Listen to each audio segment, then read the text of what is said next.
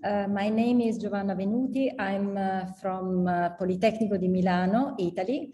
I'm a teacher in the Department of Civil and Environmental Engineering, and I also have the role of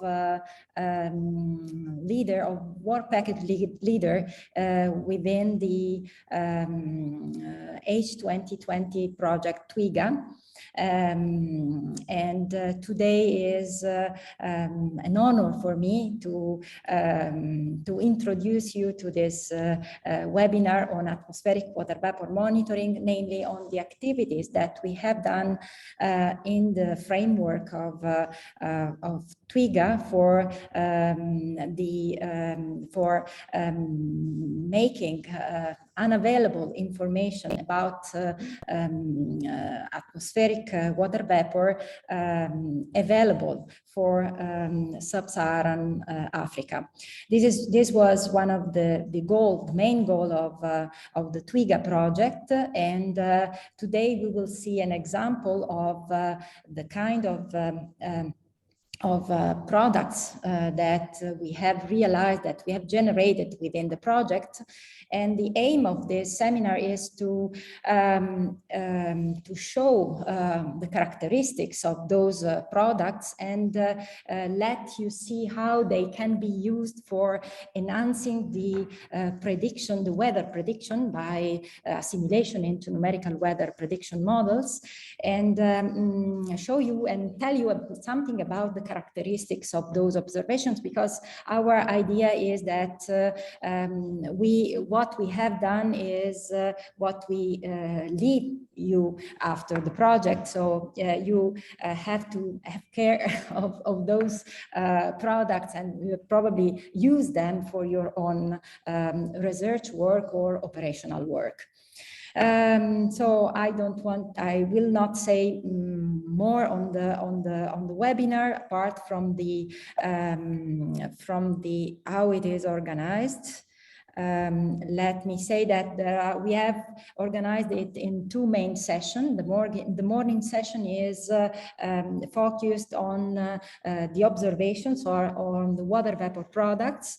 Marco Manzoni from Polimi will start introducing the water vapor products from SAR, satellite data freely available thanks to the European Copernicus program. So those data are derived by processing Sentinel-1 images. Then after a short break, we will have a session on, we will have a presentation done by Eugenio Realini from GRED, a spin-off of Politecnico di Milano, and myself on GNSS products, an overview of GNSS, of the Global Navigation Satellite System, and how this system can be exploited for water vapor monitoring, for atmospheric water vapor monitoring.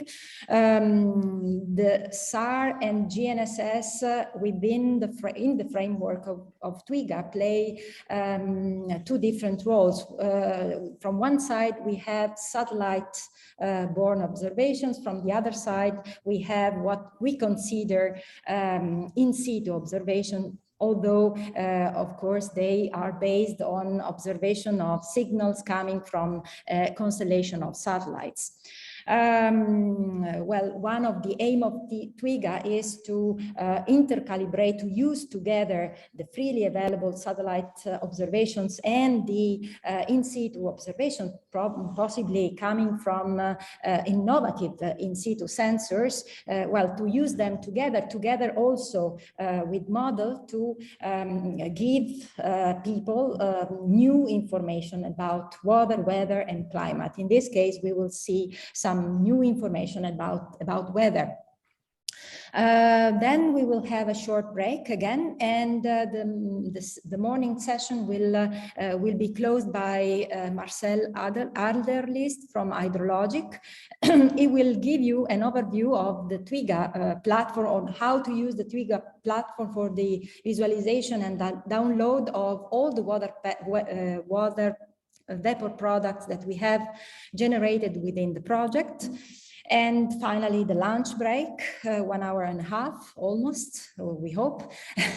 And then the afternoon session. The afternoon session is entirely devoted to numerical weather model data simulation. Will be held by Agostino Meroni. Agostino was a former fellow student for fellow researcher of Politecnico di Milano during the TWIGA project. Now he has moved to the University of Milano Bicocca, where he's doing his research on interactions between atmosphere and ocean, right? And he is here with me today in person, and he will introduce you to the data simulation, to the general data simulation problem, then to the data simulation in the specific WRF model. Then he will, again, after a short break, give you an overview of the activity that were done within the project. So especially what are problems connected to the background error modeling, and then the experiments in Africa. The afternoon session will be closed by Lorenzo Alfieri. Lorenzo is from CIMA Foundation. CIMA is a research foundation here in Italy who is working on even operationally on weather predictions, and they are running some projects, a number of projects in Africa on data simulation. So I asked him to present their current activities in Africa. And there will be room also for you for final discussion. Of course, you have always, so if you need to make questions, you can use the chat, and we will be glad to answer to your questions. That's it for this welcome, and I just leave the floor to Marco Manzoni and his presentation on SAR meteorology. Thank you very much, Giovanna. Let me share my screen. So I hope you can see now. Please give me a feedback. Yes. Okay, so thank you, Giovanna. Thank you for the nice presentation, and thank you everyone for joining this session. My name is Marco Manzoni, as Giovanna said, and I'm a researcher at Politecnico di Milano. I want to present you the estimation of the so-called atmospheric phase screens using a C-band spaceborne radar with GNSS cross calibration. The specific C-band radar is Sentinel-1. We will talk about Sentinel-1 throughout all this half an hour, 40 minutes that we have together talking about SAR. So a brief outline of this presentation. I will give you a very brief, as already Giovanna did a few minutes ago, a brief overview of the TWIGA project. We will talk about SAR meteorology and what SAR can do for you in the meteorological world. I will show you our processing scheme. How do we process this SAR data with an algorithm called phase linking? And so I will explain the phase linking working principle very briefly, very easily. And I will tell you why it is important to cross-calibrate SAR images with the GNSS data. So it's important to let them collaborate in some way to correct the SAR images from some artifacts that will prevent otherwise the ingestion into numerical weather prediction models. I will show you some case studies, some tests that we did to show the performances of SAR meteorology, of SAR imaging of the atmosphere, sensing of the atmosphere, and then we will go through all the conclusions, and we will have maybe a little discussion, some space for questions. So I'm sure that all of you knows why an accurate and reliable weather forecast is crucial. So it's crucial for several things, such as natural disaster prediction and management. We want to try to predict and eventually manage natural disasters. You can see in two bottom images, two basically opposite natural disasters. A dried up river in the mountains of Morocco, and a flooded area, so the opposite natural disaster, so the flooded area in the Sofala province of Mozambique. This is just one of the reasons why weather forecast is crucial. Accurate and reliable is really crucial. Another possible thing is water management, agricultural planning, solar energy production, but I'm sure that there are many more reasons for which an accurate and reliable weather forecast is truly crucial. And in order to produce this weather forecast, in order to have an accurate and reliable weather forecast, numerical weather prediction model, and I'm sure that Agostino will tell you about this extensively this afternoon. Numerical weather prediction model needs accurate, reliable, and continuous and abundant input data. So numerical weather prediction model needs input data to derive the forecast, to have a reliable forecast. The World Meteorological Organization, WMO, has this tool that is called OSCAR, the Observing System Capability Analysis and Review. It defines some requirements in terms of, for example, horizontal, vertical resolution for several input products. One of the products is, for example, the integrated water vapor products. It's a possible ingestion product in numerical weather prediction model. And it tells basically three parameters for each resolution.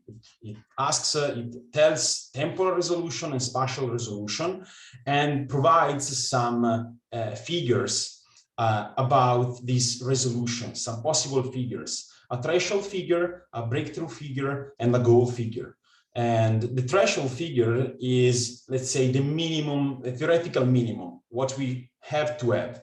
So as for what concerns temporal resolution, at least we need an image of integrated water vapor in high resolution numerical weather prediction model of 6 hours. So at least one snapshot, let's call it, every 6 hours. A breakthrough, a real breakthrough, would be one image every 60 minutes. And a final goal over which further improvement is almost not necessary anymore is 15 minutes.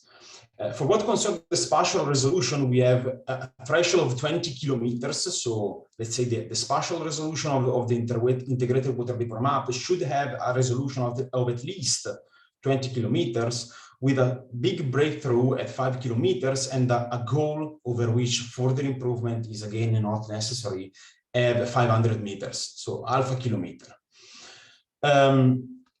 This is a slide of, not mine, by Dr. Stephen English. It's the Deputy Director of Research of the SEMWF Center. And he presented these couple of slides that I found very interesting at a couple of weeks ago, 3 weeks ago, at the Living Planet Symposium in Germany. So this conference in Germany held by ESA. And I'm not really an expert in numerical weather prediction model, but what I really get, and I was fascinated, is that these two plots tells that microwave water vapor, cloud and precipitation observation are really what makes a difference into numerical weather prediction models. These two plots try to measure the impact of microwave measurements of the atmosphere into numerical prediction model. Look at the black bars of the histograms and the black line in this right plot. And these black lines represents MWWV, so again the microwave water vapor, cloud and precipitation observation. And as you can see, they have a strong impact into the performances of a numerical weather prediction model. What Dr. Stephen English was stressing is that it's really important to have wide microwave measurements to place an input in numerical weather prediction model to have reliable weather forecasts. So this is just to prove the importance of these kinds of data for have an accurate weather forecast. I'm sure that Agostino will talk much more extensively later on. So the question is, what can we do? How can we help in this way? So the Horizon 2020 TWIGA project, transforming weather and climate information through in-situ observation for geoservices in Africa, has the objective of providing this currently unavailable geoinformation for sub-Saharan Africa by enhancing satellite geodata with innovative in-situ sensors and developing related information services that answer the needs for the African stakeholders. So to answer the question, how can we help? Let's have a look again at the table of Oscar. So for what concerns the temporal resolution, we have GNSS that can provide basically a continuous time observation. So when I saw temporal resolution of 15 minutes, with a GNSS, we can have a measurement every 30 seconds. So this can, for sure, it will reach the goal of the temporal resolution. The problem is that it will not reach the goal of the spatial resolution. We cannot have a huge network of GNSS. It's harder to maintain, it's harder to install, and so on. But in that case, we have satellite observation. So in order to reach spatial resolution, the requested spatial resolution, we have satellite observation, and we have radar satellite observation. In particular, we have Sentinel-1. It will not respect the temporal resolution. We will see what is the temporal resolution of Sentinel-1, but for sure, it will respect the spatial resolution. The derived product that we have are roughly 300–400 meters of spatial resolution. So we are below the goal over which further improvement is no more necessary. So why should we not let them cooperate? So we take a SAR image and we cross-calibrate with a GNSS. Obviously, we cannot, let's say, invent data thanks to GNSS, invent SAR data thanks to the GNSS. So it's impossible to have a SAR image every 30 seconds, even if the GNSS has the temporal resolution of, for example, 30 seconds, 1 minute, I don't know.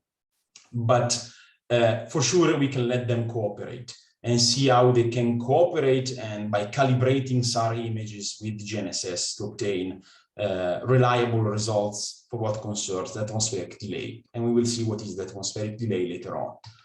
So SAR can provide useful information about water vapor content in the atmosphere. Modern numerical weather prediction model can ingest directly the excess path delay.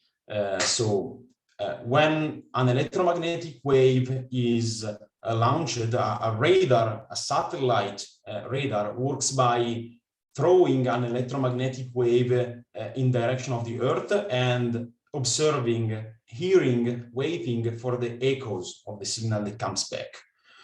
And numerical weather prediction model can ingest directly the excess path delay or some derived product like the integrated water vapor, the precipitable water vapor, and so on. In order to map the atmosphere, Sentinel-1, the ESA Copernicus mission Sentinel-1 is the perfect instrument.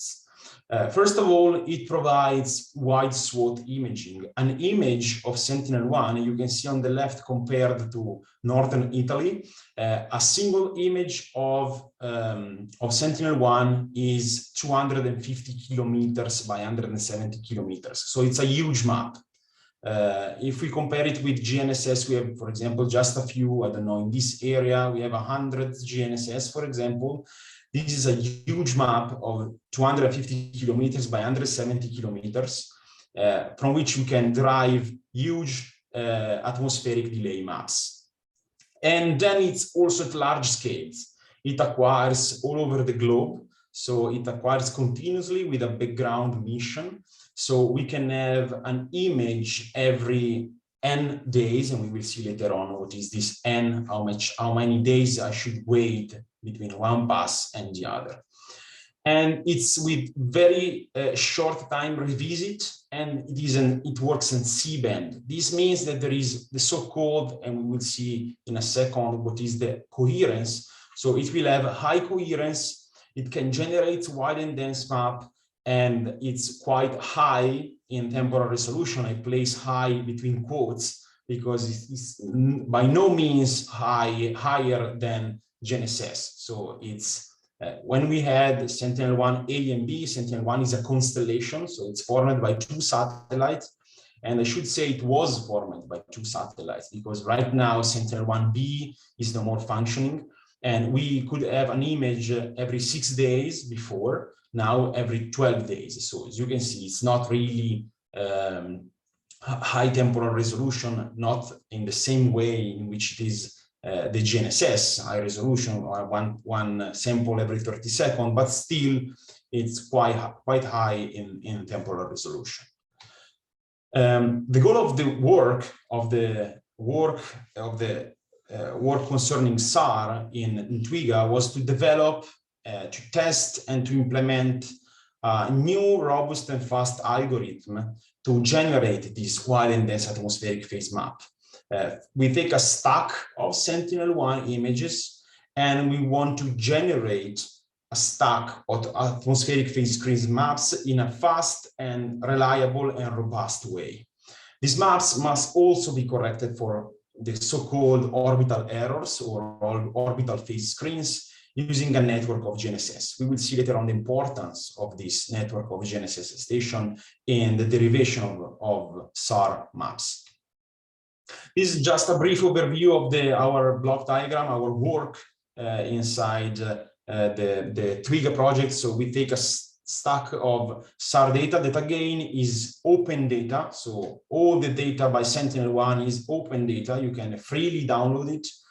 And we take this star, we co-register this data, we perform our algorithm, we correct for the orbits, we geocode everything, and then we are ready to produce our atmospheric phase screen maps using these algorithms.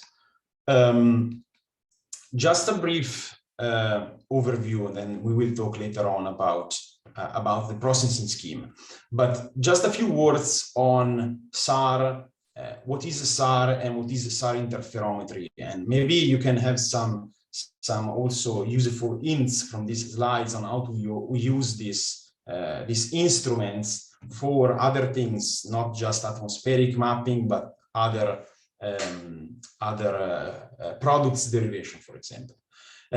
Each pixel of a SAR image is complex, meaning that it contains basically 2 bands. An amplitude band, the one you can see on the left, and a phase band, the one you can see on the right. So maybe you are more familiar with Sentinel-2, or maybe you're more familiar with a generic optical image that has several bands. So the near infrared, the RGB, and so on and so forth. SAR image has 2 bands. SAR images have 2 bands, the amplitude and the phase. The amplitude is a very nice, more or less, let's say black and white image. So it's not an RGB images. It's a microwave generated image. It looks like a poor resolution and very bad optical images in shades of gray. This is not really the case. It's quite different. But the important thing is that it's cloud free. The values that you see in the pixel, the more it's bright, the more it means that the targets are able to reflect energy. So you can see buildings, for example, rocks and so on, that are very bright pixels. And while the dark areas are areas that poorly reflect the electromagnetic energy transmitted by the radar and reflected by the target. So they poorly reflect the energy. It's sensible, the amplitude images, to several different things: soil moisture, terrain roughness, and so on. But what we are interested into, it's really the image on the right. So it looks like noise. It looks like, and basically it is noise, but it encodes information about the optical path from the satellite to the target. So the optical path is like the geometrical path, so the distance, plus all the effects introduced by the atmosphere, so by the medium in which the electromagnetic wave travels, that basically slow down the electromagnetic wave. So it encodes information about the path traveled by the electromagnetic wave. It depends on the scattering mechanism also on ground. So the phase is derived by the coherent superposition of all the elementary scatterers inside the resolution cell.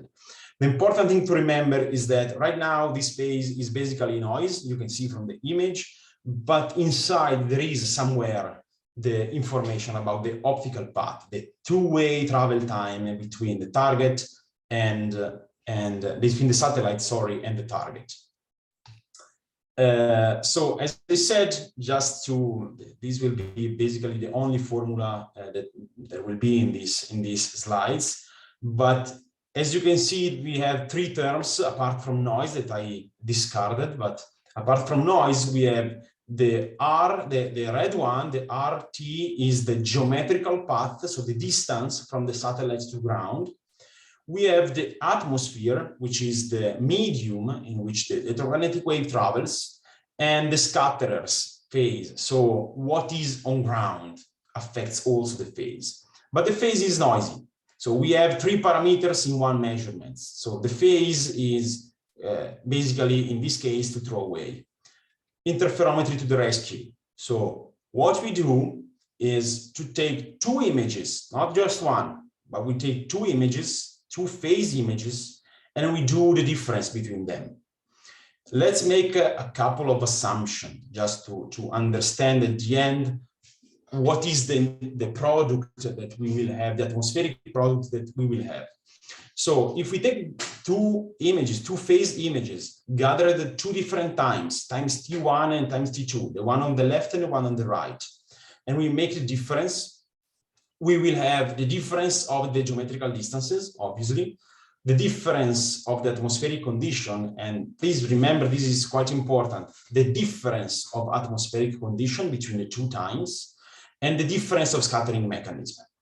So let's suppose for a moment that there is no difference in the geometrical distance between the two acquisitions. So between the two acquisitions, there is no subsidence, there is no earthquake, there is no difference of R of T. So R of T is the same between the two acquisitions. And let's suppose that the scattering mechanism does not change on ground. So there is no severe vegetation growth, there is no snow, there are no construction works or destruction works of buildings. So what is on ground does not change. What is left is that if R at times T1 and R at times T2 are the same, the red part of this equation disappear. The same is valid for the purple part. If the two scattering mechanisms are the same between the two acquisitions, also the purple one disappears. What is left in the interferometric phase is just the difference, and I will always stress the difference between the atmospheric condition in the two acquisitions. So you see, I take two images like the one on the right here, so totally noise. I take two images that are noisy as this one. I make a difference and some signal appears, and it's pretty clear that some signal appears. There is just one area, an evident, the elephant in the room is this area here. So this part here on the top left of the image, which is again totally noisy, and that's water. Yeah, water is totally, it's so-called completely incoherent, so it decorrelates immediately. And it means that this phi scat at time T1 minus phi scat at time T2 is not zero, because the scattering mechanism on water changes immediately. So it totally decorrelates immediately. And there is no signal, moreover, over the water. So it's basically thermal noise, what you get over water. So you cannot do interferometry and extract atmospheric phase screens over water. But on ground, if there is no no deformation of ground, so no change of geometrical distance, the red part, and the scattering mechanism remains stable, you can do interferometry, and what you will have the interferogram is pure, for what concerns this model, it's pure atmospherical signal, but it's the difference of atmospherical signal. The assumption is not, the assumption that I did, that there is never deformation and there is never decorrelation, so change of mechanism, scattering mechanism, is not always valid, obviously.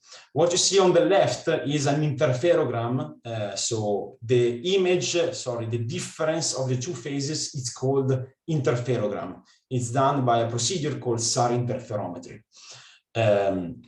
The thing that you see on the left, the image that you see on the left, is a multi-looked interferogram, is a filtered interferogram over an earthquake.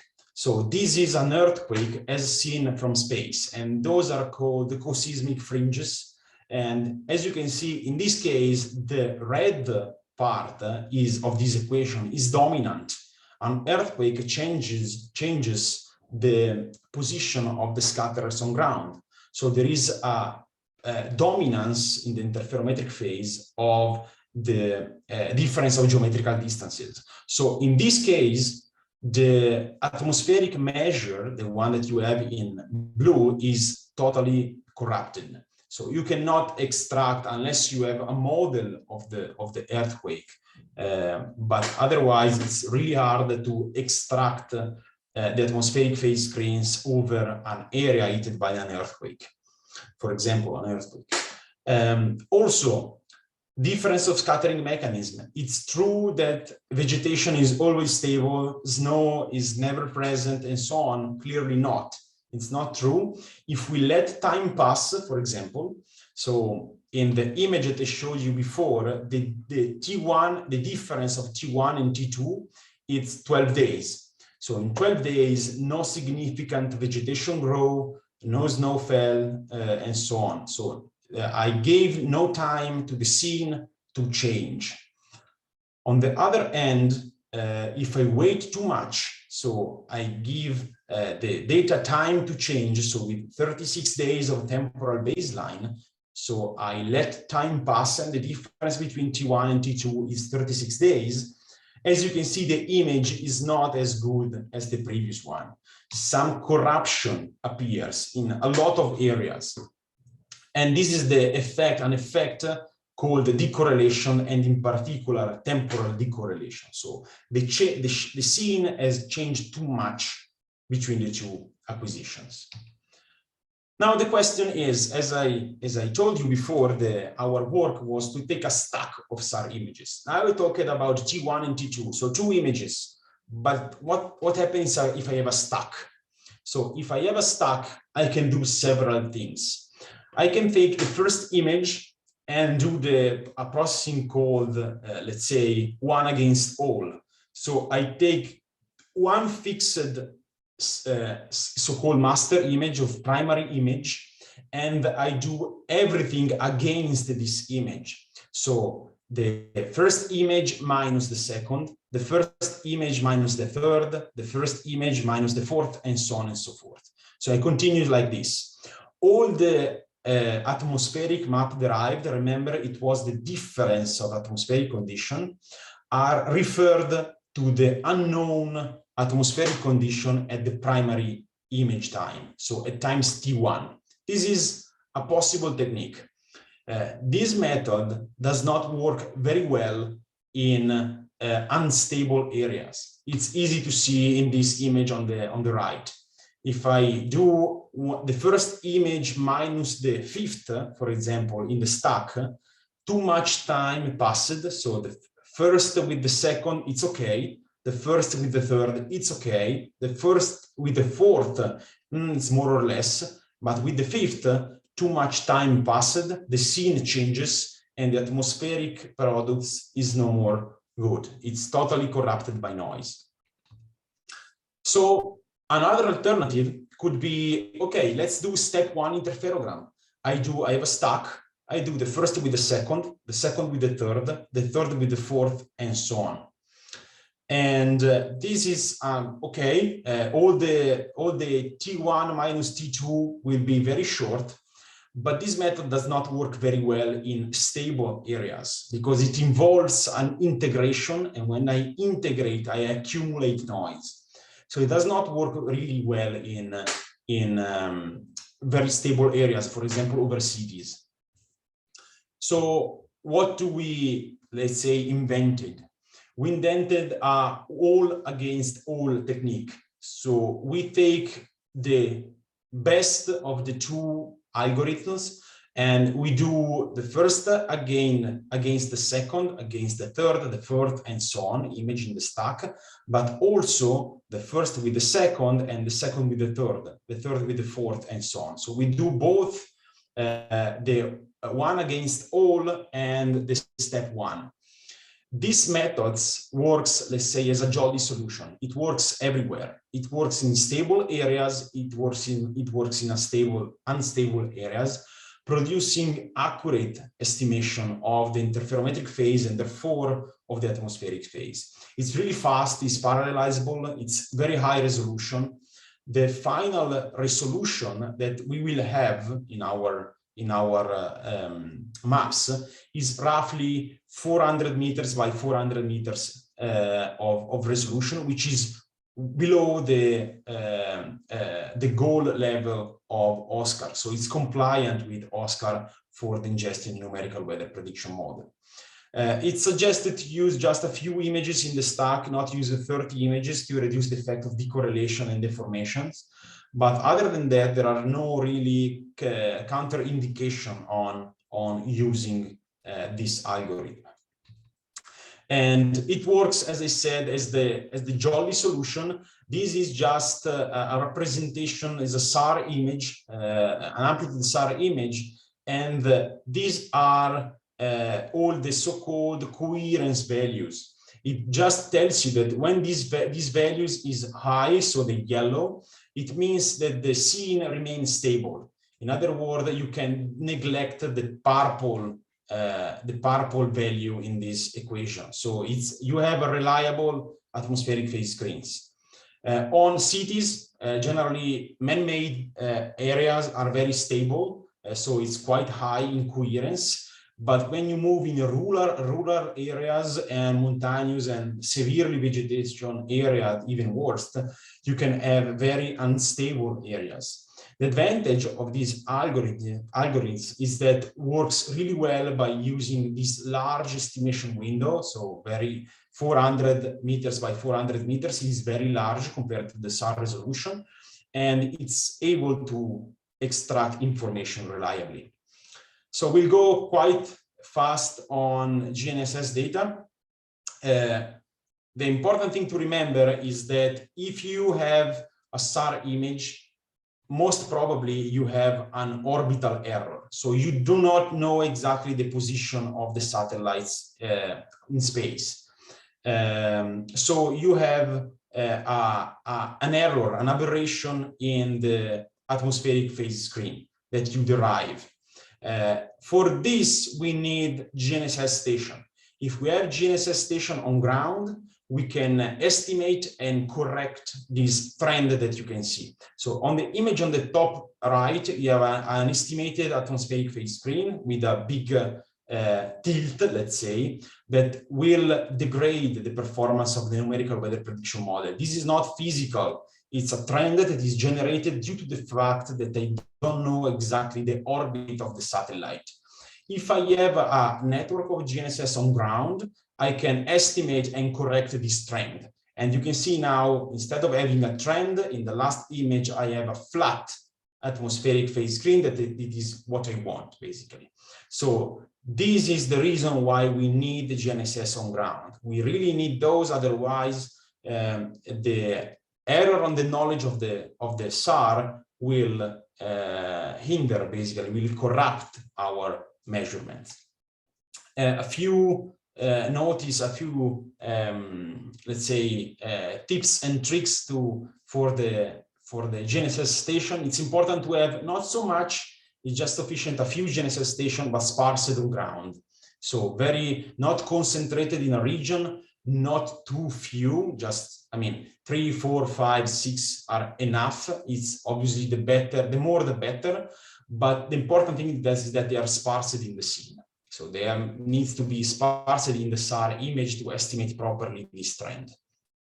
So this is the core and the real importance. Without the GNSS, if there is an orbital error, the image that we get of the atmosphere are completely corrupted. So few results and case studies over Italy.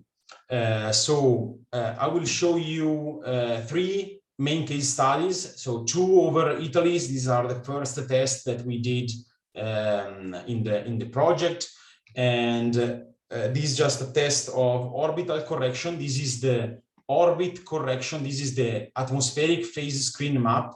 This is the orbital correction that we correct. As you can see, there are several tens of millimeters that we are correcting from the image, and then we have the correct interferogram. And as you can see, the orange line is the orbital corrupted image that shows a downwards trend, as you can see.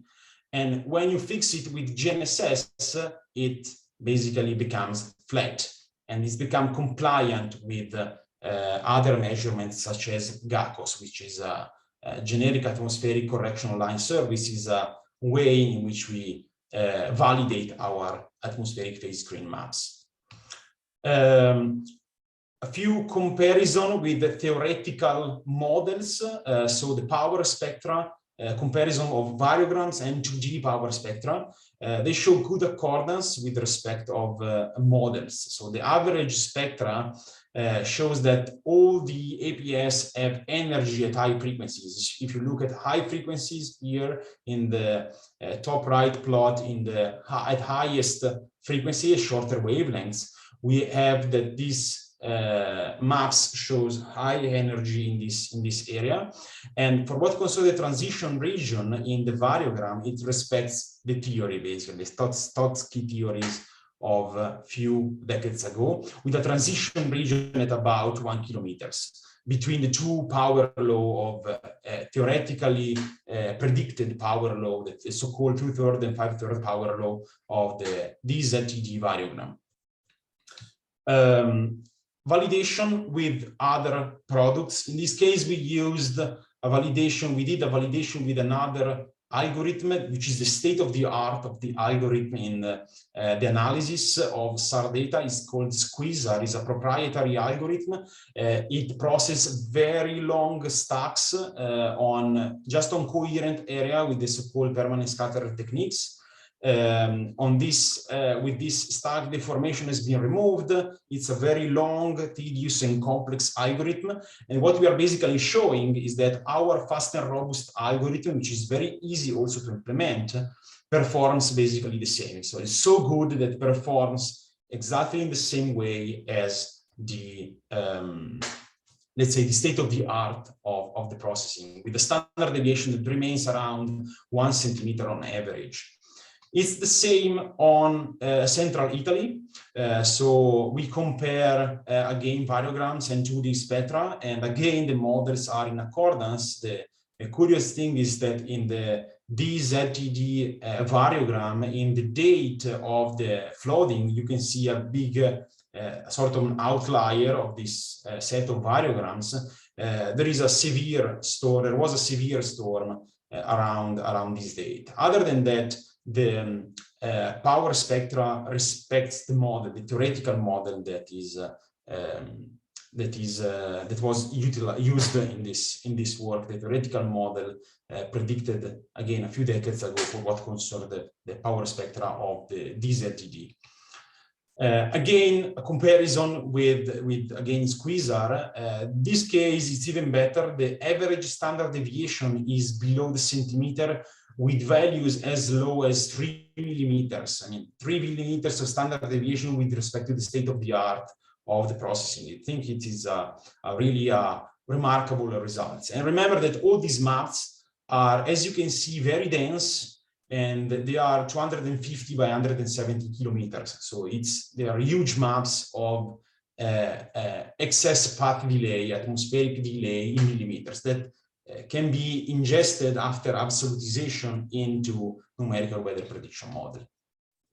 Last test over South Africa, this time not just one image, but we exploited 5 SAR image, generating atmospheric phase screen over an area of 250 by 800 kilometers in a severely decorrelating environment. So where leaves are growing and trees are growing and the scatterers, scattering mechanism on ground are really changing with just 17 GNSS stations. So just 17 GNSS stations on the whole, 250 by 800 kilometers.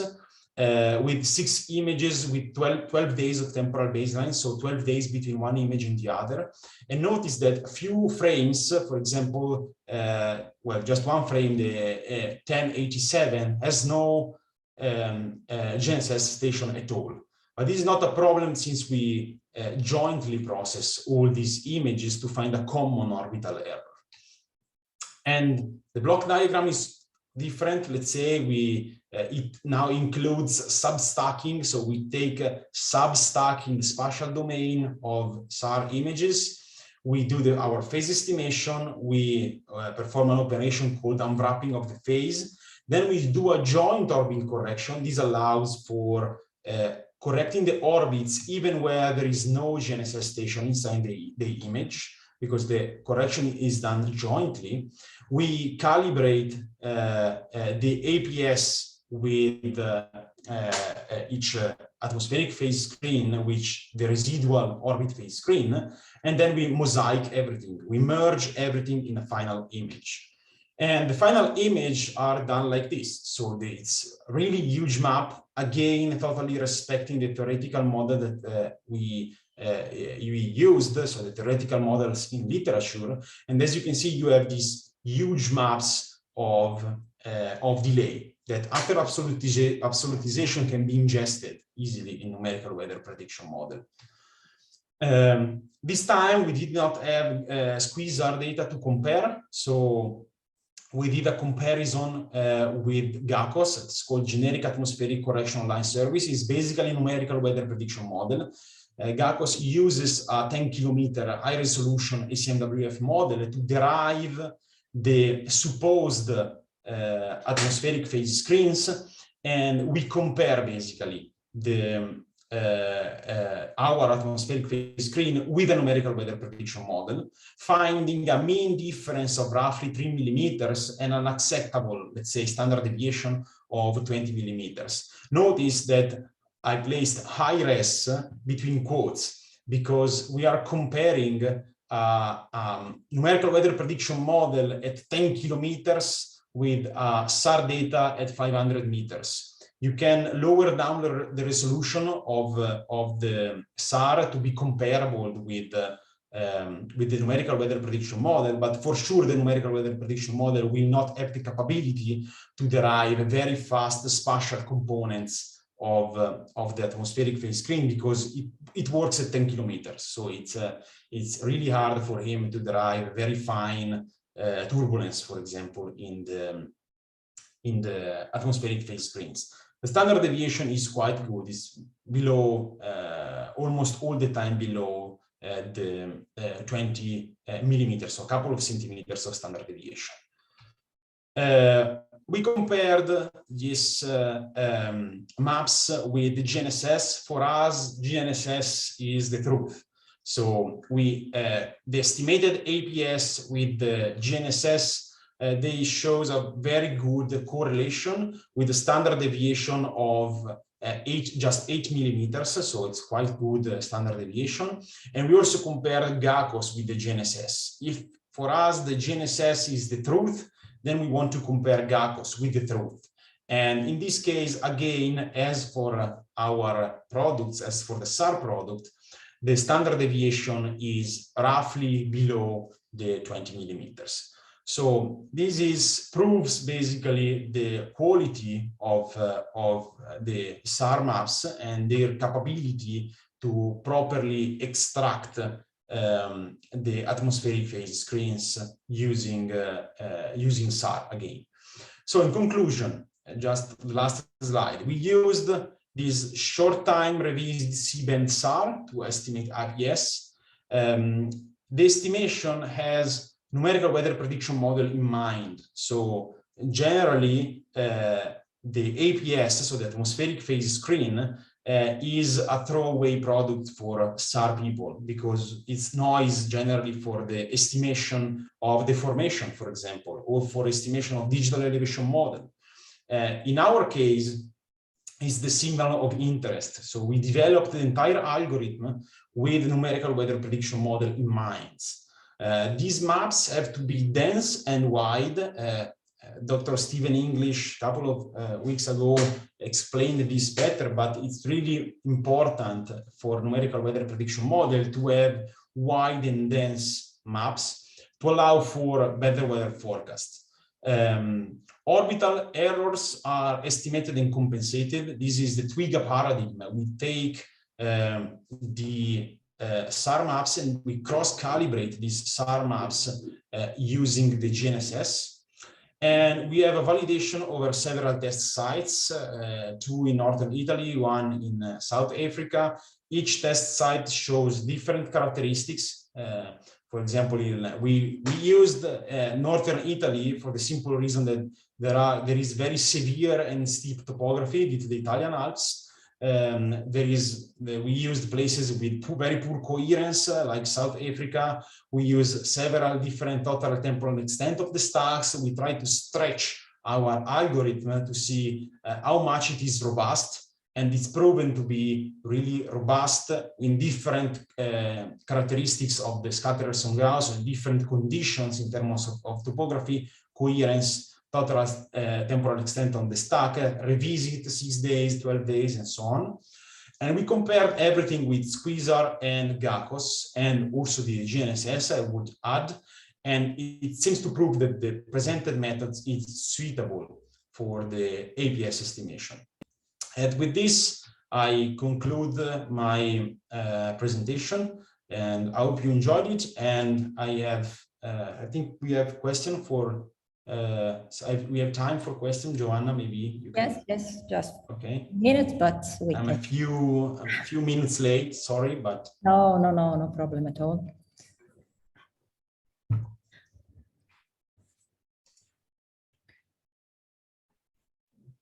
Okay. Yeah.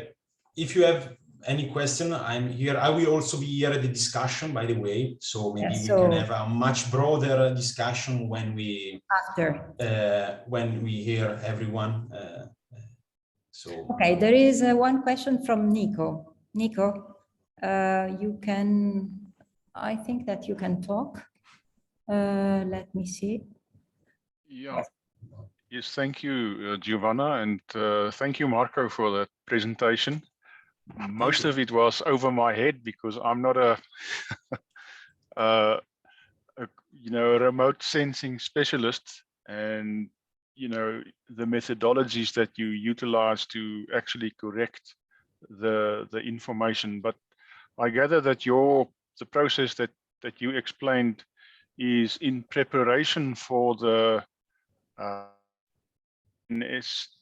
or the vapor data to be ingested into the numerical weather prediction model. Yes. But can I just get a sort of a idea or a feel for the data that is obviously collected by the platforms like SAR and GNSS? How much of the actual data are being used in the model? In other words, is there a lot of data that is not conducive for the model to be ingested? And the quality control or quality check process that you follow, as you explained here, of how much data it gets rid of. If you understand, I don't know whether I explained myself very clearly. So, for what concerns the importance of these kinds of data in numerical weather prediction model, probably Agostino will have a talk about this in the afternoon. I'm not sure. For what I can say is that, in the first, I think the second slide, it was, these slides, yes, by Dr. Stephen English, the Deputy Director of Research of SAR-NWP, and it basically did a presentation a few weeks ago about the importance of microwave water vapor cloud and precipitation observation in numerical weather prediction model, telling us that it's these kinds of data, large scale and wide data, is very important in numerical weather prediction model because they utilize a lot of this data. I'm not really an expert in numerical weather prediction model. The product that we give is we can give an absolute residual delay due to different condition in weather, in pressure, temperature, and humidity in the geometrical path between the target and ground. So we give an excess delay. Then it's possible to convert it in PVV, EVD, and so on, but that's it. How much is used in numerical weather prediction model? I don't know. It's probably a question. Marco, yeah. Maybe Agostino has an answer to this, in the sense that he did some experiment of a simulation of those data, and he has an idea of how many data are rejected by during the assimilation. Is this your question, right, Nico? Yes, that's correct. Yes. Okay. So because there is an inconsistency, I have to unmute you. Okay. So let me see participants. I don't know if I succeed in doing this quickly. Agostino. Yes. Okay. No. Yes. Okay. Good morning, everyone, and I can try to answer this question. Sorry. Giovanna.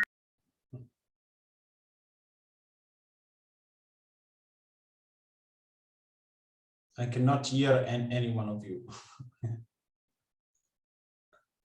Agostino, unmute and then talk, please. No. You're still muted.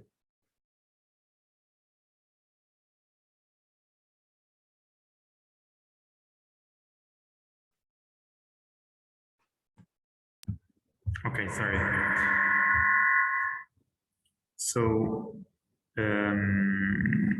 yes, for some reasons that will be clarified in the afternoon session, actually the numerical model cannot ingest all this information. So the clear advantage of having very high resolution water vapor maps is more on the characterization of the dynamics and on the process ongoing. But in terms of numerical modeling, it's still something that they're not coded for. So the problem is that the model assumes each observation to be independent of the others.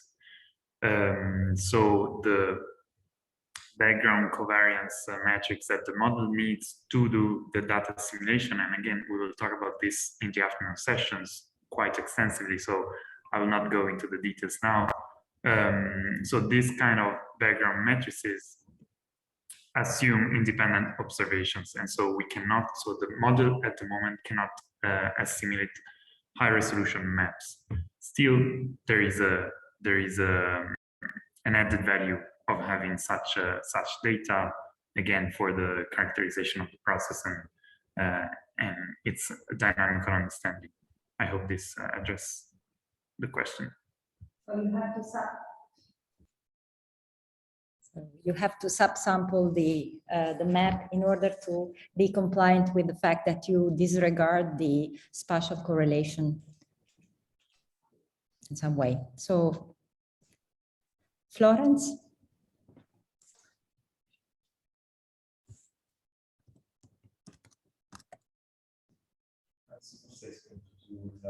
Okay.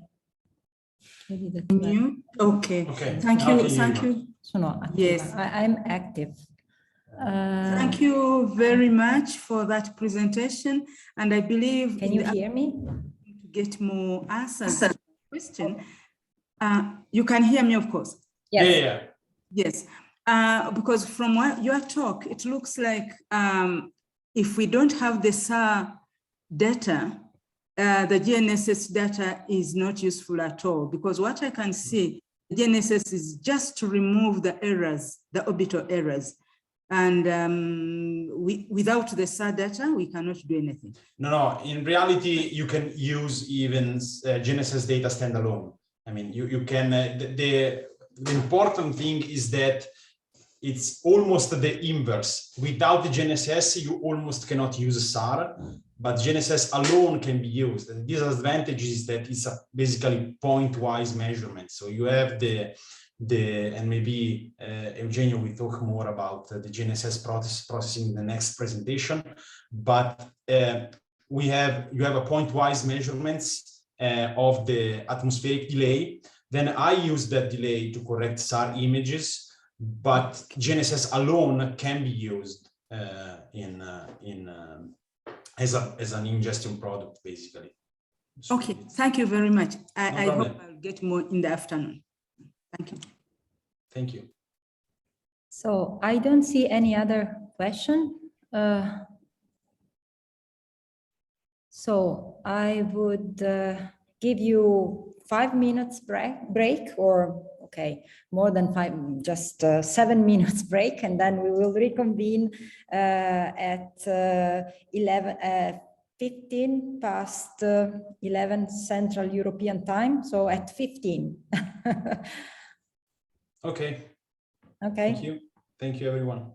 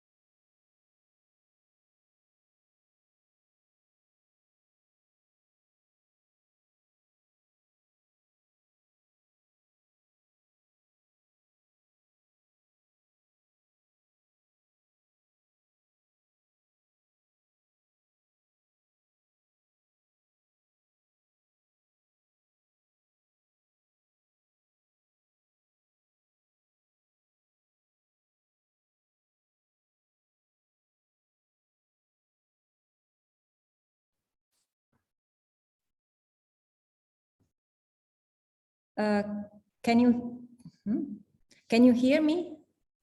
Yes, we can hear you, Giovanna.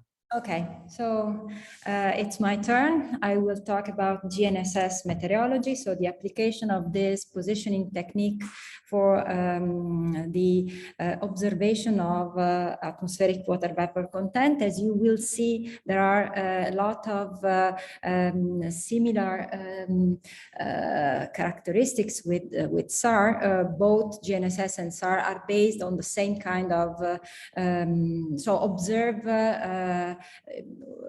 the observations of both GNSS and SAR are based on electromagnetic signal in similar bands and microwave bands. So the effect of the atmosphere on those signals is similar, and this is why we can exploit them together. We can integrate those products, as Marco showed you. So the aim of my presentation is, first of all, to give you an introduction to GNSS. I don't know if it is boring. It will be a little bit didactic. I try to put in evidence some questions that I think can be of interest, not only for GNSS, but also for SAR, for instance. So how we, for instance, deal with all the errors affecting the observations. And then I will talk about specifically the GNSS for the retrieval of atmospheric water vapor content. And then finally, we will conclude with some experiments and products generated within the project. First of all, let me say that GNSS stands for Global Navigation Satellite System, and maybe this name is not familiar to you. You are more confident with the acronym GPS, Global Positioning System. Well, Global Positioning System is just the one out of the many systems that are nowadays available for positioning purposes. It is operated by the United Nations, yes, of America, but for instance, we have in Europe, we have Galileo, in Russia, GLONASS, and so on. Let me say that each system has its own satellite constellation, or constellation of satellites, and the receiver, most of the receiver are nowadays able to exploit the data or the signal coming from all the different constellations. So what is a positioning system? And positioning in this framework means the determination of the 3 Cartesian coordinates of a point in a given geocentric Earth-fixed system. So our problem is that of determining the XYZ of a point P on the Earth's surface or nearby the Earth's surface. And how can we solve this problem? Well, in the GNSS positioning, this is solved by trilateration. So what we exploit is the possibility to measure the distance between this unknown point and 3 at least, well, usually more than 3, at least 4, but for trilateration you need in principle 3 points of known coordinates. You can write a system of 3 equations in 3 unknowns, solve for this system, and get your solution. Well, of course, so how this trilateration can be done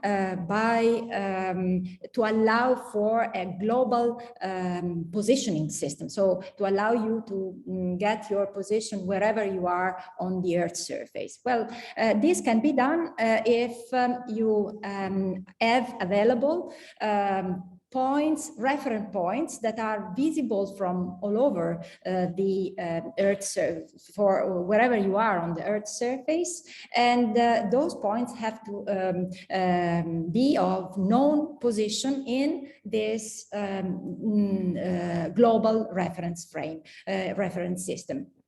So in the GNSS system, those points are the satellites. Okay, so but how to get the distances from the point that you want to position and those satellites? Well, those distances can be obtained by exploiting electromagnetic signals that are in the microwave band, that are emitted by the satellites, and that can be collected by GNSS stations. So you have to buy or to have such stations, so an antenna, a receiver, able to track those satellites, to collect the signal from the satellite, and to make a measurement it is done by comparison between two similar signals. One is received from the satellite, the other one is generated within the receiver, the two copies, but they are shifted because of the fact that the signal arriving from the satellites was generated delta t time before, and this delta t time is the time it takes to that specific signal to cover the distance from the satellite to the receiver itself. So in practice, you can measure this time, the travel time of this signal. This measure can be done for all the satellites that one single station is tracking simultaneously.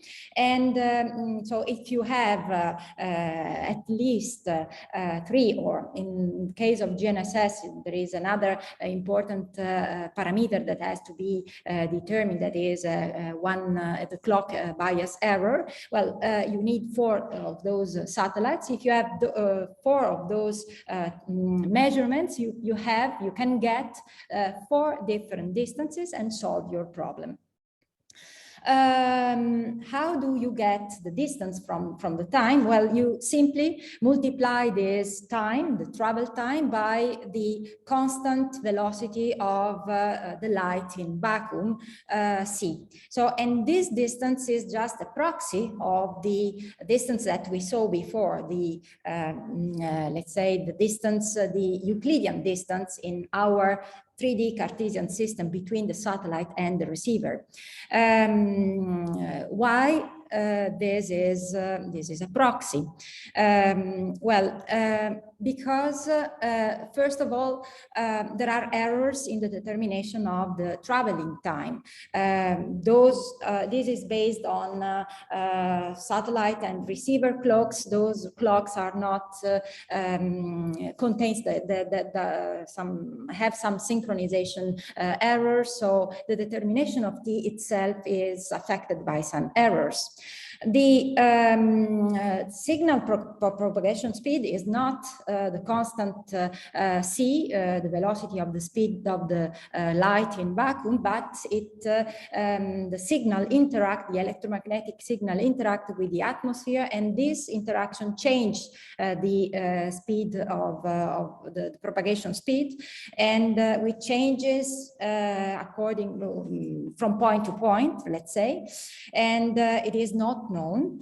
There are errors in the knowledge of the satellite positions. The ephemeris, although they are very accurate in the GNSS case, they contain in any way some errors. And there are other errors to account for. So the coordinates, the position that we get by using GNSS depends on how well we account for those errors. And account for means, okay, if we are able to either remove or model or estimate those errors. And let's say that it can range from millimeters to few meters, tens of meters. Why we say that GNSS, so first of all, let me say that it is clear why GNSS is a system, is a positioning system. It's a system because it's, although in order to position yourself, you need a GNSS station, the positioning is guaranteed by the presence of all the satellites, so all the satellite constellations. And it is based also on the possibility to determine the position of those of the satellites while they are moving, they are orbiting around the Earth. This slide is just to say that we talk about in situ because differently from SAR, for instance, where you don't need to go in Africa to have images or maps. For GNSS, if you need to have water vapor of the position of the point, you have to go there to put your station there and to collect data from the satellite.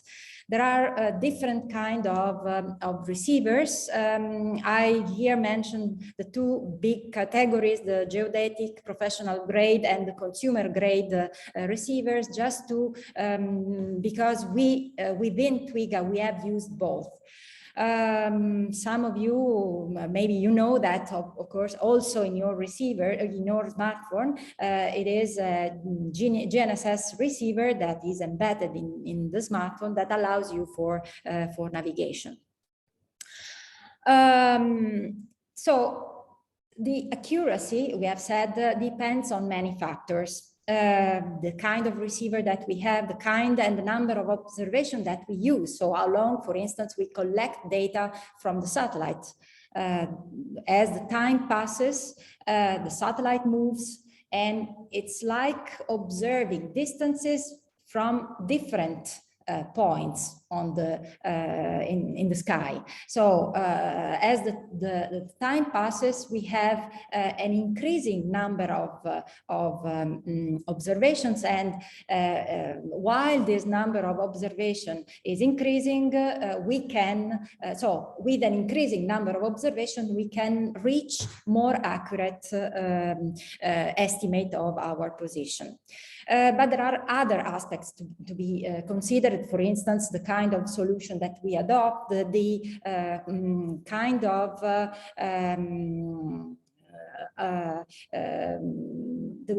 the kind of observations that we use.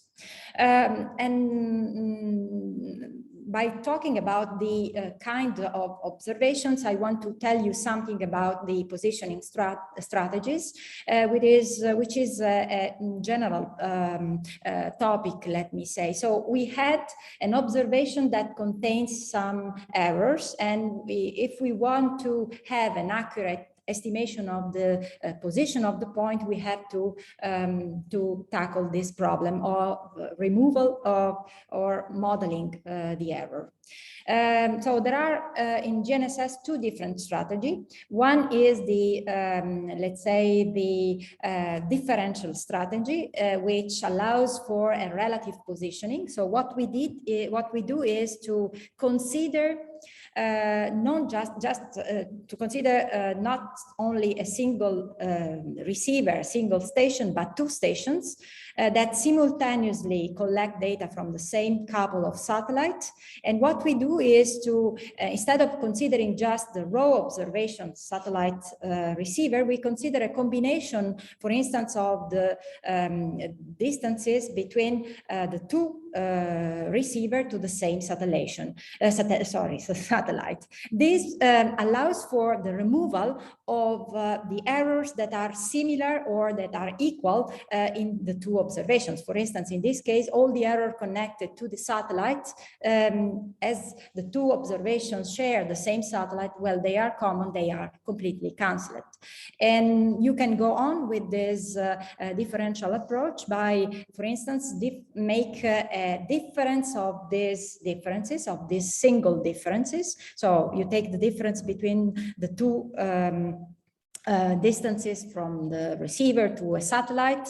Again, you redo this for a different satellite. You have two single differences. You make the difference of those two single differences, and you get rid also for the error connected to the receivers. And other errors can be removed or reduced. For instance, the propagation error can be reduced, especially if the stations are close by to one another, because the idea is that in this case the error affecting the signals traveling in the same portion of the atmosphere, they are close to one another. What is the counterpart of this kind of approach is that you, instead of having an absolute positioning, you have a relative positioning, exactly like like we see for SAR. So what we can determine is the difference of the coordinate between the two stations. So if you want to position one of the two stations, you need to know the position of one of the two of the reference station. Nowadays, it is possible also to make what is called a point positioning or an absolute positioning. So you use just the observation of a single station collected by a single receiver. Okay, let me populate this slide. Let's say that in this case, this is possible because nowadays it's possible to model a lot of error by using, of course, external data. For instance, it is possible to have a model for accurate model for the satellite clock errors. It is possible to get rid of some of the the error connected to the receivers. It is possible to consider other effect that works on the position of the receiver, like the solid air tides. So if you continue to observe your distance, in the meanwhile the station is changing its position. So if you want to determine this position, you need to account for this movement related to the, for instance, for the solid air tides. Those models are available now, so they can be used to correct our observations and get up to centimetric accurate estimation of the coordinates of your point. This kind of positioning, so the absolute positioning, is what is used for the in meteorological application of GNSS, because you don't mix up the error affecting the signal of different stations. So it's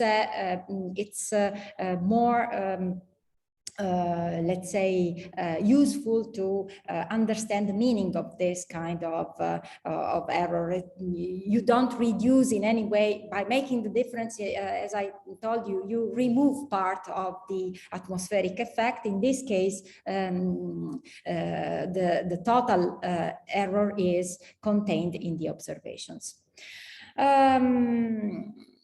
Okay, here some other technical questions that are related to the fact that your station can be a station that is always collecting data in the same position. We talk about a permanent or fixed station, and usually for meteorological purposes, fixed stations are used.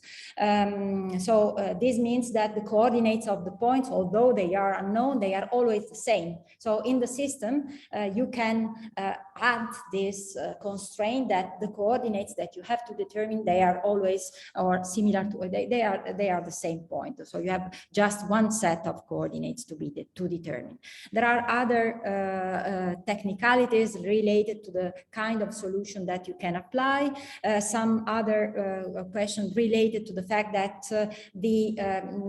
this kind of the solution can be obtained in near real time, or it can be obtained obtained in a post-processing, and of course for meteorological application, unless you are making some experiments like we did in TWIGA, well, for the operational use of, for instance, of the GNSS water vapor estimates, you need near real-time estimation. But let's go to the atmospheric sounding done with GNSS.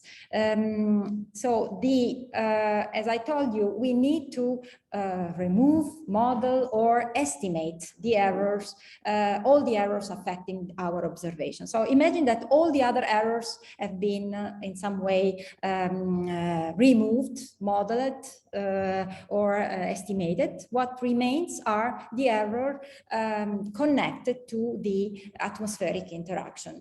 Well, those errors have the possibility to estimate those errors has paved the way to the application of GNSS to meteorology, and it is why we talk about GNSS here. As I told you before, the atmospheric interaction reduces the signal propagation speed. This means that the optical distance, the distance that we compute by using the speed of light in vacuum, is larger than the actual distance.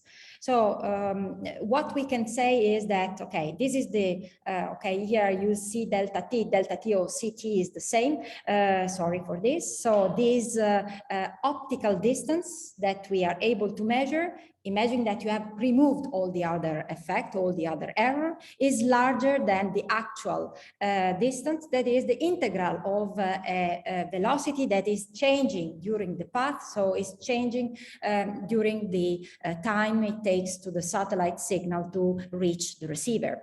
Well, this is the difference between those two quantities is what we call the delay. It is the same kind of delay that Marco was talking about before.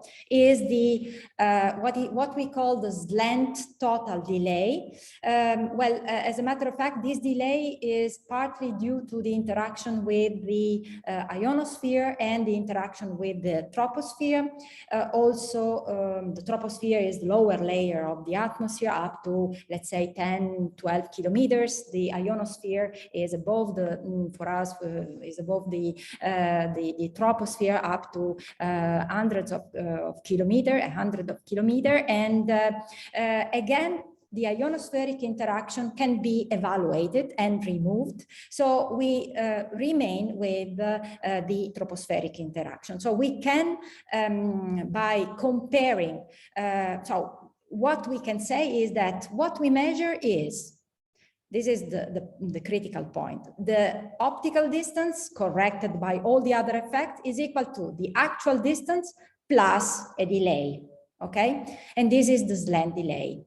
I have used here a different notation for this slant delay, in the sense that it can be written as the difference between, okay, the optical distance and the actual distance. The optical distance can be written as NDS. N is the refractivity index, the ratio between the speed of the light in vacuum and the actual speed, and the actual distance is 1 ds. Here we are disregarding the signal bending. The quantity n-1 by 10 to the power minus 6 is called the refractivity index. Sorry, it's 10 to the power 6, not minus 6. This slant delay can be expressed, can be thought, can be modeled as the integral of the changing refractivity index along the satellite to station signal path.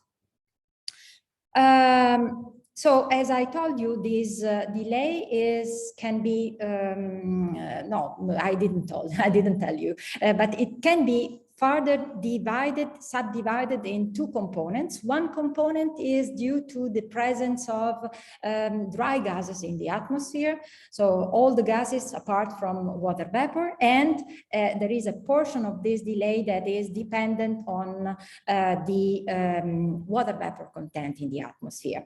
And this means that also the refractivity index can be split in a dry refractivity and in a wet refractivity, and Agostino maybe will use those formulation for the refractivity index, so we can express those refractivity as a function of atmospheric variables, the pressure of the dry air, the temperature of the dry air along the path, and the relative pressure of water vapor along the path. So this second term is what we consider, so how we model the refractivity for the water vapor due to water vapor, and this first term is in the sum is the term that we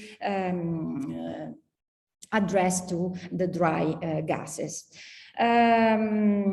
So the point is that this slant delay cannot be directly derived in the solution of, in the adjustment, let me say, in the solution of the equations, of the positioning equations, because what you do is for each distance you add a new parameter, because now you have that the optical distance is the Euclidean distance.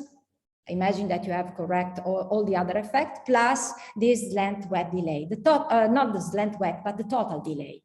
Well, it cannot be directly estimated in this form because you have too many parameters to estimate. So what we need to do is an additional assumption, and this additional assumption is that the water vapor is spherically layered on the Earth's surface, and with this assumption we can introduce let me call a unique parameter, the ZTD, which is what? Well, the ZTD is the projection of all the different slant delays onto the zenithal direction above the receiver.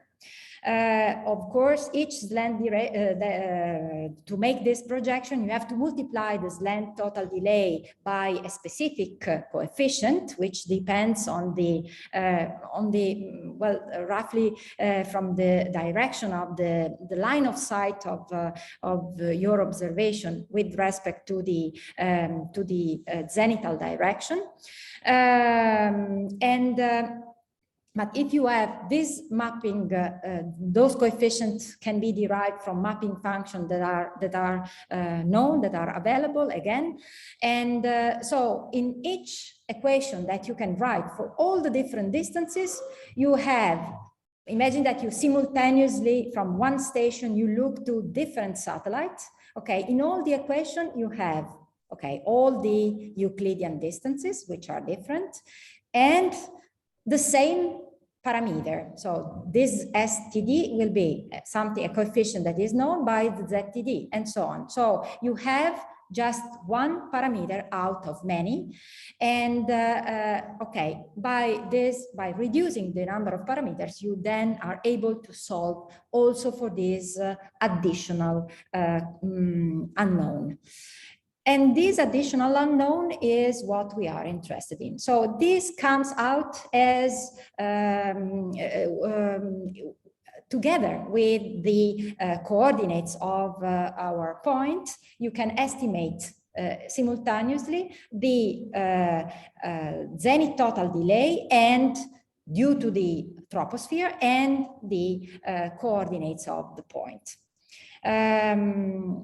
In this sense, the zenith total delay is not an observation, a direct observation. This zenith delay is a parameter, and what's more is that it is an average parameter. It averages, it accounts for all the delays in all the different directions. So it averages the projections of all the single path delays belonging to the area, let's say this cone area covered by all the different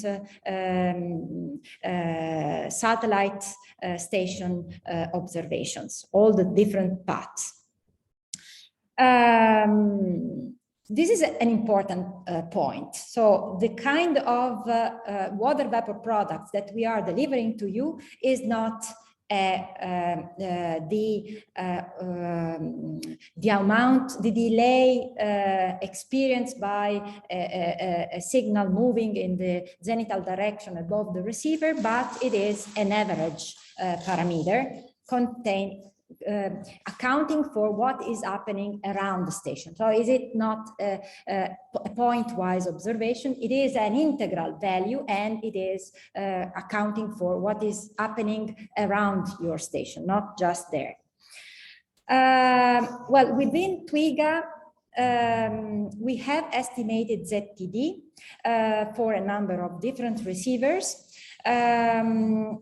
Both existing permanent stations, we will see in South Africa, but also in Uganda and in other points in Africa. We collected data from existing permanent stations, and we use those data to produce time series, as Marco said before, a very high resolution, temporal high resolution time series with a temporal resolution of 30 seconds.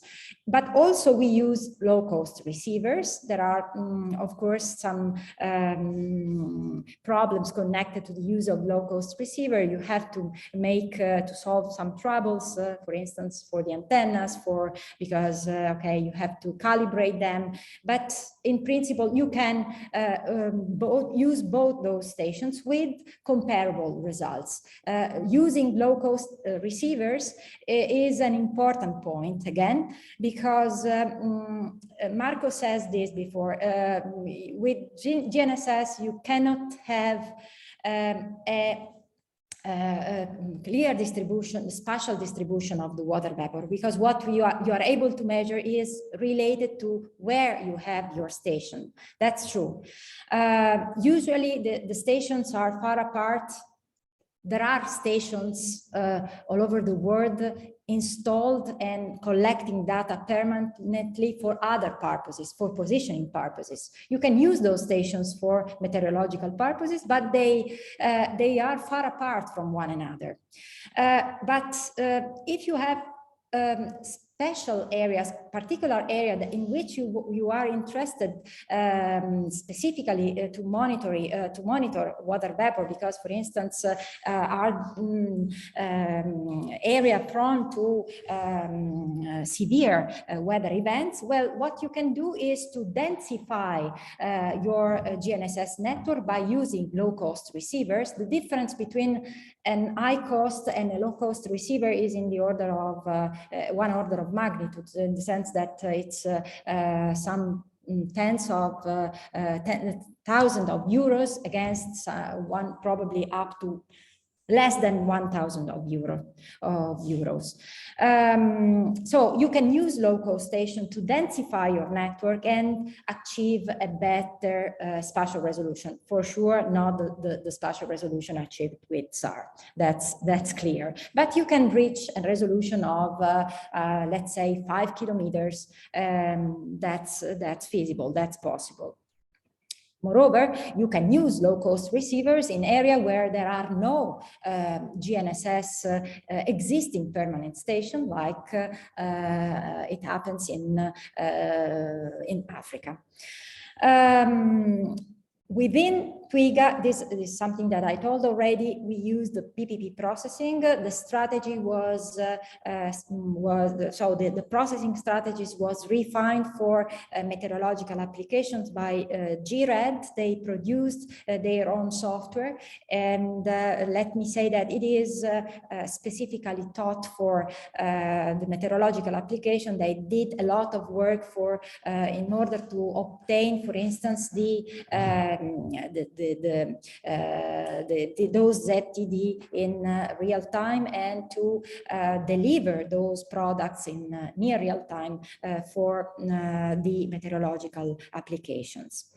So to collect the data, even from remote stations in Africa, to process them in near real time and to deliver them for the further use of, for further meteorological applications in near real time. Okay, some of the estimates were obtained also in post-processing within the project because we need those observations, for instance, to calibrate the SAR products for making some assimilation experiments. In those cases, we used the post-processing products, and but I will show you those products. From estimated ZTD to the water vapor. So ZTD total delay accounts for both the content of dry gases and the water vapor content in the low atmosphere. Can we distinguish between the dry component and the wet component? Well, this is possible because it is easy to model. Okay, if you have the pressure, if you know the latitude, and if you know the orthometric height of your GNSS station, by using, for instance, this model, which is known as Sandstad-Moynihan model, you can compute with high accuracy the ZHD component and derive simply by making the difference from your estimation the zenith wet component. Why I'm saying so? Because within TWIGA we provide both the zenith total delay and the zenith wet delay, or something that is connected to the zenith wet delay is the precipitable water vapor. So it's the amount of precipitable water derived from the corresponding amount of water vapor. Both are given in millimeters. So the millimeters of rain generated by the amount of water vapor contained in ZVD, they are almost linearly dependent from one another by means of this Q factor that is roughly equal to 1/6. So for 1 centimeter of zenith wet delay, you have 1.2 centimeter, you have 2 millimeters of precipitable water vapor. And okay, I've reported here the formulas to pass from one observation to the other. This is the procedure for PVV retrieval. You need different ingredients to arrive to PVV. For sure, you need you need the ZTD, you need the Sandstad-Moynihan model to remove the hydrostatic component and get the ZVD. To obtain the Sandstad-Moynihan, to compute the ZHD by the Sandstad-Moynihan model, you need to have the pressure and the latitude, the geodetic, the orthometric height. So you need those external data. For instance, if you have made a model for meteorological pressure, then you have to make interpolation. Of course, if you have an observation of a co-located meteorological station, then you can use the observed pressure. Anyway, you can compute this Sandstad-Moynihan model, you make the difference, you get the ZVD, and again, you have to estimate Q. So again, you need meteorological observations from meteor station, you can derive PVV. Again, in TWIGA, we give you zenith total delay, zenith wet delay, and PVV time series of those values. Order of magnitude. Zenith total delays are in the order of meters. Zenith wet delays are in the order of decimeters. Precipitable water vapor are in the order of centimeters, because okay, you have this 1/6 factor to pass from ZVD to zenith to PVV. This slide, I don't know if Eugenio wants to say something about those final part of the presentation. Yeah, Joanna, I can start, but unfortunately, due to an emergency in my family, I have to leave in about 5 to 10 minutes. So I can start presenting something if you want, but then unfortunately, I really must leave. No, okay, that's no problem. I can continue. No problem. Okay, well, okay. So if it's not a problem, then no. Okay. I will leave the floor to you. Okay. Okay. So okay, sorry again. Sorry to everyone, but I really have to go. No problem.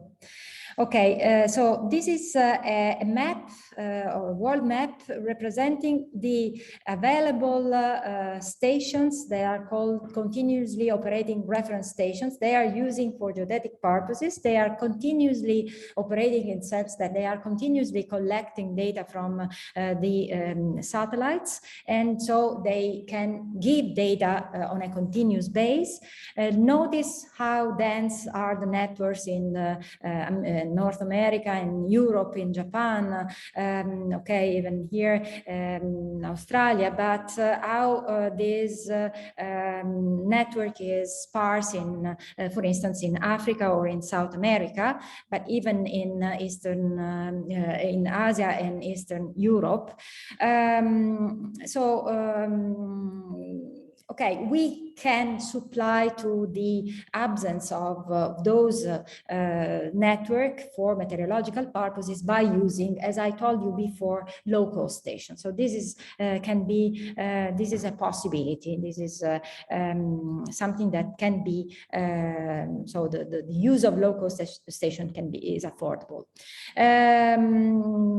In Japan, for instance, we have an average station interdistance between those permanent station of 20 kilometers. This is the situation, for instance, in Italy, where we have different networks operated by different companies, but the final average station interdistance is something like 50 kilometers.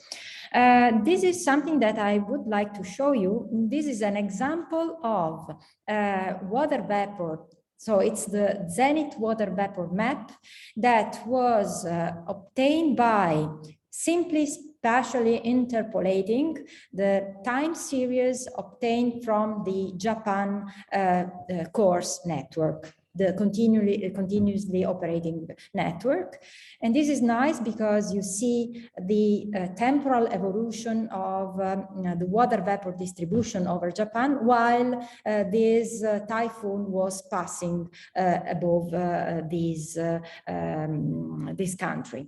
As you can see, the amount of water vapor increases rapidly and it moves as the typhoon passes over the region from south to north. This is a kind of map that can be obtained, of course, by having very dense GNSS networks.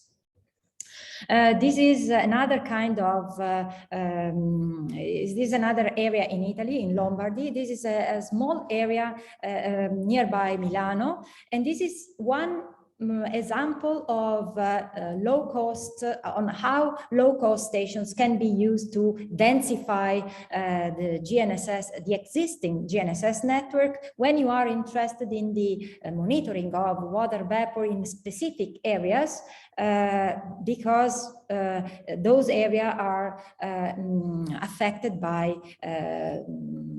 severe weather events. And now for the TWIGA project, we have planned to deploy two different low-cost networks in Africa, one in Uganda at Makerere University, which is operative now. It is done by low-cost stations, single frequency low-cost stations, and we are going to deploy a new network in Kenya of 8 new generation, let's say, of low-cost receivers, double frequency receivers. But we have done experiments in South Africa by processing the data already available from the existing permanent stations. Those are geodetic grade receivers. Well, I will not say very much on this, but this is the network available in South Africa. We have processed all the data from this TWIGNet network for 2 different assimilation experiments that are currently, that are still ongoing on South Africa. So we will use those ZTDs or the ZWDs from those stations to directly make a simulation experiment, but we also have used those stations to calibrate the SAR data, and we will try also to assimilate SAR maps. Here the comparison between the ZTD obtained from GNSS and the analogous observations done by radiosondes, which are nearby the one of the GNSS stations here. There are the names, sorry. One is the PTA station, and the other one is okay, it's a radiosonde station that is nearby this GNSS station. And as you can see, okay, the sampling for the radiosondes is quite lower with respect to the GNSS sampling, but they agree to one another in average, in standard deviation. They agree to up to a few centimeters. And okay, it is written 0.85 centimeters. From 0.85 to 1 centimeters. And these are the comparison made against the ERA5 model data. Again, all the GNSS residuals of all the stations against the GNSS 5. Here is the standard deviation of the differences, the RMS, sorry, of the difference, and it is again in the order of 1 centimeter, 1.5 centimeters. Remember that the model is smoother with respect to the GNSS observations. And this is something that Marcel will explain better than me. So those are the data that are currently available on the TWIGA platform. We have in Africa some stations that streams their data, so in real time, and so it is possible to collect the data in real time, to process them, and to make them available on the TWIGA platform. So you will see those time series updated on an hourly rate. This here is the zenith total delay, but you can switch between different maps. You can look at the zenith total delays of different locations. Marcel will tell you something about how to use and to visualize those data and to download those data if you are interested in doing your own experiments. This is the network that we deployed in Uganda. So just to mention the fact that we have some field, or maybe better, Makerere University did some field works to install, and they are operating those low-cost stations, how they look like. So this is the receiver, this is the solar panel, this is the antenna. They can be installed in open areas for sure, and otherwise they cannot collect data from the satellite. They can be installed, for instance, on roof of buildings when in order to have a better visibility of the sky. Okay, these are all the other examples. For the Uganda case, we have also processed all the data from the SURNet network, and those data, they are post-processing data that they are available on the TWIGA platform, so you can use them if you are interested in doing some experiments of assimilation even in this area in Uganda. These are the position of the stations for the Kenya. And okay, this is the closing of this presentation.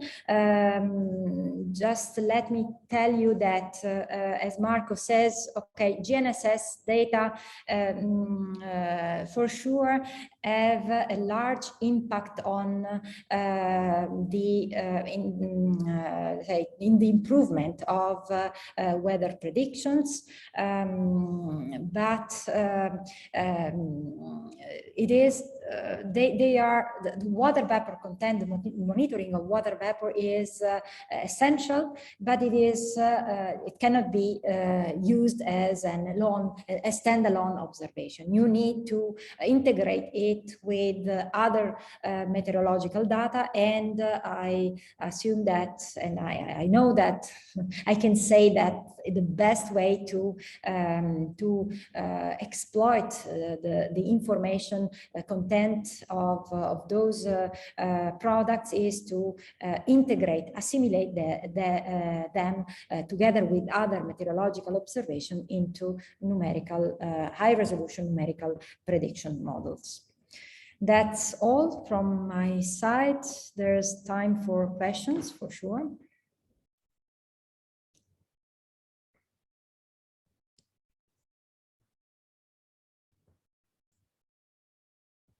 I don't see, sorry, I have to stop to the sharing of the screen. I don't know if there are questions. Well, we will have time to discuss even after. If there are no questions, I think that it is time to make a short break, and then we will have the presentation by Marcel. So again, at 15 after, okay, here afternoon, I don't know, maybe it's 15 past 10 in your country, and some of the I see one question in the chat, Giovanna. Okay, yes. Sorry. Or at least somebody who has a question, so perhaps they can ask it. Okay, Leire. Okay, sorry, I wasn't able to put the question on hand. I wanted to ask, what is the quality of the Zenith delay retrieval you obtained with low-cost receivers versus permanent receivers? Well, it's comparable. The point is that you can supply on the software side what is missing from the, let me say, hardware side. For instance, the calibration, the antenna calibration.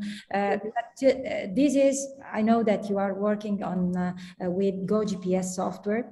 Well, let's say this is the open release of the software used by GRED. They have an internal software in which they have applied more sophisticated data treatment. So if you do not apply such kind of calibration parameters, then the quality of your retrieval is lower, but not so bad. They are comparable with the, in any case, comparable with the high grade, let's say, grade receivers, also because you use permanent station, you collect data for a long time. Of course, if you use near real time observation, the quality decreases. Mm-hmm. Okay, thank you. David.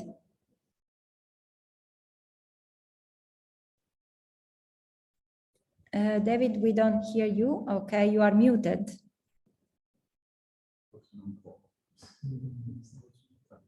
Okay, maybe. No, I cannot unmute you. I have unmuted now. Okay. Yes, my question is there a possibility that dust and smoke can affect the observation? Thank you. I don't know. I don't think so. I don't think so. But we haven't done, I don't think that that kind of wavelengths, dust and smoke, so can interact. Many years ago, a volcano erupted in northern Europe and created a huge column of smoke. And it was a serious problem for all, maybe you remember this, for all plane Yes. and causes a lot of dysfunction. And at that moment, there was no system capable to identify smoke. Okay. So it's very difficult GNSS. to do this by remote sensing microwave approach. You can do by optical, but microwave are penetrating smokes by clouds and so on. So you don't have this evidence. This problem. Okay. I don't see other questions. Okay, so let's have our small break and we reconvene at 12:15 or 10:15. Thank you.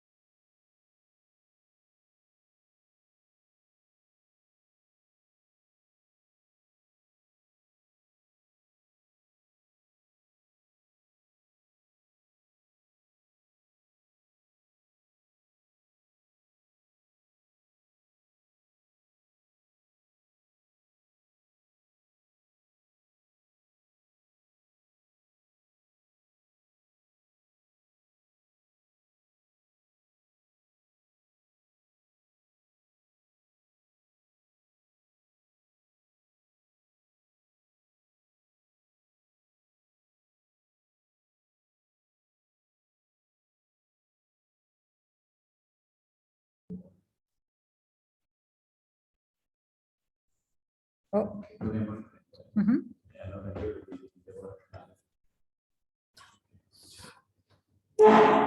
Okay, Marcel, the floor is yours. All right, thank you, Giovanna. And good day to everybody. My name is Marcel Alderliste. I work at a company called Hydrologic in the Netherlands. And in this next presentation, I'd like to show you something about the TWIGA platform. So in the earlier presentations, we've heard a lot about GNSS data, and that's really part of the work of the TWIGA project. So that's one of the work packages. But within TWIGA, we have all kinds of other work packages doing really interesting things. And the TWIGA platform is trying to get all that data and information together in one central place and make it easily accessible. So the TWIGA platform, or at least the outline of my presentation, will be a little bit about the TWIGA platform architecture. It's very brief. Then I'll talk a little bit about the TWIGA platform API. I'll show some examples of that. And don't worry if that's too technical for you. I will end with the TWIGA portal. That's really our web-based system, how people can interact with a lot of the data. And I'll try to do a short demonstration. So the TWIGA platform is really the central place where we try and collect all the information gathered by the various partners of TWIGA. So the GNSS data you've heard about already, that's flowing into the platform, but there's also data from TAMO, from weather stations flowing in. We also got data from, for instance, the South African Weather Service connected, and all kinds of other partners are delivering data to the platform. And that platform is trying to store all that information in one central place, such that it's easily available to all those who are interested. Well, how does that actually work? Well, we have within TWIGA a lot of organizations participating, but also external organizations. So this is just an example. All of those organizations have some kind of data. Either they already had it or they measure data with sensors or remote sensing. Then we have the central TWIGA platform. It's basically collecting all that data or connecting to all that data and then trying to store that or catalog it in the central TWIGA platform. So that's really what we try to do, is to make sure that we have everything connected and collected. And from there, we can then securely make it accessible. And it can be via an API, and that's really used for people or organizations who like to write scripts or tools to automatically fetch data from the TWIGA platform. Or it can be via a web browser. And it is really one single access point, which is secured. So we do ensure that you need to authenticate. So we know, okay, you're a user of TWIGA and you have access to all kinds of TWIGA data. But the really cool thing is that as an end user of the platform, you can directly access all of the different data sources within the TWIGA platform without having to worry about where that data is actually coming from. And also that API access really provides a single interface to easily access all that data. So an API, it's a technical term, it's an application programming interface. And well, that's basically just a set of rules on how computers can, or applications can, communicate with one another. The idea is that it makes it easy to interact with all kinds of TWIGA data. So the goal of the TWIGA platform and the API is to, well, simplify software development and innovation by really enabling developers and interested parties to easily access the TWIGA data sources via a simple API, such that makes it easy to start experimenting with, for example, GNSS data, but also other data sources, and then stimulating well, research and development using the things we have gathered within TWIGA. So data scientists, developers, all kinds of interested parties can learn the TWIGA API with the documentation we have. And once they understand the API, then they can leverage all of the TWIGA data we have coming in from many different sources all over Africa. So that's really cool. Well, the TWIGA platform API, it's a modern and secure API. We use OpenID Connect. I don't think many of you have heard of it, but I think 99% of you have actually used it. Because if you go to Google or if you sign into Facebook or something like that, or LinkedIn or Twitter, when you sign in, underneath in the background, you don't see it. It's all secured using that OpenID Connect framework, which is basically one of the global standards for information security. So how does the platform API actually look like? Well, it's effectively running somewhere in a system and you can interact with it. It's not a simple website you can visit. It's a little bit more of a technical implementation. And here I just show you some screenshots on how you could interact with the data. At our company, we use software called Insomnia. That is a simple program. It's freeware, which you can use to try and experiment with APIs. And what you effectively see on the left-hand side of the screen is the request I've written to the API. And then on the right, you see the actual output the API has given me. And this is just an example where I ask the API, please give me the information on the GNSS.stations data source, because I know that this is actually the data source where we collect the GNSS data. And then the API tells us, okay, this is the TWIGA GNSS water vapor monitoring data source, which has GNSS time series data. It tells me something about the start and end date. So we can see that we actually have data since September 2019, all the way up to the 10th of June 2022. So basically this morning, because I made this screenshot only this morning. So this really tells you, okay, what's actually available to me. And I can continue. We can ask, okay, I know now the data source and I know between what period I have data, but I'd also like to know what variables are available to me. So I can ask the API, okay, please give me a list of what I can actually call in terms of data. And it's the same thing. So on the left, we see the request, and on the right, we see the output. So we actually see we can call the east gradient, the north gradient, which are given in millimeters. The zenith total delay or the zenith web delay are also available, given in meters. So now I already know, okay, I know between what dates I can search, I know which variables I can request. And it's easy to play around with the API in this fashion. And then ultimately, once you figured out, okay, I know what I would like to download in terms of data, you can actually ask the API to prepare the data for you. You don't need to worry about the precise format of the request. We have all kinds of documentation explaining this in detail. But just a quick example I made this morning. You can ask the API to give data from the GNSS data between a certain period.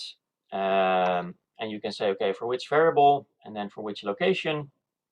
And then you can simply send that request to the API. And in this screenshot, you see the output on the right and you see, okay, displays something about the variable, the locations, the period, and then a large table with the actual data values you could be interested in. And indeed, as Giovanna mentioned, this is very high resolution data, 30-second interval. So if you query a large period, you will actually receive quite a lot of data. And this is now an example in comma-separated values, but you can also call it in JSON, for example, or other different formats. The API can deliver it in such format that it's hopefully easy to work with within your own systems. We also have some of the SAR maps in the system, so we can't only not only download the time series of the stations, but we can also actually download some of the maps, which were presented earlier by Marco. Almost similar, we can specify again a period and a variable, and now we can even search for a specific area, or we can download the whole grid. And now I have the output in this case in an Esri ASCII format. So if you're familiar with GIS programs, you can immediately open this in a GIS program and you have the data to interact and work with on your own computer. And similar like the time series, you can ask it in different formats. So also we can supply it in NetCDF format. Now the output looks gibberish. That's just because it's not, you can't read it as a person anymore, but computer software knows how to read this data. But just to show that the API can provide you data in a lot of different formats. Well, those screenshots are nice, just a simple way to interact with the API. But I'd like to also just show you quickly with a Python notebook. It's also software typically used by people to work with APIs. So I'll switch to a different screen. So hopefully somebody can confirm they now see a Python notebook with a lot of text. Yes, we can. All right, thanks. So this is just a quick few examples. I just wanted to show you that API might be a little bit technical, but you can call it from all kinds of software. And I've just made a short Python notebook this morning. And for those familiar with Python, a notebook is a simple method to organize code in well, quite a readable manner. So I simply load some Python packages, and then I provide some details on the API. Don't need to learn this all by detail now. We can easily share it after this meeting.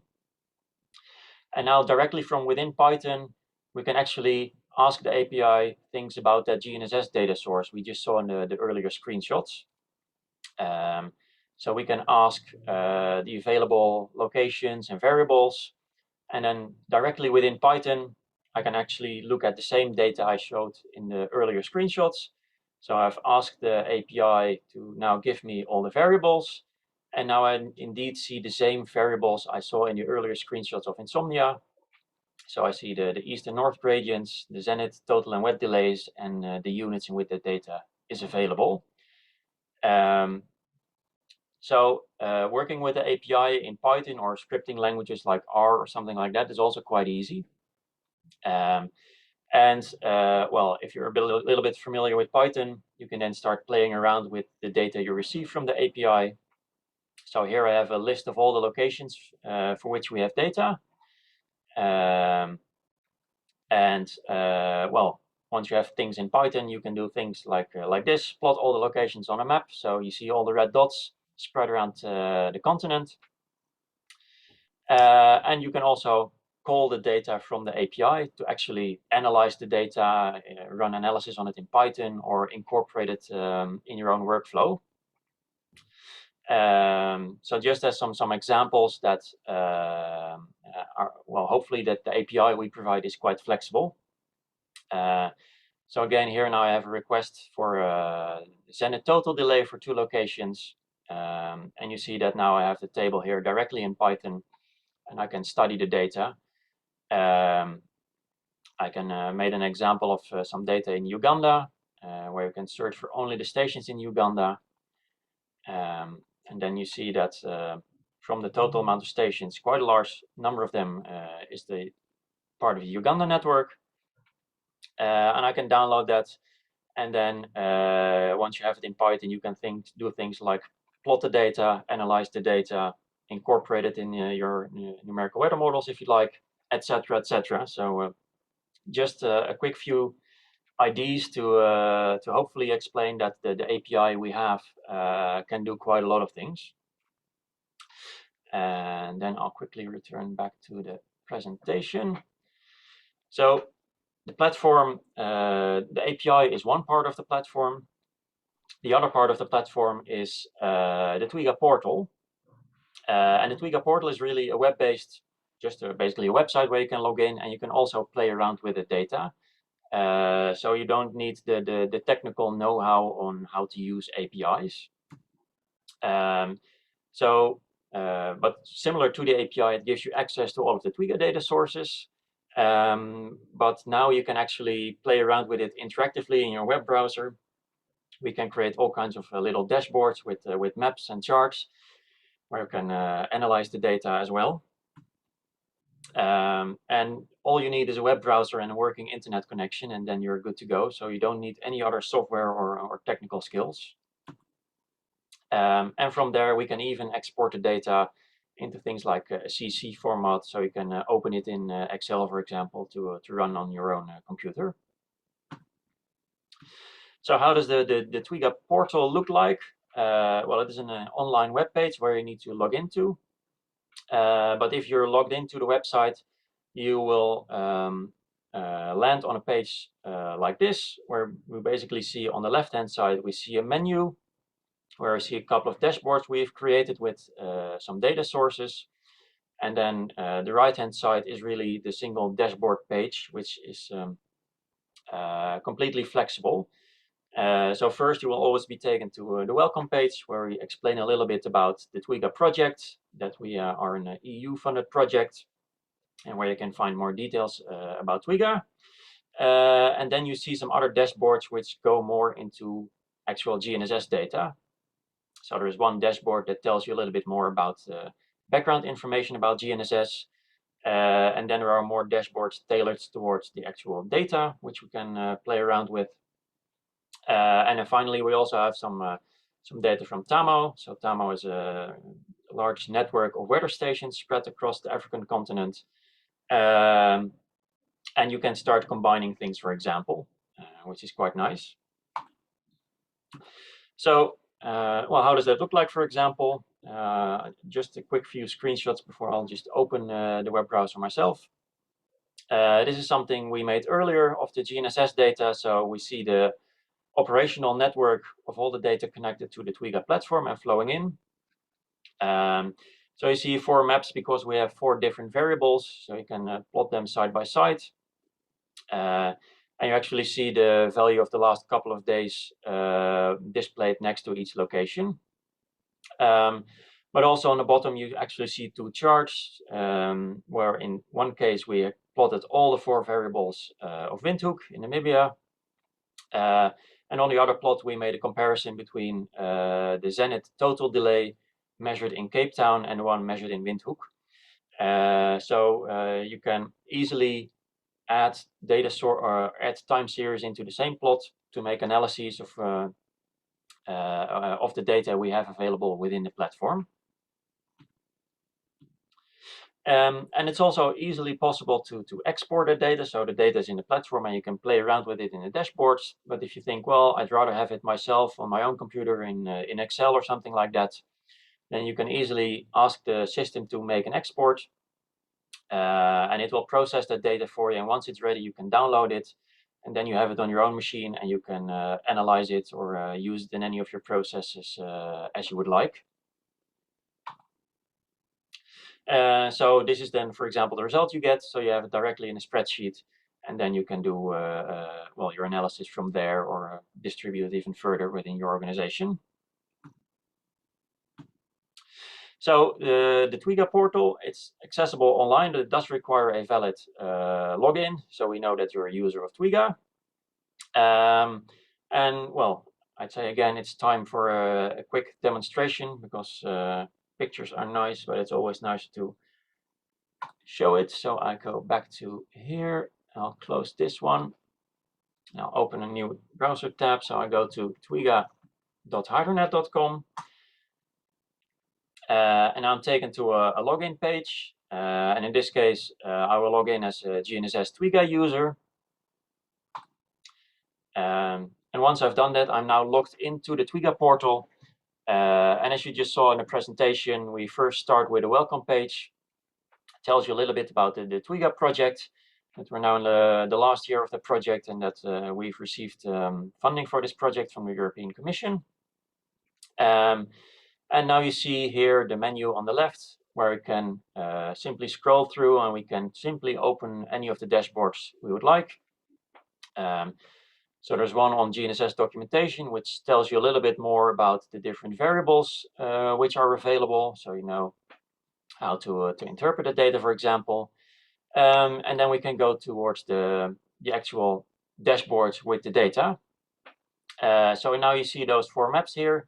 And what's nice is they're just really interactive. So you can just click on a map and you can just zoom to, for example, a location in Cape Town. And you see all the other maps also automatically update to go to the same location.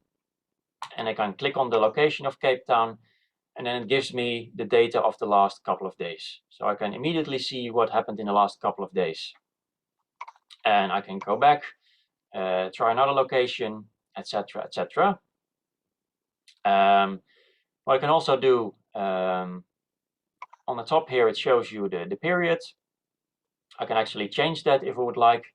It now just says the last 7 days up to now. Well, let's just make that, maybe I'm interested in only the last 2 days. And you see everything is automatically updating. So now we're only presented with the data of the last 2 days. So I can now again click on this location. So I now get data from the 8th of June until the 10th of June, 10:15 this morning. So this makes it easy to play around with the data if you want to see a longer or shorter period. You can simply change that and everything updates automatically. And this is just another simple tool to explore the data we have within the TWIGA portal to hopefully, make interesting analysis with it. Then also presented earlier by Marco were the SAR maps. A little bit maybe more work in progress, but these maps are also available within the platform, similar to the maps with the locations of the GNSS stations.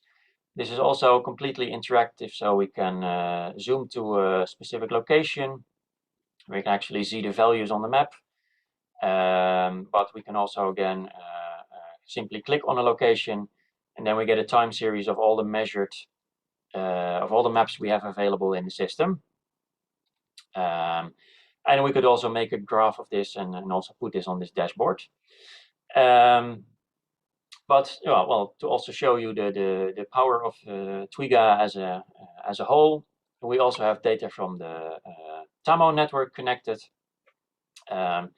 So similar to the GNSS stations, we are presented now with a map, but in this case not of the GNSS stations, but of the TAMO weather stations.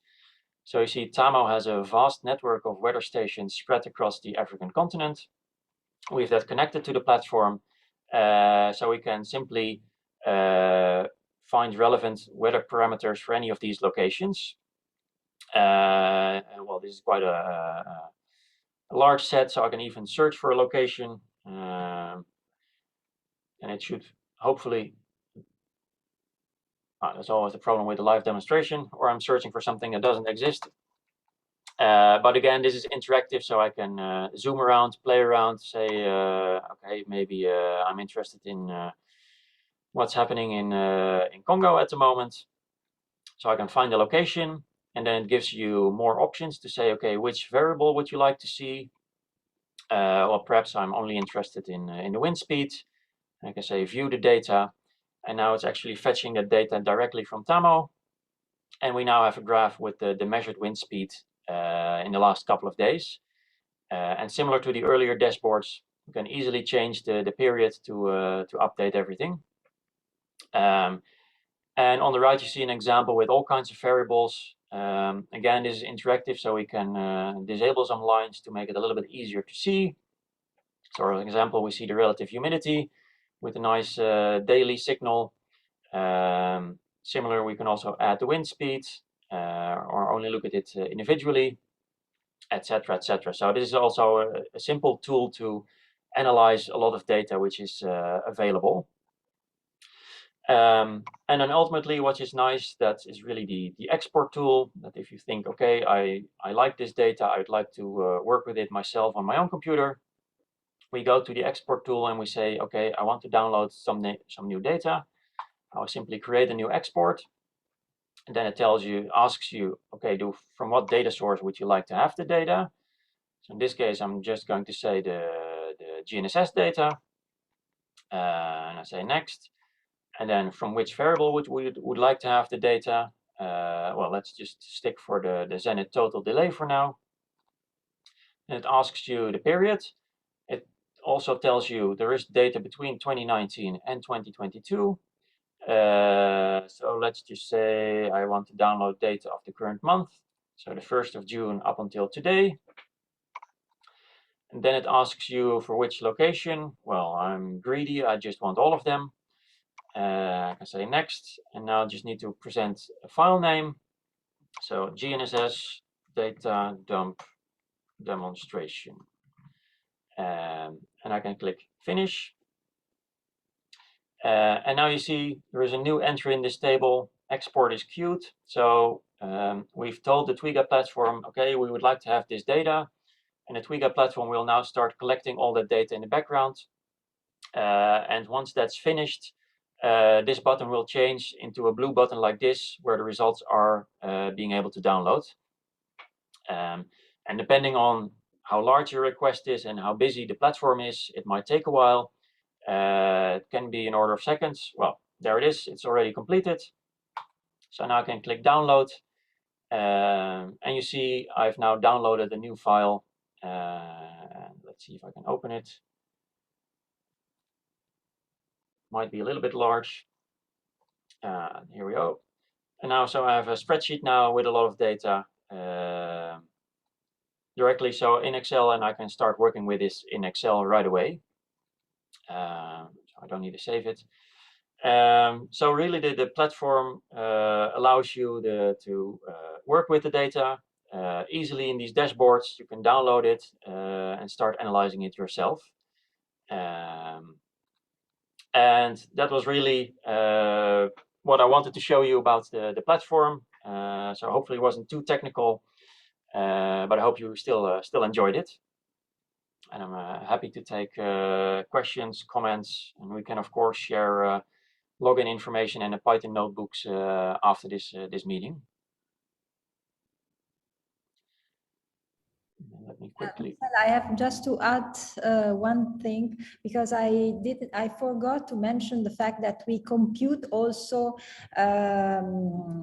gradients, water vapor, atmospheric water vapor gradients. I refer to the fact that in order to solve the problem for and determine both the position of a point and the water vapor parameters, we need to reduce those parameters to the zenith total delay by mapping all the slant delays in this zenithal component. And I said that this can be done by assuming that there is a horizontal layered water vapor distribution. Well, it can be, this assumption can be relaxed a bit. So you can assume that there is a non-isotropic distribution of troposphere, that in some areas there is more, in some direction around the station there is more water vapor than in another. This can be done by introducing other two parameters. They are called gradients. So they are the components north and east of a vector that you can represent, and the direction of this vector tells you where is the larger amount of water vapor, and the modulus of this vector tells you what is the amount of water vapor in that direction. So those data are available on the TWIGA platform. Sorry, I forgot to mention about them. This was just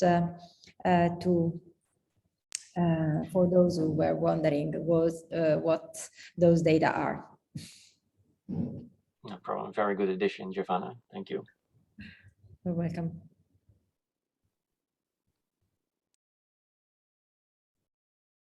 Unfortunately, it is very difficult to have an hands-on session online.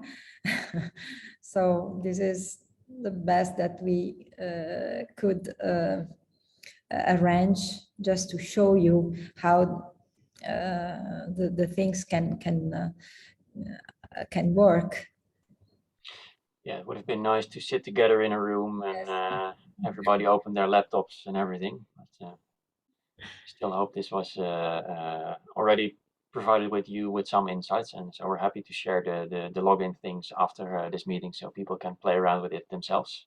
Yes, that's nice from you, and I think it's useful. So once you try to make your own attempt, experiment, you can go back to Marcel. Certificate for this TWIGA seminar. Okay, I have to ask for this to Frank Hanner, and or I can try to make those certificates by myself, but I will manage this afterwards.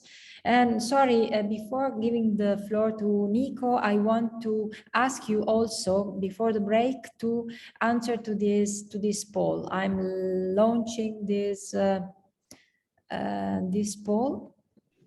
I don't know if you can see it. Frank, are you there? No. Yes, I'm here. Yes, I don't know if it is working. Let me see. Okay, while we fix. I can relaunch it. Okay.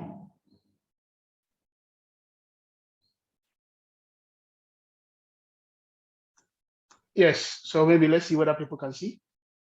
Okay. So if you can answer to those questions, it would be helpful. And Nico, please. Yes, thank you, Giovanna, and again, Marcel, for your presentation. I know that the attendance on this webinar, a lot of them, or most of them, for the first time, is seeing the web portal and the TWIGA platform capabilities. But will there be, if they want to utilize this, be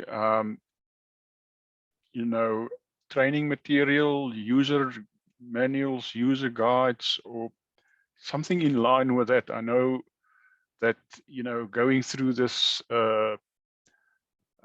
steps that you followed, it looked like it's very easy, but it's actually quite a involved yeah, it's a software good question, Nico. Yeah. So are there anything like that? Yeah, no, so it's a very valid point that I only had half an hour, so I just wanted to show you what we're capable of. But of course, any platform takes a little bit of time to really start working with it. So what we really did is we prepared as much as possible. So we can in any case share this login and people can use it directly. And we can also share the Python notebook with more examples, and we can share some documentation on what we have available and how it works. And of course, we're happy to assist people who would like to use it but need some further assistance or have any questions. So we're always happy to try and assist there where we can. Okay.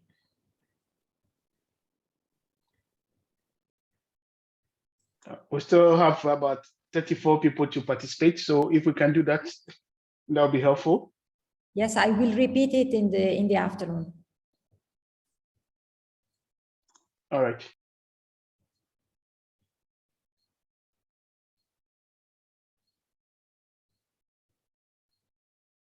So, okay, so we are now to the lunch break. Let me go back to the to our program. So we have the lunch break now up to let me say the starting of the afternoon session at 2:15.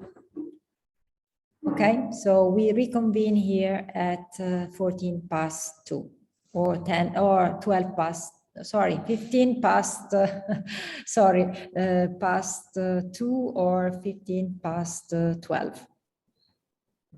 In 1.5 hours approximately. Yes.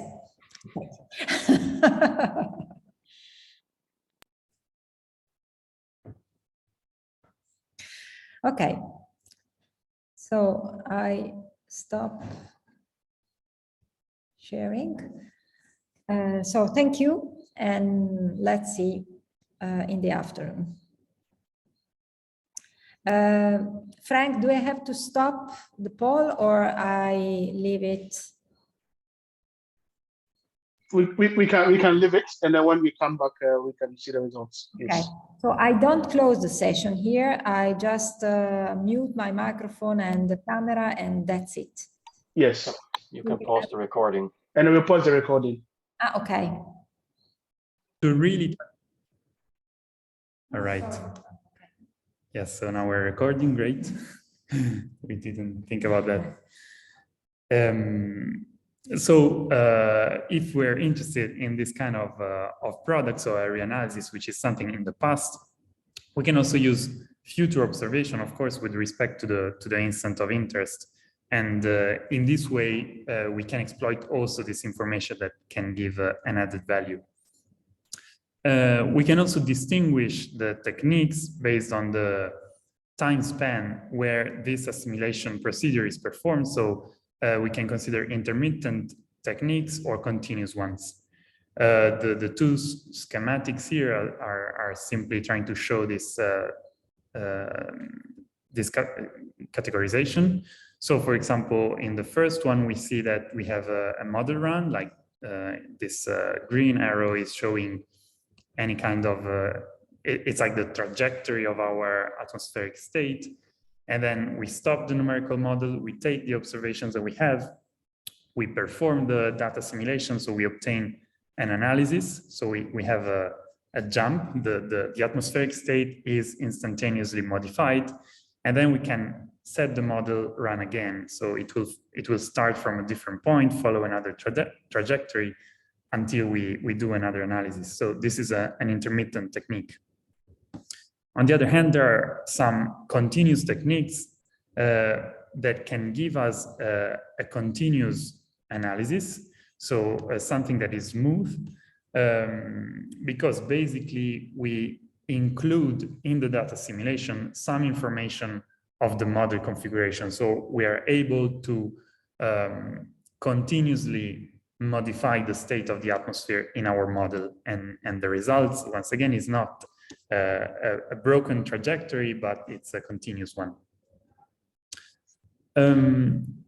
There are actually many assimilation techniques, and here I put them following their degree of complexity. So if we focus on the left column, so real-time assimilation, we are thinking of this kind of sequential assimilation. So we have some observations, we modify the numerical model to include them. The first thing would be to simply interpolate the observations, but in this way we lack the physics. We're missing a lot of details. The simplest data simulation technique is called the Craftsman analysis, and it's a way to once again balance, so put together observation and model, and it's simply trying to change the model state in the vicinity of the observation. So if we think of a time series, we might change the model trajectory so that it goes closer to the observation. But again, this is very simple and it lacks, so it's simply a weighted average. But once again, we often lack the physics of the dynamics of the atmosphere in this kind of analysis. There is then optimal interpolation, and we will talk a bit more about this. So again, we are increasing complexity, and in the optimal interpolation, we consider a larger number of observation, but once again, they're limited to a small area in space with respect to the analysis point. And then we'll go to 3D VAR, so three-dimensional variation. It's a three-dimensional variational approach, or 4D VAR. So we also include the model. But we will talk more about these differences in the following. So this is just to introduce them. Sorry.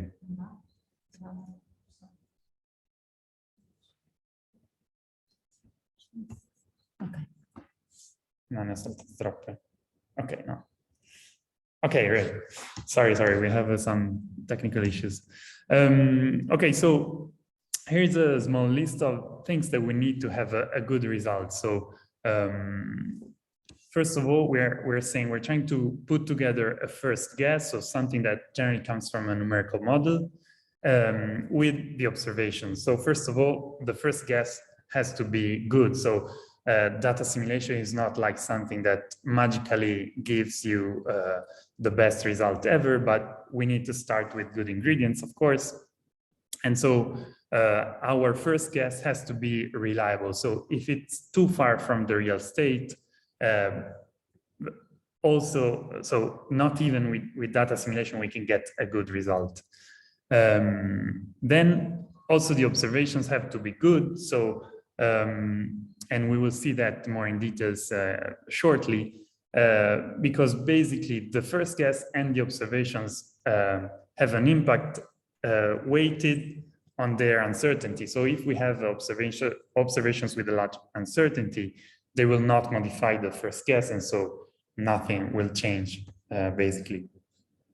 Once again, as we have already said, the analysis should be dynamically and physically consistent, and should be smooth in the sense that it contains the good physical properties of the system. Once again, if we think of a simple technique like the Craftsman filtering, we might, if we put together a model with an observation that is far from the model, we might get some discontinuity. For example, let's think of a time series of temperature. We might the result might have some jumps which are not physically consistent, and so we need to make sure that our model and observations do follow and are consistent with this physical and dynamical constraints. And the data simulation technique that we will talk about more extensively, the 3D VAR, is a way to, in a statistical sense, obtain the analysis with the smallest error. So we will try to minimize the error of the result. Some more definitions. So we need to introduce our atmosphere in a simplified way. So the notation that we will use in this session will have some vectors and some matrices that we will need to write down the solutions. So we will call state vector xt, the vector that represents the true state of our atmosphere. And we will consider it to be a set of numbers. So for example, temperature, pressure, humidity, so the meteorological variables we're interested in. And we think of it as the model representing the true state of the atmosphere. Then we will use xb to denote the background model state. We will call analysis increment basically the correction that we do to get the analysis, and the analysis itself, it's named XA. So basically that simulation is trying to start from a background state, so XB. We will try to find the optimal correction to this state of the atmosphere to get as close as possible to the true state of the system. And the computation of this correction is actually performed not on the full state of the model, because if we consider an atmospheric numerical model, it has a lot of variables, a lot of grid points, so the number of degrees of freedom is very high. So to compute those, as we will see, there are some inversion of matrices that need to be done. It's impossible to do that explicitly on the full range of model variables. And so the computations are done on a subset of these variables, and we will call them control variables in general. So the space is called control variable space. So once again, the second ingredient is the observation. So we have a set of observations, and what is important and what needs a lot of care is how to compare the observations and the model, because we will repeat them a few times today, but the model uses some variables, whereas the observations might be other quantities that are not directly represented in the model. And so we will need to make the model talk to the observation. And the way to do this is to introduce what is called the observation operator, which converts the model state to the operation vector. So, for example, we can observe from satellite, we can observe brightness temperature, which is a measure of the energy emitted by the surface of the Earth. And this is a very relevant variable for many applications.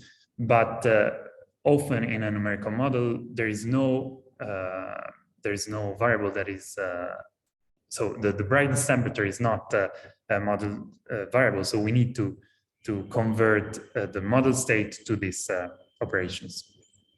Plus, the observations do not happen at the same point in the grid of the model. So we will need some interpolation, some conversion units or something like that. So there are many operations that need to be done, and we collect them all together and we put them in this observation operator.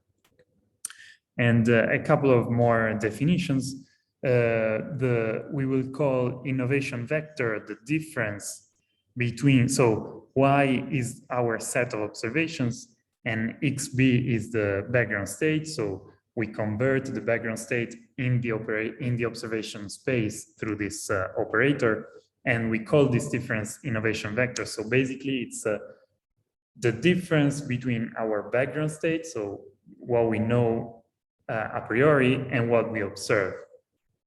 Whereas if we look at the difference between the observation and the analysis, so once again, the analysis is our final result, we call this difference analysis residual. And so now I will switch to the Blackboard to try to give you some more details on this data simulation using an extremely simplified example. So we will think of a scalar quantity that we want to estimate.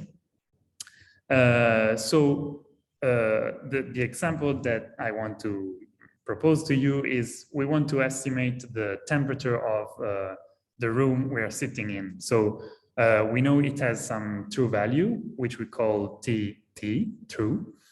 And then we can think that we have a background knowledge of this temperature. So for example, we measured it yesterday and we know that every day, so that there is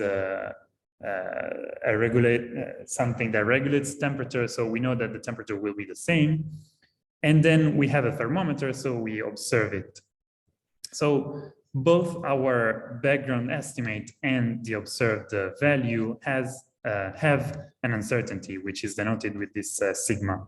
And I'll try to show you in a moment how we combine the two, trying to minimize the analysis error. So that's the statistical optimal solution that we aim to get. Okay. Switch. So let me know if you don't see it. Okay, let me share.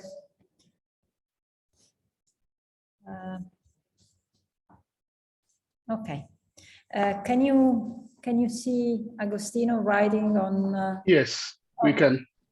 Can you read it? We can hear you, but a bit faint, so you have to speak a bit louder. Okay. Okay, let's stay here. So, okay, so we're saying we have a true value, TT, and we try to, so we have this background knowledge and an observation of this value. So the simplest way to try to combine the two is a weighted average of the two. And so we'll try to write it like this. The analysis is a certain number times the observed value plus 1 minus k of the background. So we use k, which is a number between 0 and 1, to average the two. And we use this constraint, so we use a single value, because in this way, the error of the analysis, which we will call epsilon, so the difference between the analysis value and the true value, we want this to be 0 on average. So we're aiming for an analysis that is unbiased. So the mean value of the analysis has to be equal to the true value of the quantity we're trying to estimate. In the same way, we have uncertainties of the, so we have the background error, which is the difference between the background value and the true value, and similarly for the observation. Okay, so we think that both the background and the observed values are unbiased. So also in this case, the mean value of the error is 0. And we will keep them here. What we can do from this equation is to write down the uncertainty of the analysis, so the variance of the analysis. And we do that, well, we can simply subtract the true value from both sides, take the square and take the average. And if we assume that these two not only have a 0 value, but they are all, sorry, not only they have a 0 mean, but they're also uncorrelated. So we write the correlation, the mean product equal to 0. We can write down the uncertainty of the analysis simply as the square of the two terms. So we have 1 minus kappa sigma square 0. Yes, sorry. Thanks. It's a way to check that someone is listening. Okay, so we are able to write down the uncertainty of our final estimate, so the uncertainty of the analysis. And k is a free parameter. So what we can do is to try to look for the minimum of this quantity. So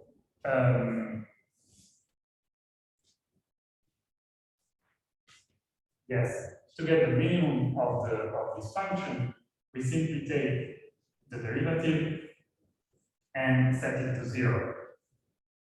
So what we can do is derive this with respect to k. So we have 2k sigma naught squared and 1 minus k sigma b squared. Minus. Where? Minus 2. Oh, that's 2 times 1 minus k by the derivative of minus k is minus 1. yes, sir. Thanks. Okay, and this is equal to 0. So this minus comes from the derivative of minus k. And okay, so we can solve this as a function of k. Yes. Let's get rid of the 2. Let's write it sigma naught squared. Then we have another k from here. Minus is With plus. minus, yes. So we have plus sigma b, and then we are left with minus sigma b squared equals 0. Okay, so from here you can still see. So I can write here. Well, we get k equal to sigma b squared sigma naught plus sigma b. Okay, so this k is the constant that we need to put back in here to find the solution. So, and by definition, by the way we defined it, it corresponds to the minimum of the variance of the finite state. Just one more comment on this. I wanted to do that before, but if we write this explicitly and collect k, we can write the analysis as a background state plus k that multiplies T naught minus Tb. So we are thinking of the final state as the background one corrected with the so the correction that we look for is linear with respect to the difference between the observation and the background state. So once again, from here, if we put back in this value of k that we found, we obtain the final analysis state.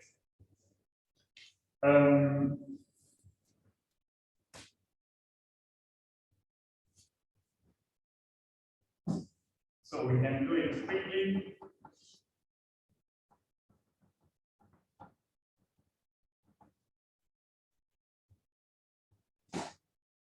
I'll keep the 2. Sorry, the other way was more, it's faster, so let's keep it here. So we replace k here.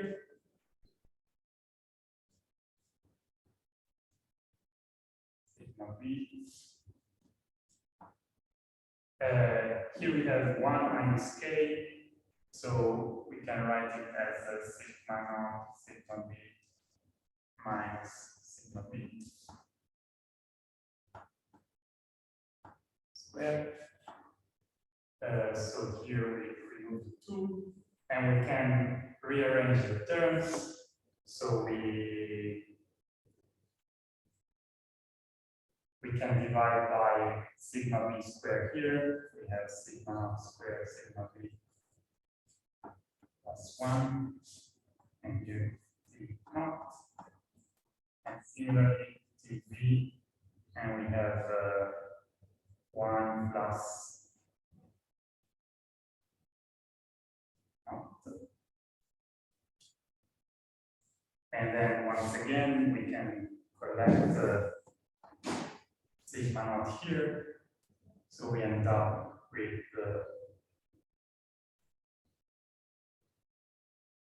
minus 2 sigma b, and here we have minus 2 plus the denominator is the same, so here we collect sigma b squared to the minus 2. Okay, so in this way we see that the denominator is the same, and what we have is that the analysis state, so the final result, is the weighted mean of the 2 values, T naught and Tb, and the weight that we are using is 1 over the square of the of the uncertain problem. So it's one of the variants of the observation. So this tells us that if the uncertainty on the observation is very high, this term will go to 0. And so the final state will only be given by the background. So if the observations that we're using are not reliable, they will not change the background state, and so the final analysis will be very close to the background state. On the other hand, if the background state is not reliable, so it has a large uncertainty, the final result will be very close to the observation that we have. So those are the two victim case, and we can also see them from here. So in the limit of sigma naught much smaller than sigma b, k. So if sigma naught is much larger, k will tend to 0. And so once again, here we have the analysis tends to the background. So the observation has a large uncertainty, so it doesn't affect the analysis. And the other limit can be written like this: sigma naught much smaller than sigma b. So in this case, sigma naught disappears and k tends to 1. And in this case, k tends to 1. So the difference here means that the analysis tends to the observed value. So we trust, in this case, we trust the observation much more than the background. So this is a way to give you a bit the idea behind. So we looked for the constant that minimize the variance of the final state, and we find that this final state is simply a weighted average between the observation and the background, where the weight is 1 over the variance. I just want to show you one last thing. Okay.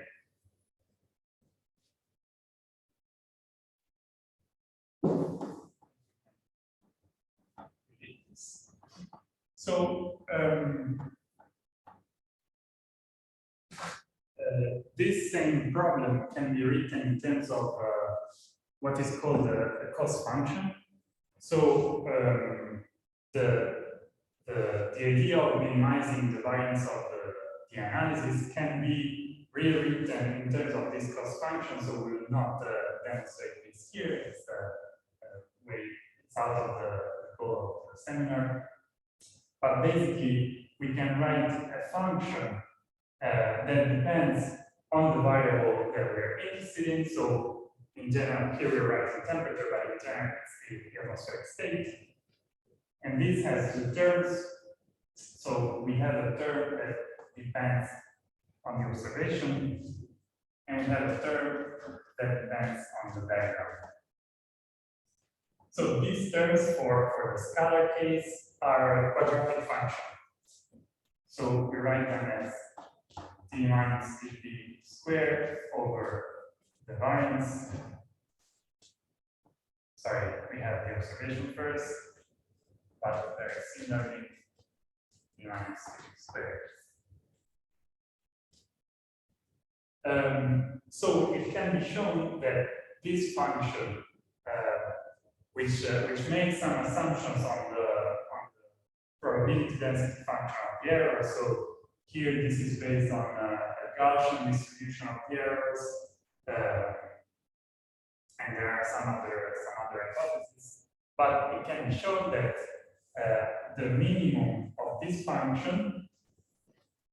So if we set the gradient, so the first derivative of this function equal to 0, we obtain exactly the same analysis that we had before. So the weighted mean between background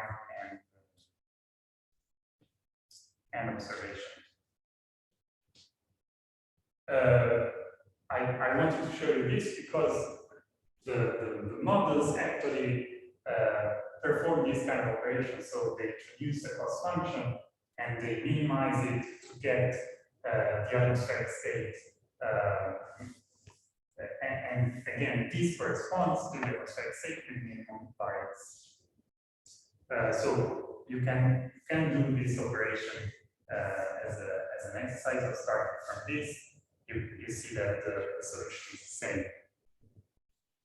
And okay, I think that's it for the Blackboard. Okay. I don't know if there are questions at this point. I can escape this. Try to go back again to this. Okay.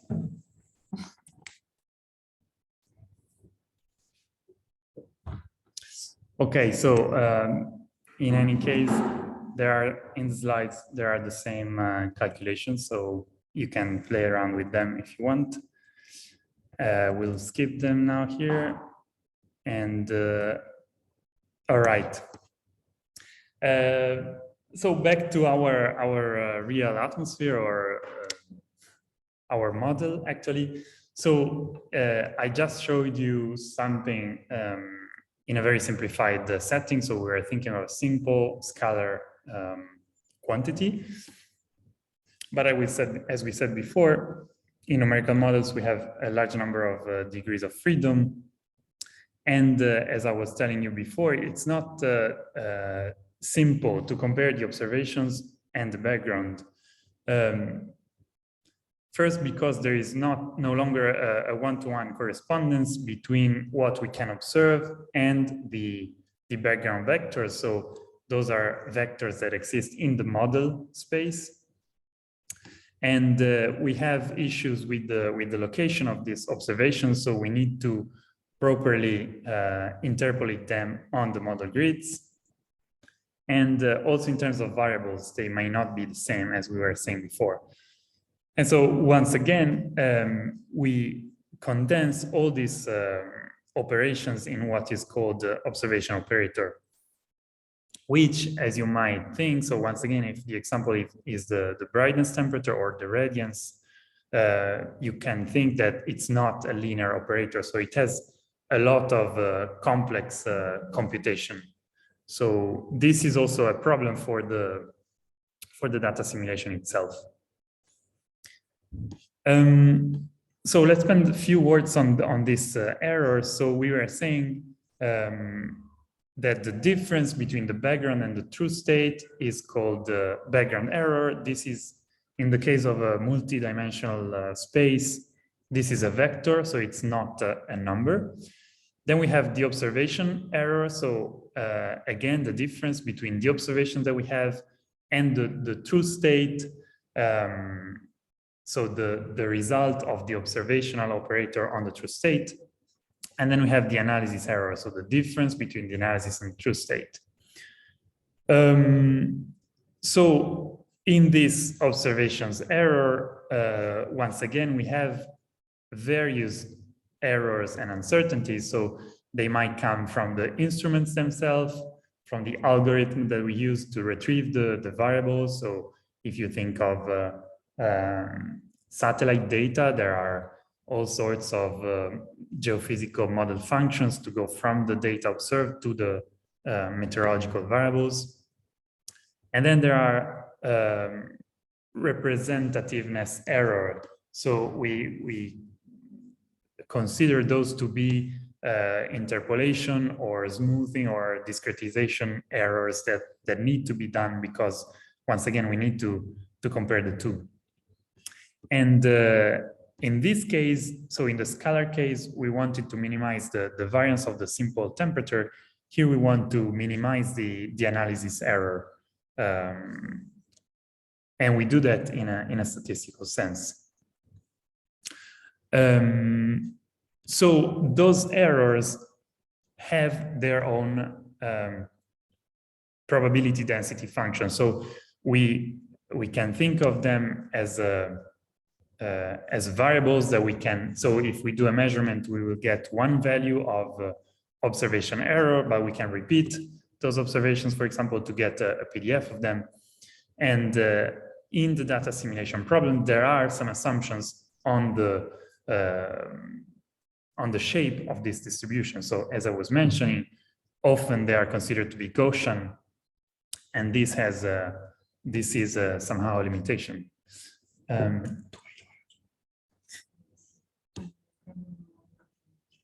Okay, okay, so here we are just introducing the mean value of the errors. So we denote them with a bar. But in the data simulation problem, we also have the covariances. So the second order statistics of this error. So we denote them with B for the background error, R for the observation, and A for the analysis. So actually what we want to minimize is the information contained in this analysis error covariance matrix. So we are building up the mathematical machinery to deal with this multidimensional problem, but so what we have in mind is the same reasoning that I showed you with the scalar example. And here there is a theorem that gives us the solution, the final solution. Here I'm just laying down the hypothesis that we need to make to obtain the analysis.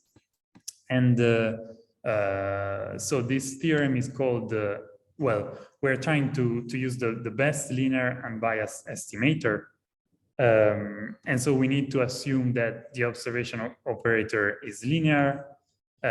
We need to assume some properties on the covariance matrices, so they're positive definite. So here you can find the mathematical description. As I told you before in the scalar example, we need the unbiased errors, so errors that have mean value equal to 0. And also we're thinking of uncorrelated errors.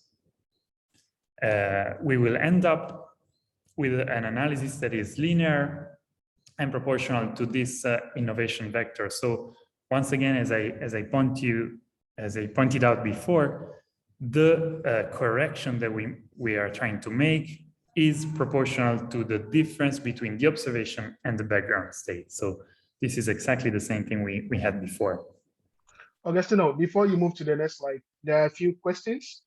So if you look in the chat, then you can try to respond, then they can also follow. Yes, sorry about that. While talking, I don't see the chat, so that's why I missed them. No, interrompi, condividiamo un attimo, just a moment. Okay, here. Chat. Okay, so the first question is background same as climatology of the place? That's a good question. Yes, so it can be.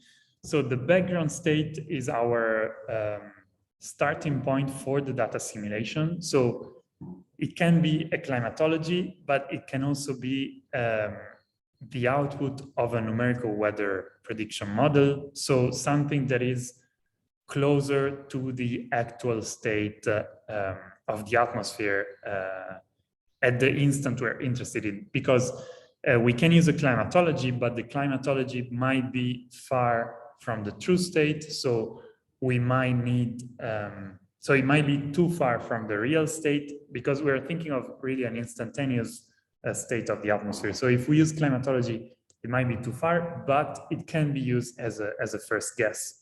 So we might also do the assimilation multiple times to get closer to the true state. And the second question, once again, is on the background state. So yes, we are. So let's put it on the operational point of view. We try to have a perfect forecast, which we all know it's not possible. But we try to know, so our goal is to know the state of the atmosphere in a given place, in a given instant. So what we can do, we have some observation so what we can do is to run a numerical model. So we initialize it, I don't know, 12 hours before the instant we're interested in. So we run it, we stop it at the instant of interest, and this is the background state. And we try to blend it with the observation in a way that we are discussing right now. So we weight the background state and the observation using their uncertainty. So we do a weighted mean of the two to get the optimal state. Yeah, last question here now. We can do that on the initial so we can do it at the initial conditions of a forecast, and this is a very wide. I mean, people do it often because we know that in a forecast, initial conditions are sometimes too smooth, too coarse, and so they. If we don't have good initial conditions, we might miss the right forecast. So we can do data simulation at the initial condition of a specific forecast. Yes, that's a very good use of data simulation, because in this way we are trying to improve our initial conditions, and so the forecast in principle is more reliable.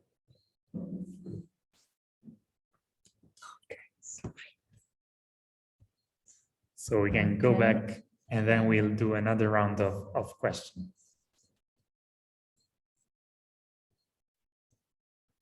Okay. Okay, so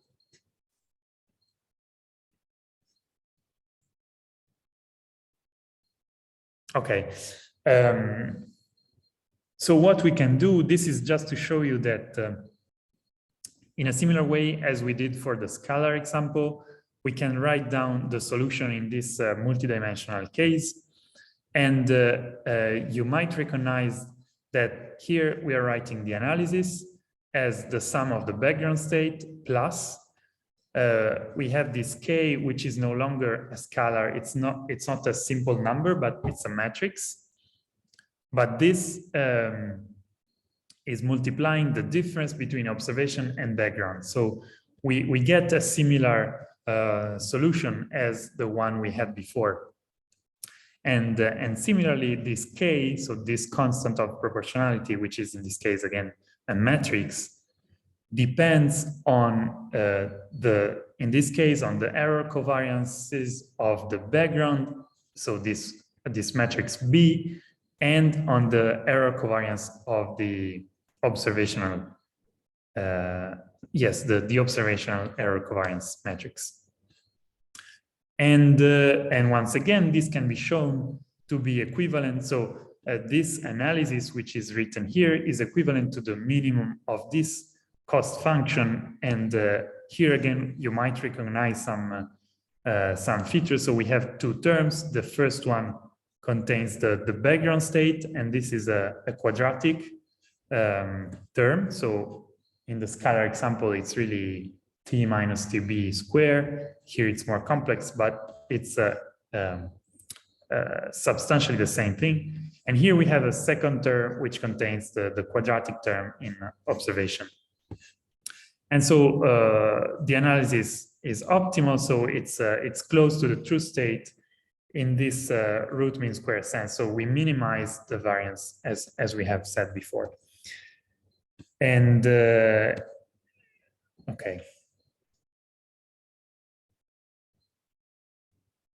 Okay, so as we were saying, here we have this matrices K, H, B, and if you look at this solution, this K, the solution of the K has this inverse of a matrix, which is the sum of these two. And if we consider a full real numerical weather prediction model, the number of entries of this matrix is really high. It's something like 10 to the power of 8. So our computers struggle in inverting such large matrices. So one way to get around this is to reduce the area of interest and only consider some observation close to our analysis point. And this is the approach that is taken in the optimal interpolation technique.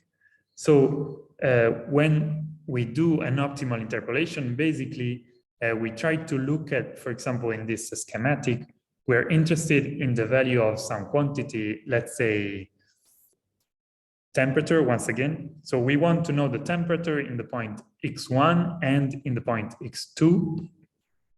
And what we do is we compute explicitly this K matrix, but we only consider a small number of points. So only the points that fall into this, this circle. And this is a way to reduce the number of degrees of freedom. And so we can compute it explicitly. Once again, we can end up with a solution which has some discontinuities. So it's not bad, especially for some geophysical variables, but we can do better.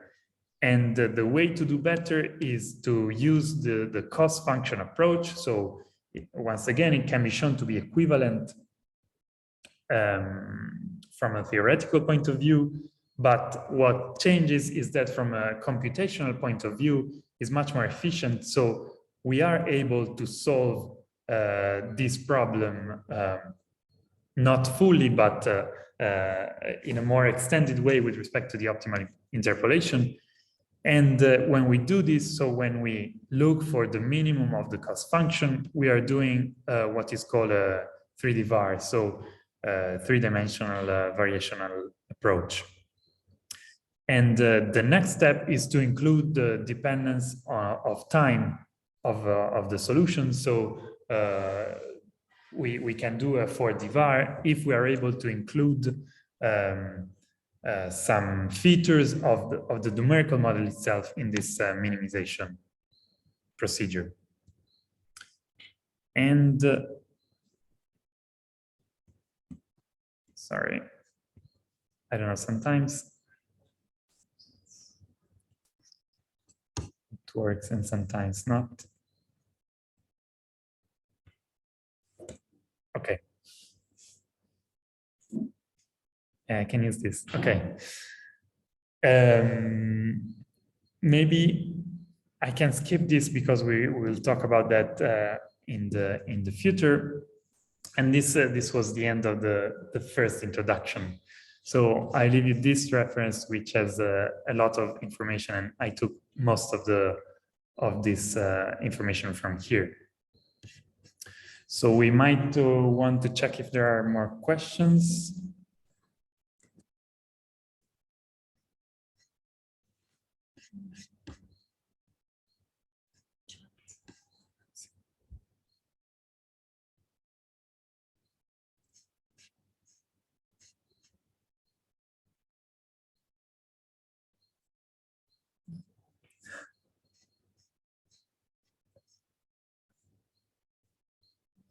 Is referred to cost function. Yeah, okay, so the question is why J is referred to as cost function.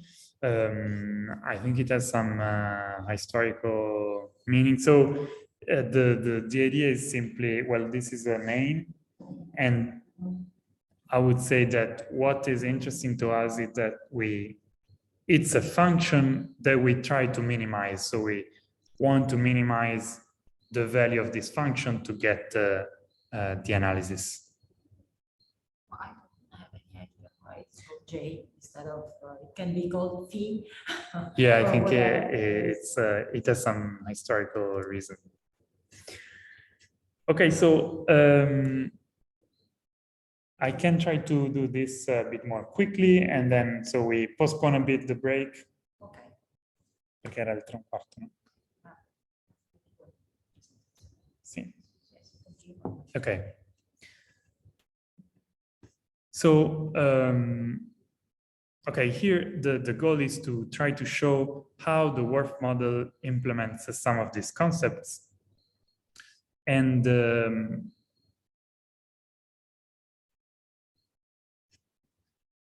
sorry.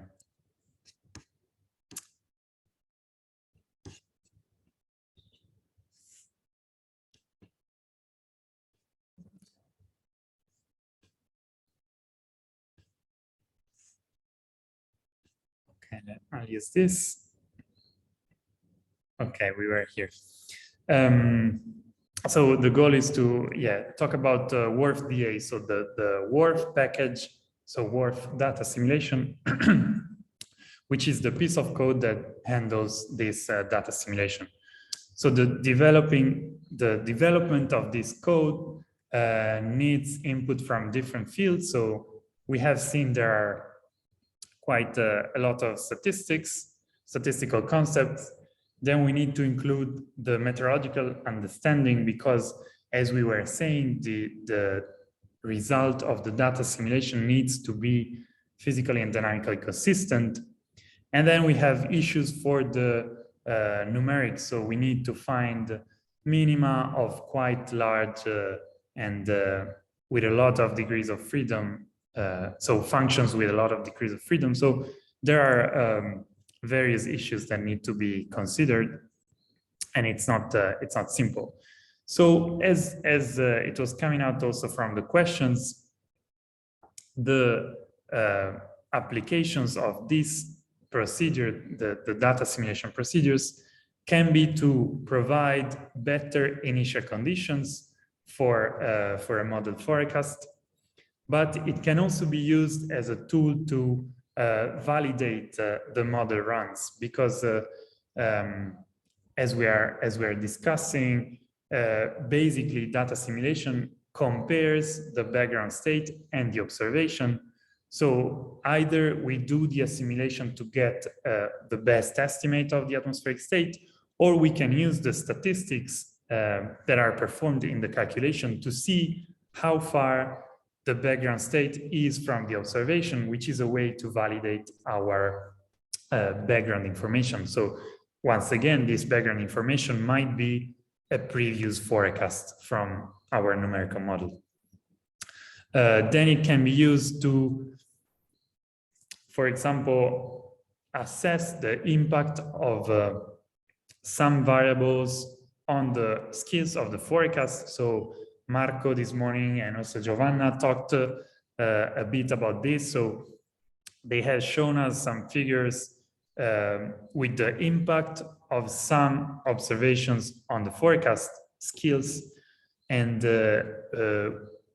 we can do data simulation. So to see the impact of this observation, we can simply do a data simulation and then compare the skills of the forecast that we obtain after the data simulation. And if this is better than a forecast with no data simulation, we can assess the improvement introduced by these observations.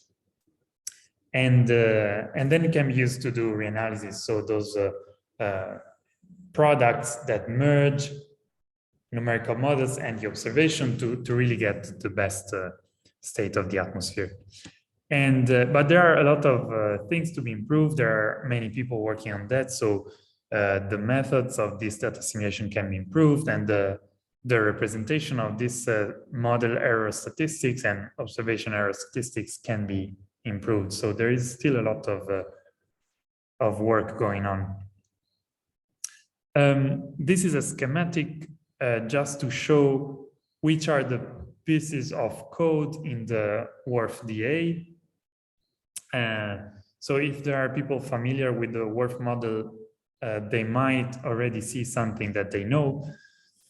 But basically, the idea is to take the observation. We have XB, that is our background state, which comes from either a large model or another forecast. And what we do is that we combine, so the WRF DA package combine observation and background state together with an estimate of the background error covariance matrix, which comes from another computation.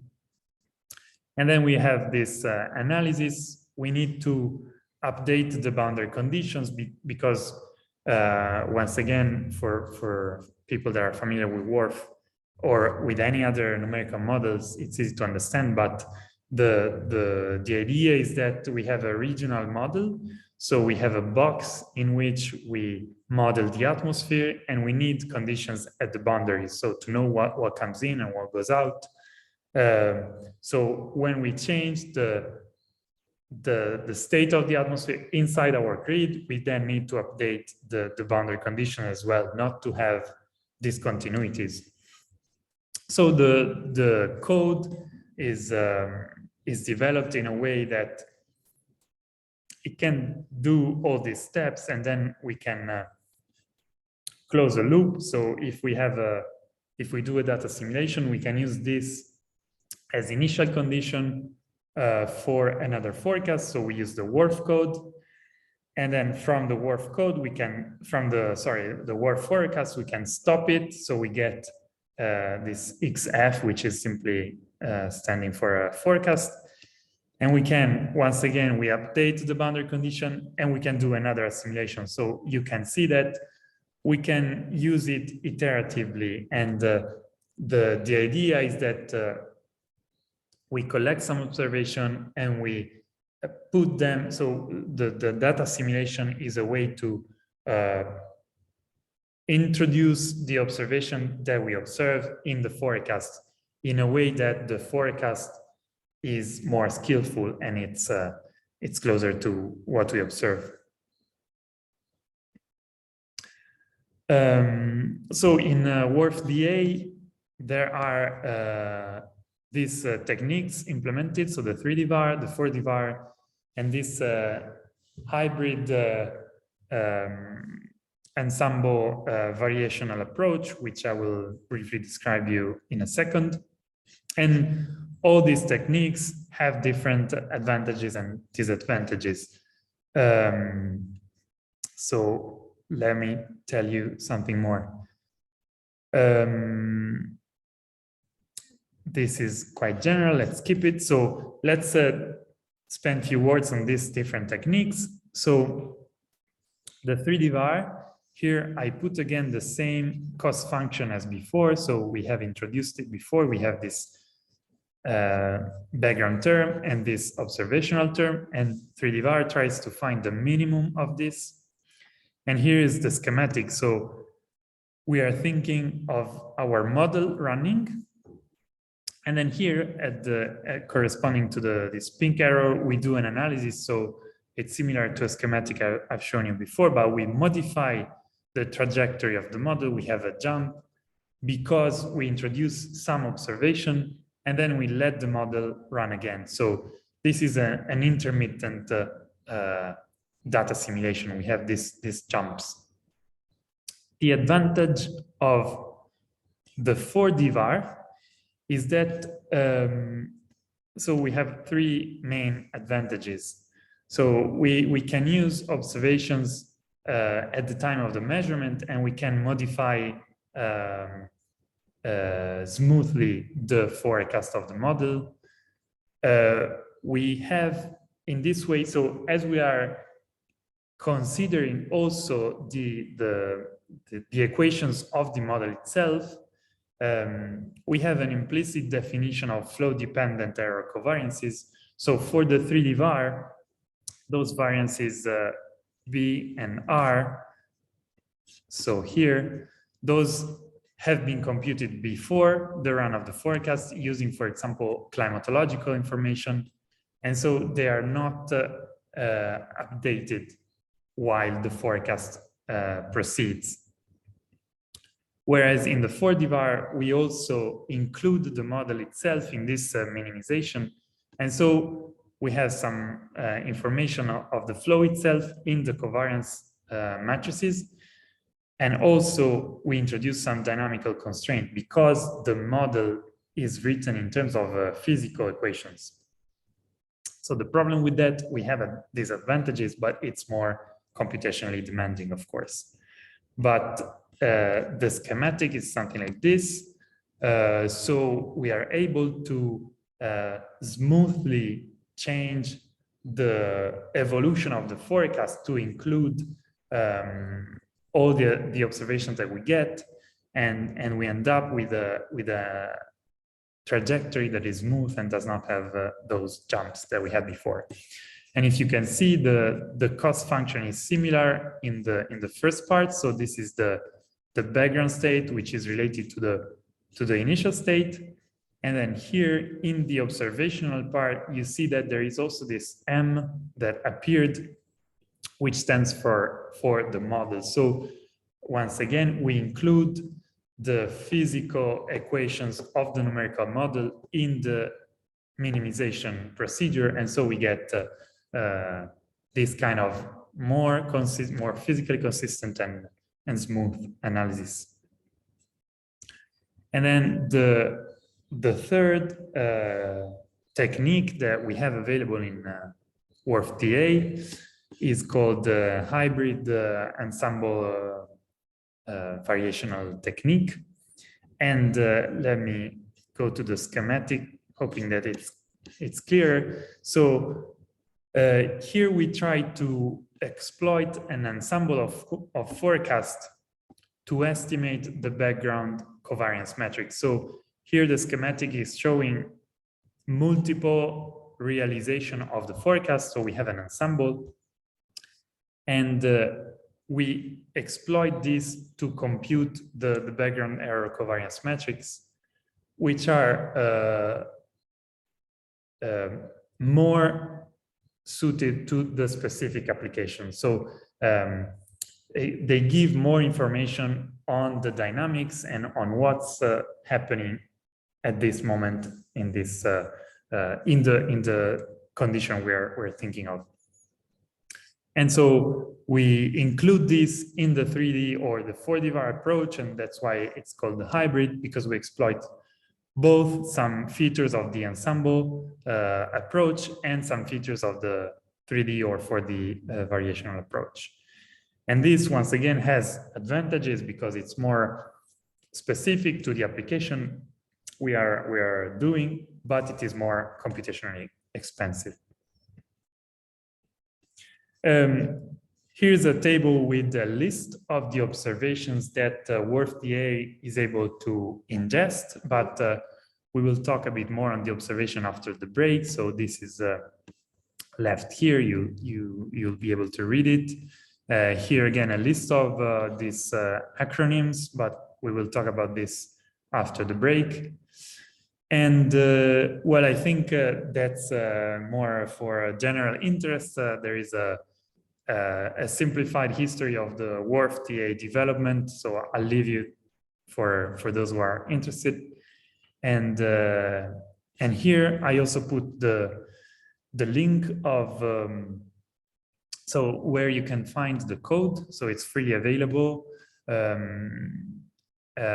There are tutorials. It's very well documented. So once again, it's a pity, but we cannot do hands-on session that will require quite a lot of time and effort. So again, once again, today it's just to give an overview, some tools, and to start some processes. If you're interested, please get in touch. We'll try to support you. But once again, in the official documentation, you will find a lot of resources, both on the WRF model itself and on the WRF-TA model. There are two links because up to version 4.0, you need to follow one link. If you want the latest version, I think now we are at version 4.3 or something, even 4.4. You'll find it on GitHub. So have a look. And once again, it's very well documented. So you'll find a lot of resources. And here are some reference for the presentation here, some more, and that's it for now. Let's see if there are questions on this. Yes, all the slides will be shared afterwards, so you'll have this material. Okay, so we can make break now, and we reconvene in 10 minutes. Sorry, let me interrupt the sharing of the screen. I will pause the. Okay. And let's share the screen again.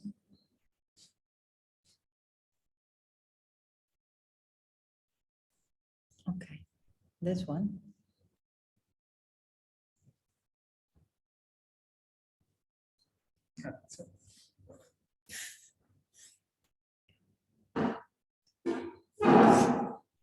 Okay, welcome back. So this second part of the afternoon will be devoted to. So we will see some of the observations. This will be a sort of list of again observations that WRF DA is able to assimilate. So once again, let's repeat the idea behind. So for data simulation, we consider a technique that is mathematically sound and robust. So we have seen in the previous part that it is based on a robust statistical treatment of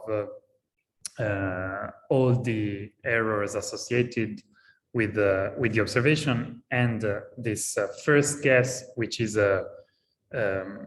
we can think of it very simply as a numerical model output.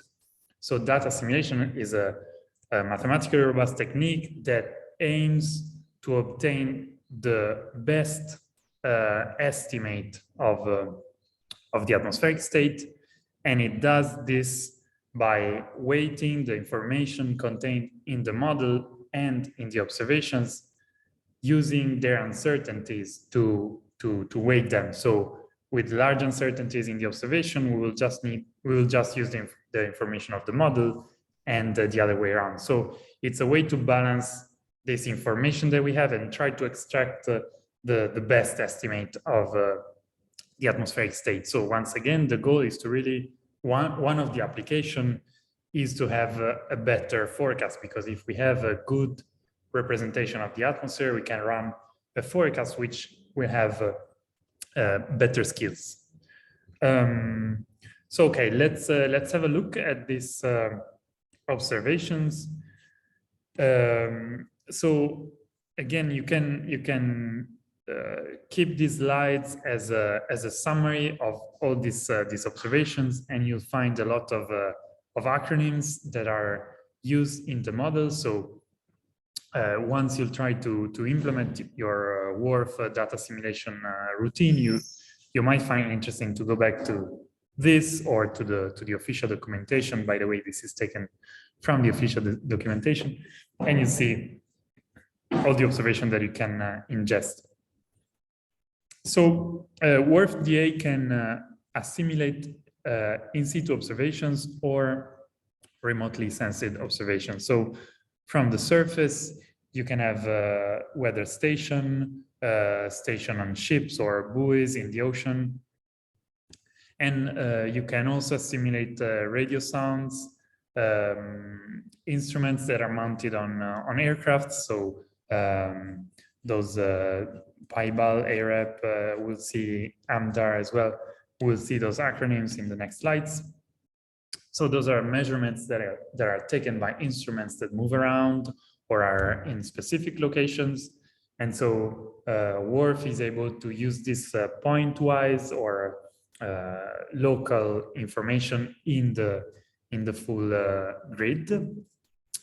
Also, GNSS observations are considered as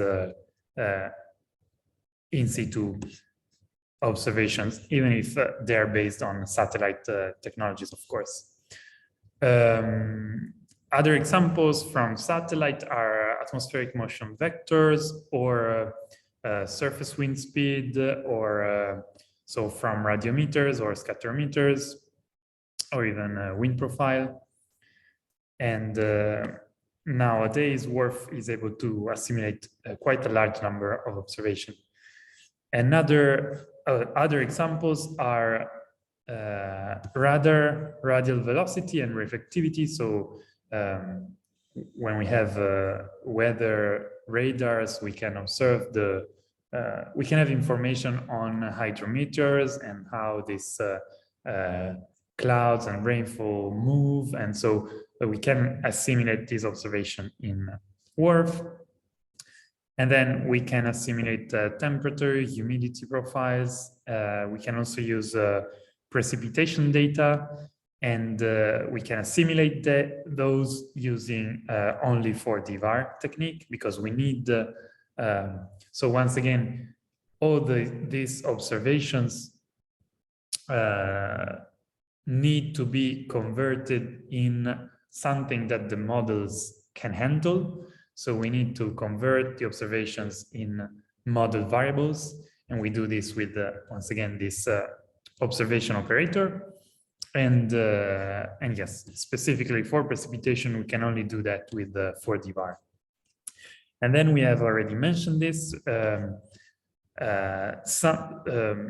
Many satellites measure radiances. So radiance is a measure of energy. And from radiance, you can retrieve, for example, sea surface temperature or land surface temperature. So you can retrieve some geophysical variable, but nowadays the model itself, so WRF itself, can directly assimilate the radiance, which is basically the quantity that satellites, some satellites measure. And to do this, we need, once again, this conversion between the observation and the model state. And in the specific case of radiance, we use radiative transfer models. And we will spend a few words on this later on. WRF now has two models implemented, which are state-of-the-art models, so very reliable and robust, and those are called this radiative transfer for TIROS operational vertical standards and the community radiative transfer model. Okay, so some pictures to visualize those. So once again, if we start from the in situ observations, we have the surface station synoptic, so surface synoptic stations, or surface station meteorological aviation routine kind of observation. So here the acronyms. We have surface report from ships or buoys. So they give us information of the atmosphere over the ocean. Then we have a vertical profile of temperature, wind, humidity from radiosondes and various instruments mounted on aircrafts. Then we can ingest those atmospheric motion vectors. So by looking at satellite images, one can track the displacement of features. So for example, one can retrieve, so one can estimate the wind, for example, at the top of the cloud by looking at how the cloud moved, and we can then ingest this information into model.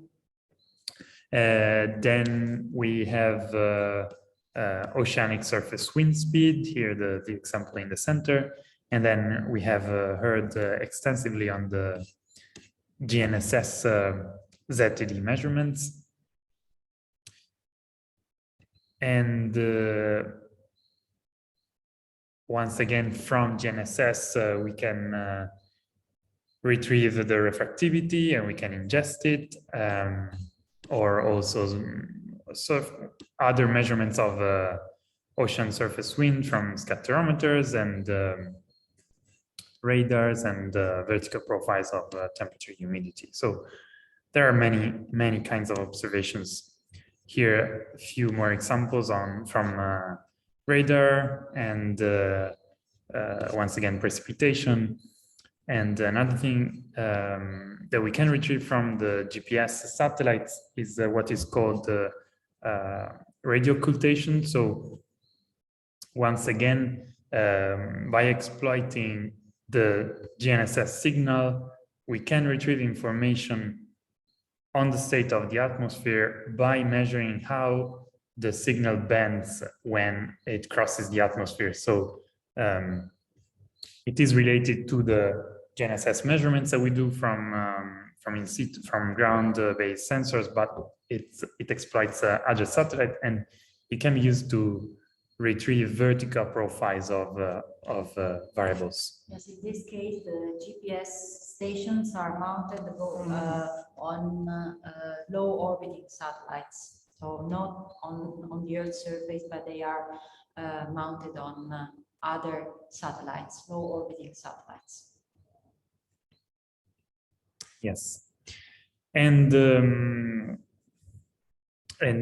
yes, so we were saying the radiance is an important variable. So there are nowadays many satellites that observe this. Here I just put a link where you can have a look at the list of many of those satellites. They are operated by many different agencies. And just to discuss an example, so let's have a closer look to the physics of this quantity, just to give you an idea of what we need to implement in the famous observation operator that we mentioned a few times. So once again, we are trying to make the observation talk to the model and vice versa. So we need to convert the observations in something that the model can handle. So now we're thinking of the radiance, which is the amount of energy per unit area, per unit time, per unit side angle emitted at a certain wavelength. And it is related to the atmospheric state, because basically the atmosphere partially absorbs this energy. So if we consider the interaction between this electromagnetic signal with matter, we can think of a certain quantity of energy arriving at a specific surface. So we have a material here. We have this amount of energy that impacts this material, and the quantity and a certain fraction of this will be absorbed by the material. And this quantity of this fraction of energy is proportional to an absorption coefficient. So we write this in this way. So we write the fraction of energy absorbed to be proportional to this coefficient, to the initial quantity of energy, so the energy that is arriving, and this is proportional to the thickness of the material itself. So if we put this together, we find an exponential decaying law. So basically, what we're saying now is simply that the atmosphere, and we will need the different absorption coefficients for clouds, for aerosols, which will also depend on the wavelength of the signal. But we're saying that a certain amount of mass absorbs a certain amount of energy.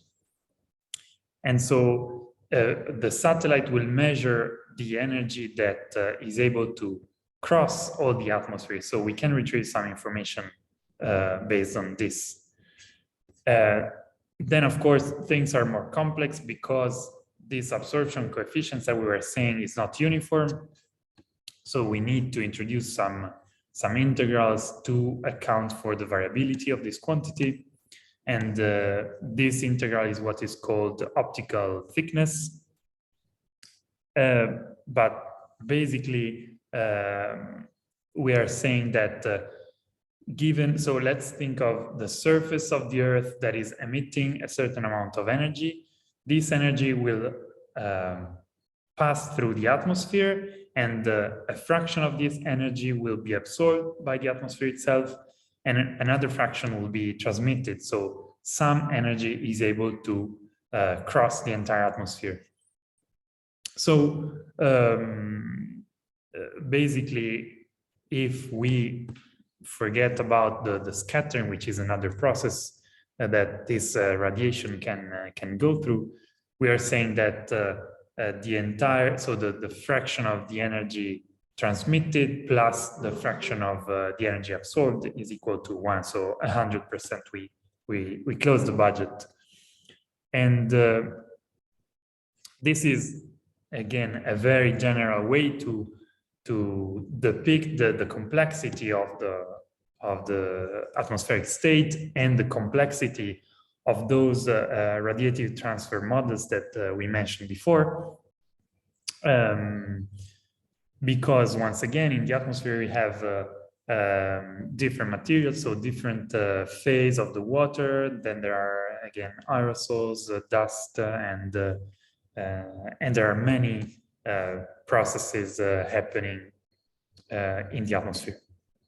So yes, this was an example, but I think it's important to see this in this session, because so the problem with data assimilation is not simply related to the statistics and the mathematics we were talking about before, but it also has to include the physics to really link observations and models. I hope that this is clear.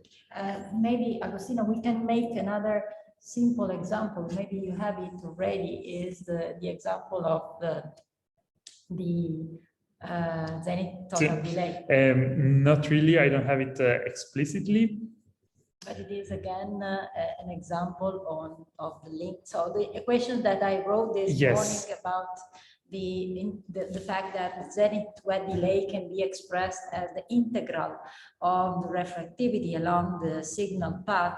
Well, again, refractivity can be expressed in terms of some atmospheric variables like the temperature, the pressure of water vapor. So the integral of n is expressed in terms of partial pressure of the water vapor, pressure of the atmosphere, etc., is exactly this H, so the operator that transforms the model background variable into the space of the observation. So you have a model that which is not linear at all, not a linear function of the model of the atmospheric variables, but is expressed in terms of an integral of a function that is a non-linear function of those variables. Yes, that's another very relevant example. And okay, so this is another schematic of how the WRF code, so the WRF DA code deals with observation. We're not going to discuss about this in details because this is very specific to the model, but this is to say that the code itself is already prepared to assimilate all these kind of observations. So there are some of those observations that are available online from American websites, and you'll find all these details in the WRF-DA documentation. And yes, the code already has all the routines to read the data and convert them in a way that the WRF-DA code is then able to use them in the data simulation. So there are quite a number of steps, as you can see from the schematic, but the code is very well developed. So I invite you to have a look at the documentation for more details. And okay, let's check if there are questions, because then we have this part on the, so we will do a little bit of theory again, trying to clarify some parts. So I don't know if there are questions on the observation. Not yet, so feel free to write them in the chat in case. But if there are no questions now, we'll keep going.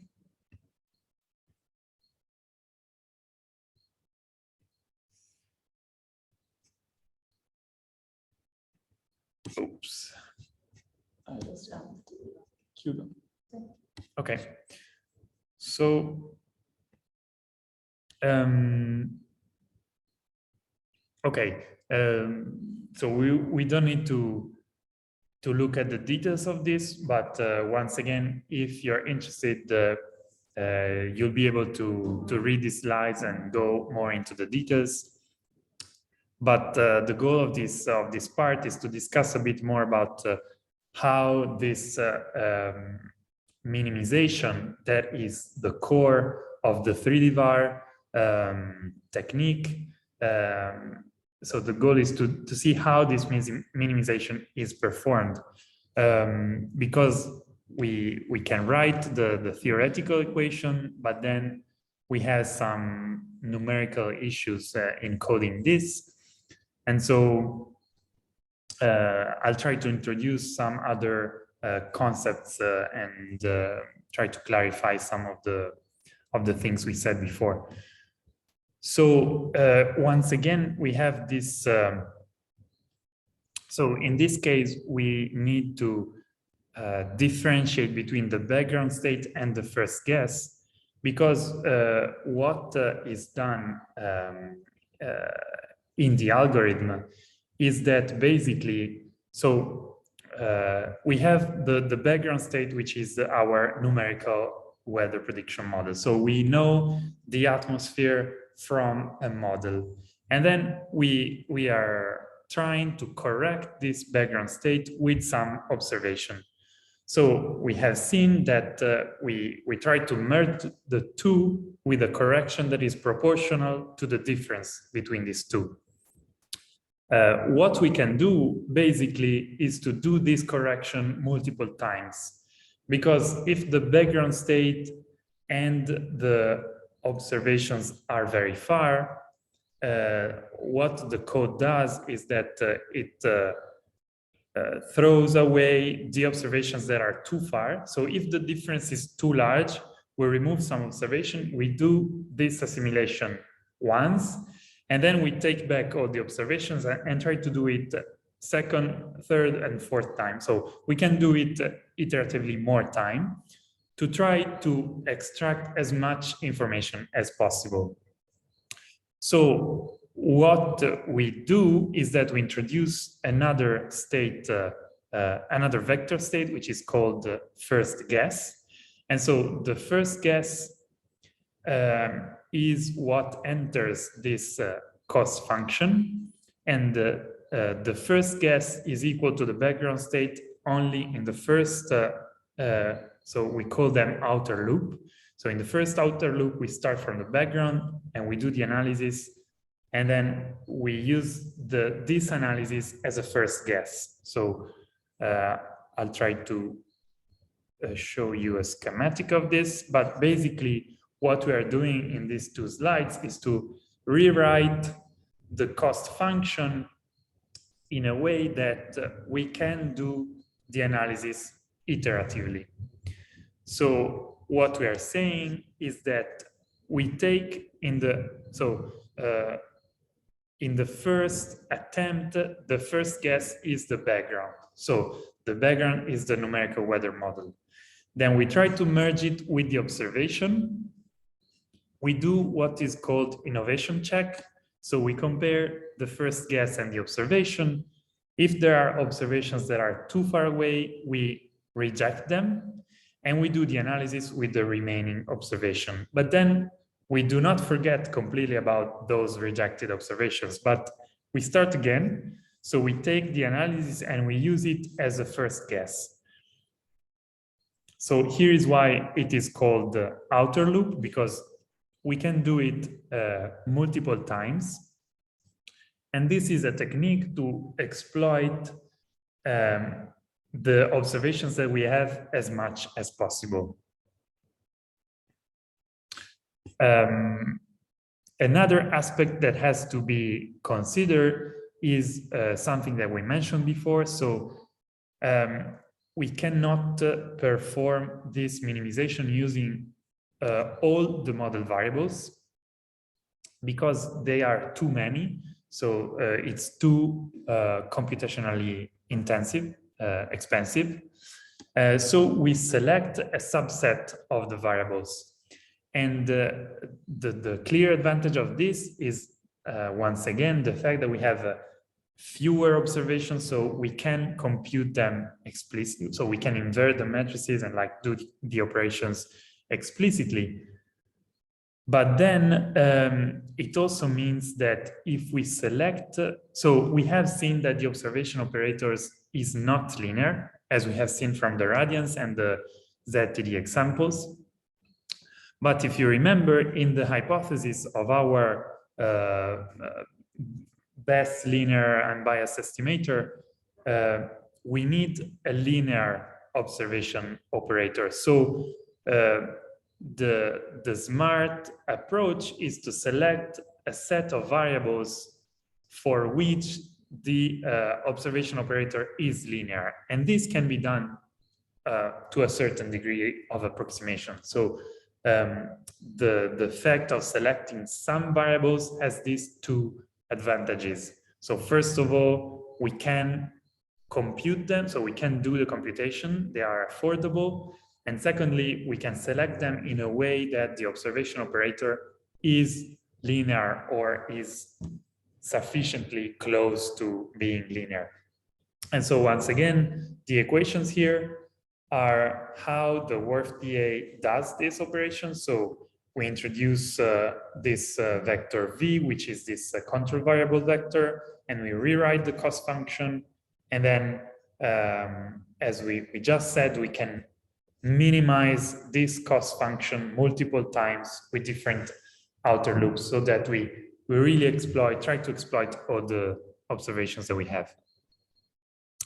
And once again, we can write the gradient of the cost function, set it to 0, and then there are numerical algorithms that are implemented to do this calculation. And we can write down the solution in this other with these other variables.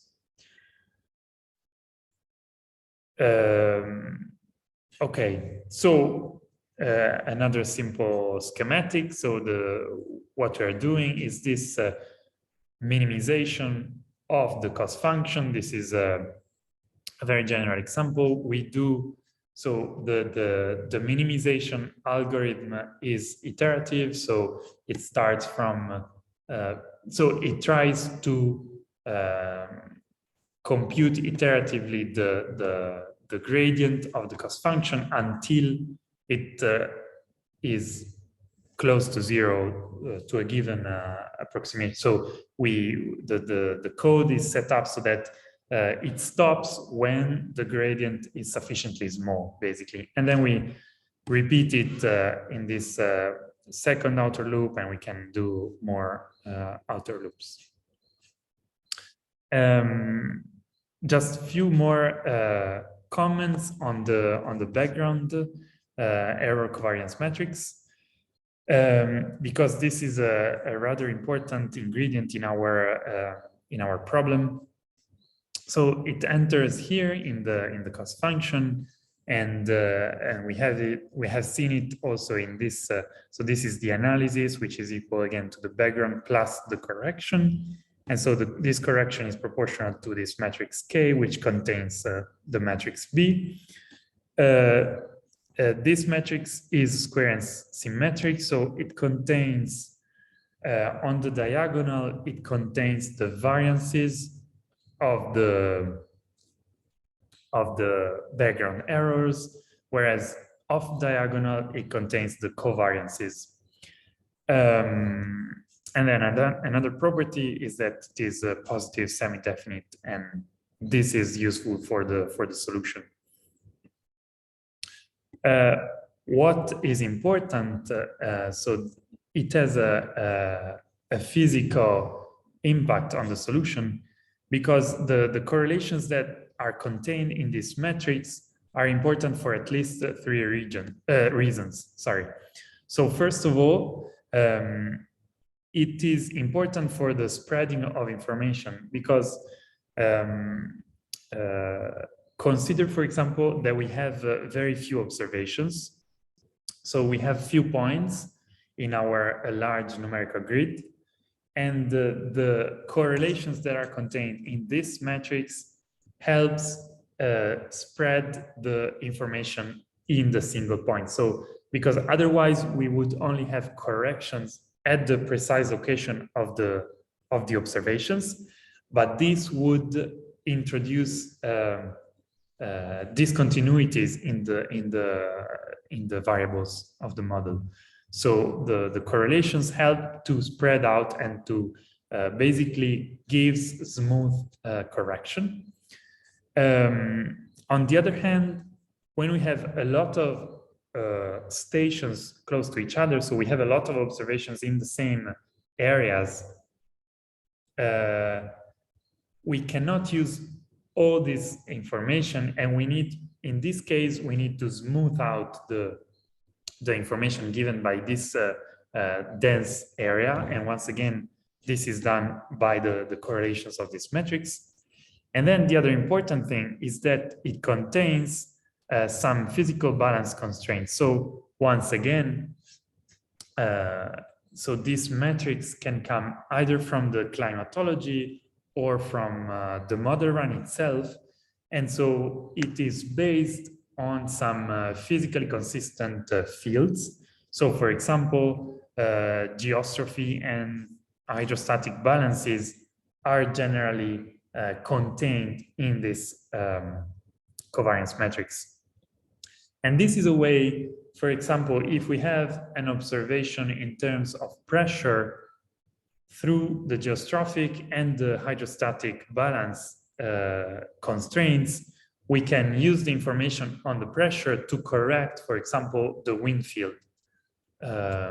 So it's a way to to physically spread the information that we have from a single observation to other variables.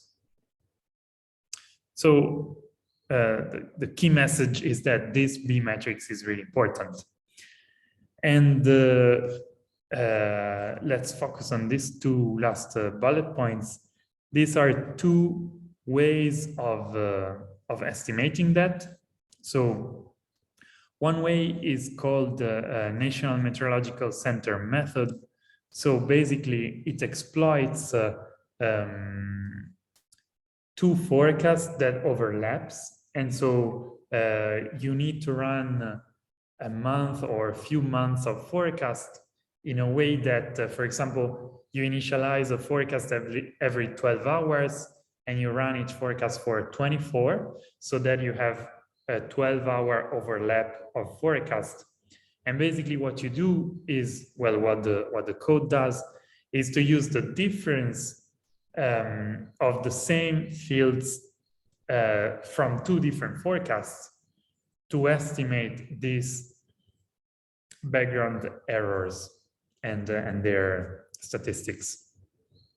The other approach that we mentioned before in the ensemble technique is to use an ensemble of forecasts. So once again, we look for the difference between the ensemble mean and an ensemble member, and we compute these covariances using the difference between a single member and the ensemble mean, and we compute the statistics, because that's what we need to populate this matrix.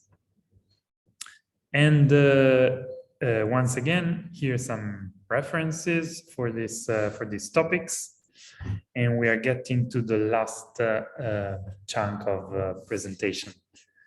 I see there is a question.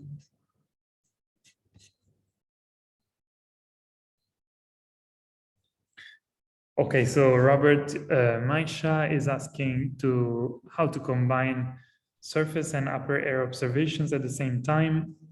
Okay,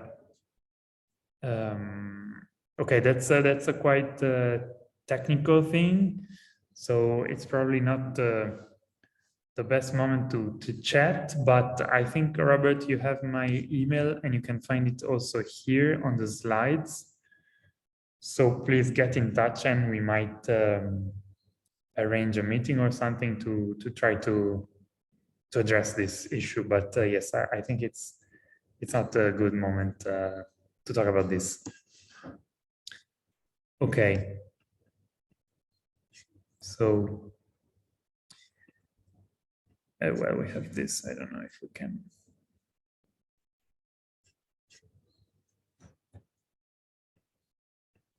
Remove that.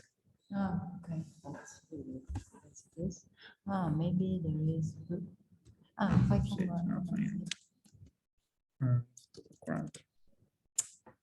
Fine. I don't know what is it.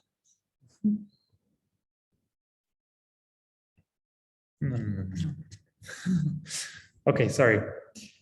That's okay. So.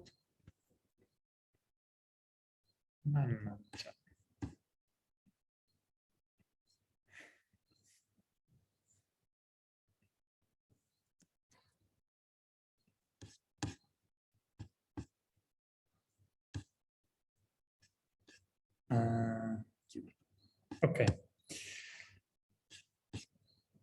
Okay, so the last my last presentation is about some works that we did, some preliminary works to perform data simulation experiments in Africa. So I will not present results on data simulation experiments in Africa because they are ongoing. We're also having some issues, so it's still an ongoing work. I thought it might be interesting for this audience to have a look at these two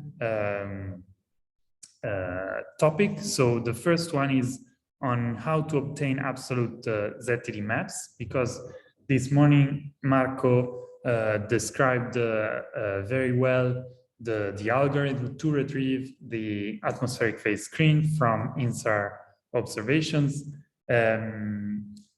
But there is a last step. So to get absolute ZTD map, we need an external source of information. So I'll briefly describe you some work that we did within the TWIGA project to compare different methods to obtain this. And then I'll also briefly talk to you about some sensitivity experiments that we ran with the WRF model to the planetary boundary layer and the microphysical schemes in terms of heavy rainfall events. So I hope this is of interest. Agostino, can I add something? Yes. On the generation of absolute ZTD maps? Why it is necessary for data simulation? Because what data simulation is currently able to do is to assimilate absolute values. So the one it is prepared, or it works on GNSS data, and GNSS data are absolute zenith total delay. So while from SAR we have differences of zenith total delay between two different epochs, the master and the slave epochs. So what we need to do if we want to assimilate those data into a numerical weather prediction model is to make them similar to GNSS observations. And those data will be, although they are maps, so although the ZTD in the provided by SAR data are for sure spatially correlated, more than okay, you can assume that for the GNSS data, the spatial correlation is zero because the stations are far apart to one another. In the case of the ZTD maps derived from SAR, this is not true. But this is something that we discussed this morning also with following one of the the questions by Nico. For the ZTD maps, this correlation is there, and we simply disregard that there is this correlation. So what we have to do is not only to make the SAR maps absolute, but also we have to, in some way, under sample, reduce their spatial resolution, because we are not able to assimilate them as correlated maps. So because we assimilate them as single point, as if you have a very gridded distribution of GNSS station. Okay. Sorry. Yes, no, thank you, Joanna. That's exactly the starting point of this work. So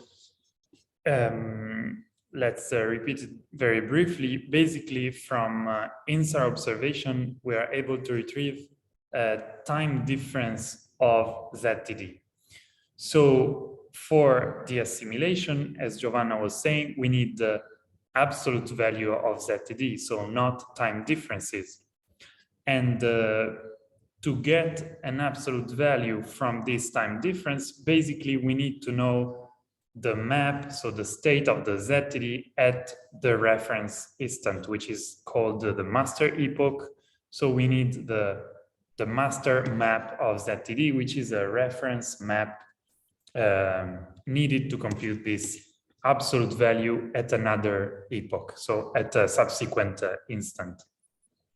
So in the literature, there are various examples of these techniques. So people have tried to use reanalysis data, numerical model data, satellite images, numerical models with some form of data assimilation, or also GACOS, which Marco already introduced this morning, which is an iterative method that exploits a numerical model and it corrects it to include the dependence of ZTD on height. So there is, as we have seen this morning, there is this hydrostatic term in the ZTD, which depends on the surface pressure, which is basically the mass of the atmosphere, so the mass of the atmospheric column. So this is directly related to the height of the atmospheric column, which depends on the altitude, so on the orography of the place where we are. So basically, there are multiple methods to estimate this master map. And what we did in this work, which is referenced here, you can find the link, is to compare some of this method to see which one works better. And we did it in northern Italy because we had a larger data set to do this comparison. So once again, Marco showed some example this morning from this data set. And basically, we tried to compare this GACOS, some WRF numerical model output, and some 3D VAR outputs, where we assimilated GNSS ZTD in the model to try to get a better estimate of the atmospheric state. Here you see the numerical domains of our WRF experiments to the left, and to the right you see the GNSS stations that we considered. The area we're looking at is right here in northern Italy, so this blue rectangle. And then again, the red rectangle is the GACOS area that we considered, and the black rectangle is the INSAR footprint. So we have this many data set over the same area, and we simply compared that in a systematic way to see which one was performing better. So here I'm showing just the time series of the first panel is the spatial mean of the wet delay. So those are data from the GNSS stations. And what we can see is that, so this goes from January to end of November. So basically 1 year of data. And we see that in summer, so we are in the Northern Hemisphere, so summer is June, July, August, we have an increase of water vapor. And keep this in mind because this will come back in the following. So what I'm showing you here is simply, in the first panel is the spatial bias. So we consider a model, and we computed the bias with respect to the GNSS, which we consider as a ground truth. So in blue symbol, we have GACOS with respect to GNSS. Sorry, and in green, we have the 3D VAR in this figure. And so we see the spatial mean for the two products is not very different. 0 is here, so 0 would be very good. In general, we see the 3D VAR has a slightly larger negative bias. And then we can kind of see a sort of seasonal cycle, but it's not very strong. It's clear when we look at the second moment, so we can compute the standard deviation in space. So once again, we take the difference of a given model, so GACOS or 3D VAR, with respect to the GNSS data, and we compute the residual with respect to the mean, the square, and so it's a standard computation of that's a standard deviation. And we see this standard deviation, we see that it increases in summer because physically we have seen there is more water vapor and there is also more variability. So basically what we are seeing is the fact that the models struggles in reproducing well the distribution of water vapor.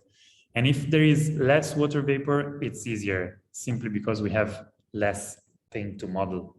That's interpretation. And here we see that 3D VAR is doing a bit worse than GACOS because the standard deviation is higher. So we are making a larger error. Let's put it this way. So yes, here we see that in summer the skills of all models decrease, so we make larger errors. Then we can focus on a subset of data. So if we focus on this period of the year, which is represented in the figure on the left, here we are considering other data. So here is the legend. Basically, what we are comparing here is the effect of the 3D VAR and the effect of a correction due to the difference in height between the observations, so the receivers and the model. So let me explain you this a bit more in details. So we consider these two red dots are the true position of the stations.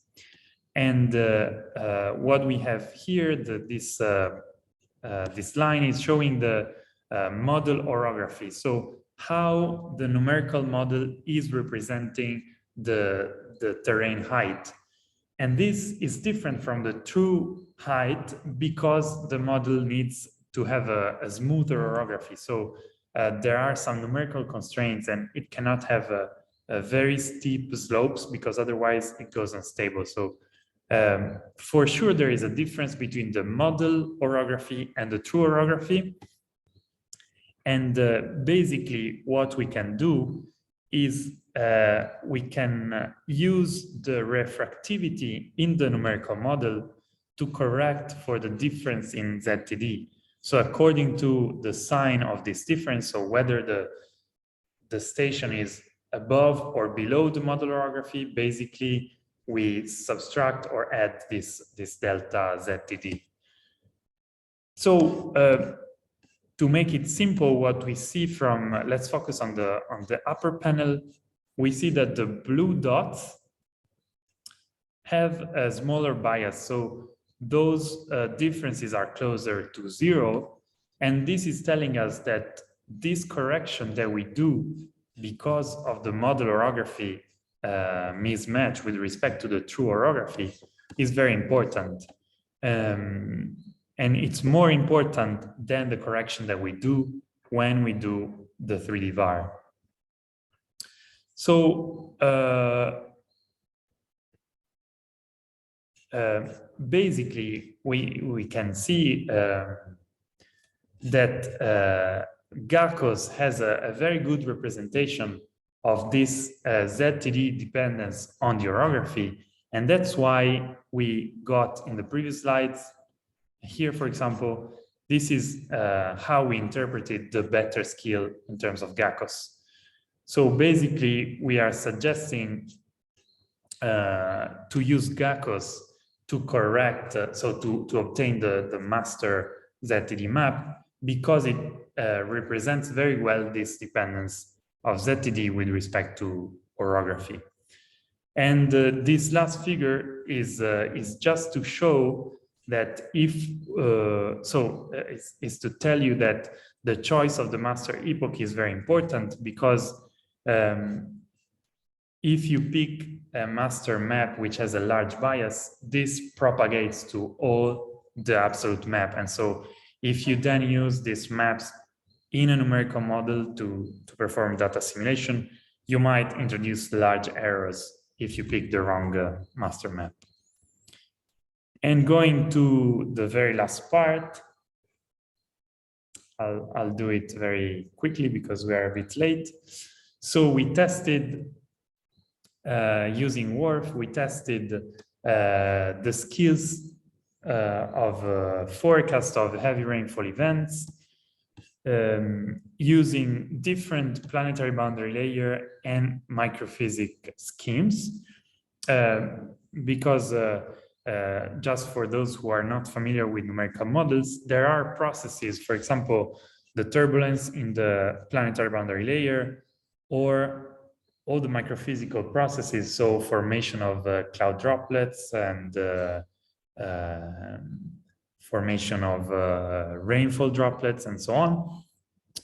So those processes are represented in the model through parametrizations, because the model cannot explicitly solve the equation for them. So there are, let's say, simplified schemes to have these processes, and they can result in rather large differences in the forecast. So we tested the model to find the best parametrizations for 3 heavy rainfall events. So we consider 2 events in South Africa and 1 event in the Kenyan-Ugandan area. And I forgot to mention that this work was performed with colleagues from the South African Weather Service and the Kenyan Meteorological Department. And so very briefly, here is a general description of, an introductory descriptions of the parametrizations we used. And just to show you a bit what we did, I considered one of the events that we studied. So this is an event that took place in March 2018 in South Africa. In the audience, there are people that are more expert than me in this. So just to tell you that the synoptic conditions show us this cutoff flow in the 500 hectopascal map here in the lowermost panel, and here in the surface, so 850, so closer to the surface, we see this ridging height. And these are conditions that are known to promote heavy rainfall in this area. And here I'm showing you a daily map of cloud top temperature. The first panel is from satellite data, just to show you that this event had this kind of synoptic scale cloud band. And we can see the outputs. So to the right, the 6 panels are showing you the same quantity with this different combination of schemes. So the first row has the same microphysical schemes, and the different columns have the same planetary boundary layer. So we see basically that the first row panels are very similar, meaning that it is the microphysics that have a larger impact on this quantity, which is reasonable because microphysics control really the cloud formation. And so here we are looking at cloud top temperature. So microphysics is more important for this quantity. And this is to show you that the planetary boundary layer instead has an impact in the low level moisture. So the panel shows you a comparison of the model data. So the colored lines comes from the different model configurations, and the black dots are observed radio soundings data. And so let's see, for example, the middle panel is showing the specific humidity. And we see that these two lines, which have the same planetary boundary layer, simulate an excess of low-level moisture. And this is due to larger surface latent heat flux, which result in higher CAPE, and this generates spurious rainfall. So I'm not showing you all these things here in this slide, but you can have a look at the paper. But this is what we found. So this specific planetary boundary layer scheme produces stronger evaporation, larger low-level moisture, so more unstable air column, and it is easier to produce rainfall here. And then we also did some quantitative validation of the rainfall field through this mode technique. So once again, you're invited to read the paper or just get in touch to have more details. But basically, we can isolate objects in the rainfall field by setting a threshold on the accumulated rainfall. And then we can compute some geometrical parameters. So we can compare the observed field, which is shown here with the black line, and the modeled object, which is the orange patch. And so we can compute, for example, the difference in the centroid or their angle, how they are oriented. And we can see based on this, we have some metrics that tell us which one is the optimal scheme. And we find basically that non-local turbulent schemes have better skills. And that's it. So here is a list of summary, but as I'm late, I'll just leave it there. So with this, I am done, and thank you. Let's see if there are questions. Yes, so feel free to ask, or once again, just drop me an email. You'll have my address, or through Giovanna and Frank. So do not hesitate to get in touch and for anything, clarification or comments or questions. Let's stop. Okay, so thank you, Agostino. So I think that we are tired at this time, but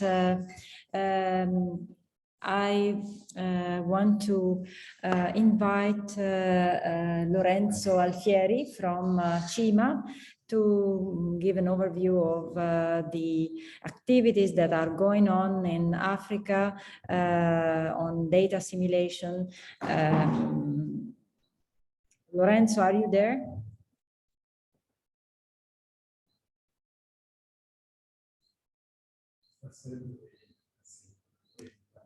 I don't find it. Okay. Unmute me. Okay, let me see if I'm able to do Seconda riga, here.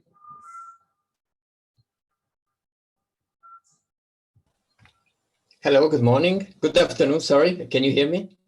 Yes, yes, we can. Okay, great. Yeah, I had some problem with the, I couldn't unmute myself. Okay, so I'm going to share my screen and start the presentation. Please confirm if you can see that. Yes, we can. Okay, so thank you very much for inviting my group at CIMA to show a bit of our activities. It's not strictly related to data simulation, but it is with regard to the prediction of extreme precipitation, extreme events in general in Africa. So I'm going to present a bit these activities on a project, which is basically the flagship project of UNDRR in Africa. So it's a very important one. It's a big project, which involves CIMA for the main partner implementing partner. So in terms of the scientific implementation, and also some key African partners, such as the African Union, ICPAC, and also ACMAD. So this presentation is about developing impact-based multi-hazard forecasting for the African continent. And below I also put the logos of the donors. So to introduce a bit this project, the goal is to develop an African multi-hazard early warning and action system for disaster risk reduction for the entire of Africa. It's a quite ambitious project, which involves a number of key activities. So first is the design of legal and institutional framework for the whole project, because it needs the coordination at different steps between African Union Commission, the regional economic communities, and then of course the member states. So you can see on the top right an image from the conference that was held in Nairobi last October, where all the African member states were present and represented. Also, we set up a situation room with 24/7 operation and standard operating procedures. So in the first year of project, we set up already 3 situation rooms. You can see in the bottom right a photo of the one in Addis Ababa at the IUC premises. There is also one in Nairobi and one in at ACMAT. And also we are developing operational tools for monitoring and forecasting extreme hydrometeorological events, which is what I'm going to present later in this presentation. And then this product goes into regular bulletins for hazard monitoring and forecasting. Finally, we are also, as among the key activities are capacity development for staff and experts from member states and RECs. So regarding the hazard that we are considering in the multi-hazard bulletin, some of them are developed by CIMA, some others are developed from state-of-the-art models or systems that are available. For example, discharge forecasts are taken from the Global Flood Awareness System. So it's a system for flood forecasting and early warning developed by the European Commission. It provides 30-day forecast, but we take only the first 5 days of discharge forecast. And we compute threshold exceedance analysis for different return periods, which are also provided by the GRC. And we link these exceedances to inundation maps, also provided by the GRC model, so it's consistent, which are at final resolution at 1 kilometer. So here you can see an example for the floods that occurred in Uganda last month, the beginning of May, that were relatively well predicted by the GLOFAS forecast. Among the other hazards that we consider are windstorm and extreme precipitation. Those are computed daily from the latest GFS forecast. This is a first step of the system, although we aim for a multi-model ensemble. So these are classified into warning levels depending on predefined thresholds. So for precipitation, we compute maximum 24-hour cumulations for the next 5 days or the next 5 days. And these are taken from a long-term satellite data set. So these thresholds are computed with extreme value analysis and are linked to annual probability of exceedance, typically of 2, 5, and 20 years return period. So the idea is to classify them into hazard alerts. Then for wind, it was, we couldn't find suitable data to estimate extreme value statistics. So the thresholds in this case are based on published research and typically refer to values which have a physical meaning in terms of especially producing impacts, which is what we aim to estimate in this project. So how are this information combined to produce impact estimates? So basically, one of the challenges of this project, and we were requested for, was to develop a multi-hazard early warning system where the warning levels are representative of the level of response needed, and particularly to be able to discretize and prioritize whether a nation could cope with some hazard or if that requires a regional or even a continental support. So we developed this system, which is based on relative and absolute impact estimates, where the risk is computed as a product of hazard, exposure, vulnerability, and lack of coping capacity. And this is computed at administrative level. In particular, we're using admin 1 level, so sub-country level for the entire Africa. And that corresponds to the absolute impact. And this is also, this is then divided by the total exposure for each administrative level. Now, as a key exposure layer for this type of classification, we took the population density as we considered it as the most representative for sending impacts. And as you can see in the table, we classified all forecasts on the basis of both relative and absolute impact threshold exceedance. So for example, if in a certain forecast more than 50,000 people are forecasted to be impacted, and that is more than 5% of the administrative level population, that will be a continental level, and so on for smaller events. And this is again the example of the Ugandan floods, where you can see the population density as exposure, here the inundation maps for the case of river flooding, and then we use the inform risk index for the lack of coping capacity. And here is an example of the results that we use in terms of categorization of event. Well, all this information is produced every day, but twice per week, some consultant at AUC and also at collaborating partners produce a multi-hazard forecasting and early warning bulletin, which is we call the Continental Watch, which gives an overview at admin 1 level for the whole of Africa of extreme precipitation, windstorms, and river floods, plus a multi-hazard assessment, which reports on the worst hazard, on the worst warning level reported. Also, we have another type of document, which is called Event Situation Report, which is meant to report on ongoing and recent events, so to inform the African Union Commission, also the member states, of relevant events and their impact, and also about possible evolution in the future. As a part of the task, CIMA is also required in this project to produce a dedicated flood probabilistic operative forecasting system for the Greater Horn of Africa. And this is a bit a summary of the setup of the system that we are developing.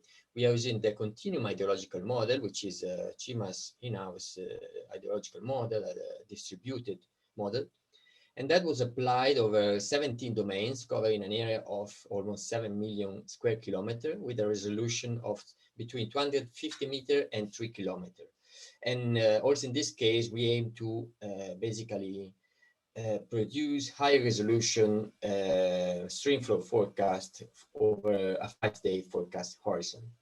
Now, one of the challenges for this area was to find suitable discharge observation to improve the model calibration and also better estimate possible extreme events. Well, all the information that is produced is then shown by the MIDE-WETA visualization interface. That's a geospatial visualization platform developed by CIMA in collaboration with the Italian Civil Protection, and provides a single point of access to environmental information for hazard monitoring, early warning, and for supporting forecasters and decision making in disaster risk management. And basically, this interface is able to show really a lot of a wide range of data, including point observation, satellite data, forecast, reanalysis, static data, exposure data, and also, as you can see, point information, including forecast and probabilistic forecast as well. So it's really a useful tool where we try to put all the data that is produced, but also data coming from external providers. So to give really the forecasters on duty a good overview of all events ongoing and upcoming. Now let's come to the ongoing and future work in this regarding this project. Well, we definitely want to include additional hazards, and first of all, it is drought, because it's been reported as having one of the worst consequences in many parts of Africa. Another request was to produce a multi-language version of the bulletin, which is not trivial because the Continental Watch need to be issued with a very timely manner, so within a few hours from the availability of forecast, and this needs to be available in all the 4 languages of the African Union Commission, so English, French, Arabic, and Portuguese. So we are implementing a semi-automated translation of this with the possibility of the officer on duty to check and improve it. Then the system is running at CIMA, but will be soon transferred to the African partners, so to improve their autonomy to run this system. We are performing, we'll keep performing training, including training of trainers and training to the member states and the regional economic team. We also need to set up additional situation rooms, ideally in all the regional economic communities. And so for this year, we have foreseen the development and the setup of 2 additional situation room, one in Botswana and the other in Niger. And with this, I think I have concluded. So I'm happy to take questions in case there are any, or please contact me at my address shown here. Thank you. Well, thank you, Lorenzo. I don't know if there are questions.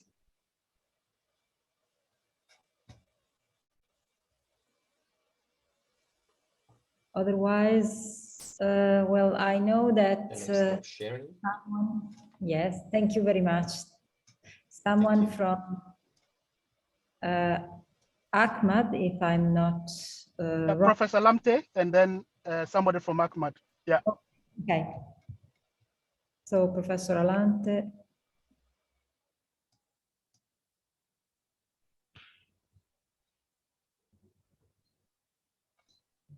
Oh, there is a question from Nico. Nico? Thank you, Giovanna, but shouldn't we let the other colleagues speak first? Or do you want me to go ahead? Ah, okay. Yes, yes, we can. I thought that it was of general interest, but yes, we can close this session here and just have more an internal conversation with the partners of Ahmad. So if there are no questions up to now, I thank you all for participating to this webinar. I hope that we were able to meet your expectations. In some cases, we were probably too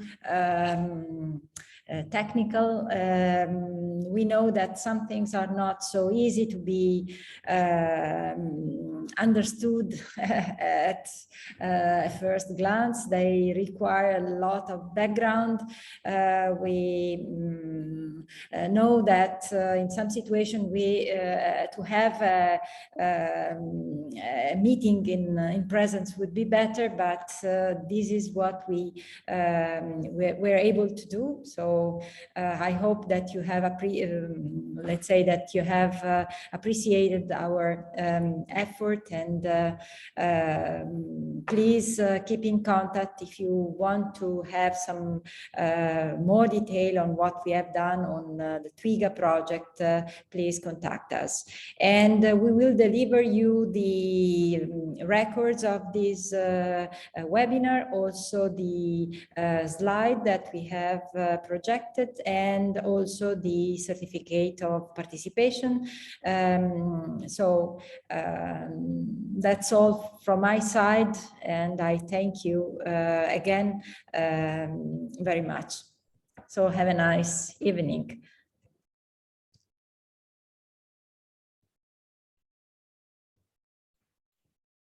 Okay. Thank you.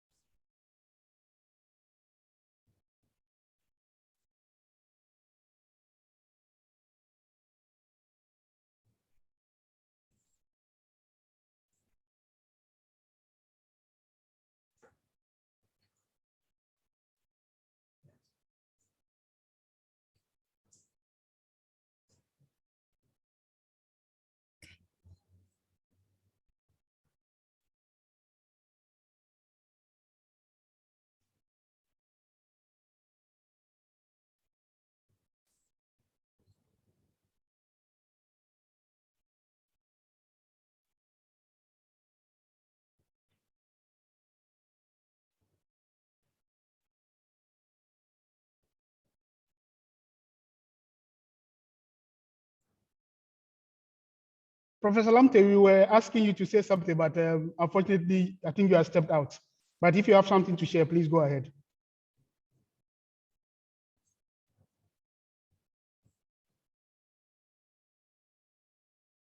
No,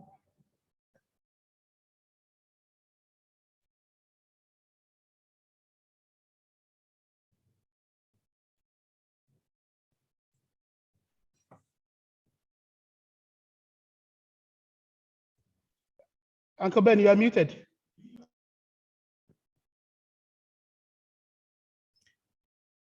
So, which means you still want me to say something, right? Yeah, definitely. You cannot attend this meeting and not say something. Okay. I think this workshop is in the right direction. You can stop the recording, right? Sorry, Professor Langley. Frank, we have yes, to. I'll stop the recording, yes. Okay.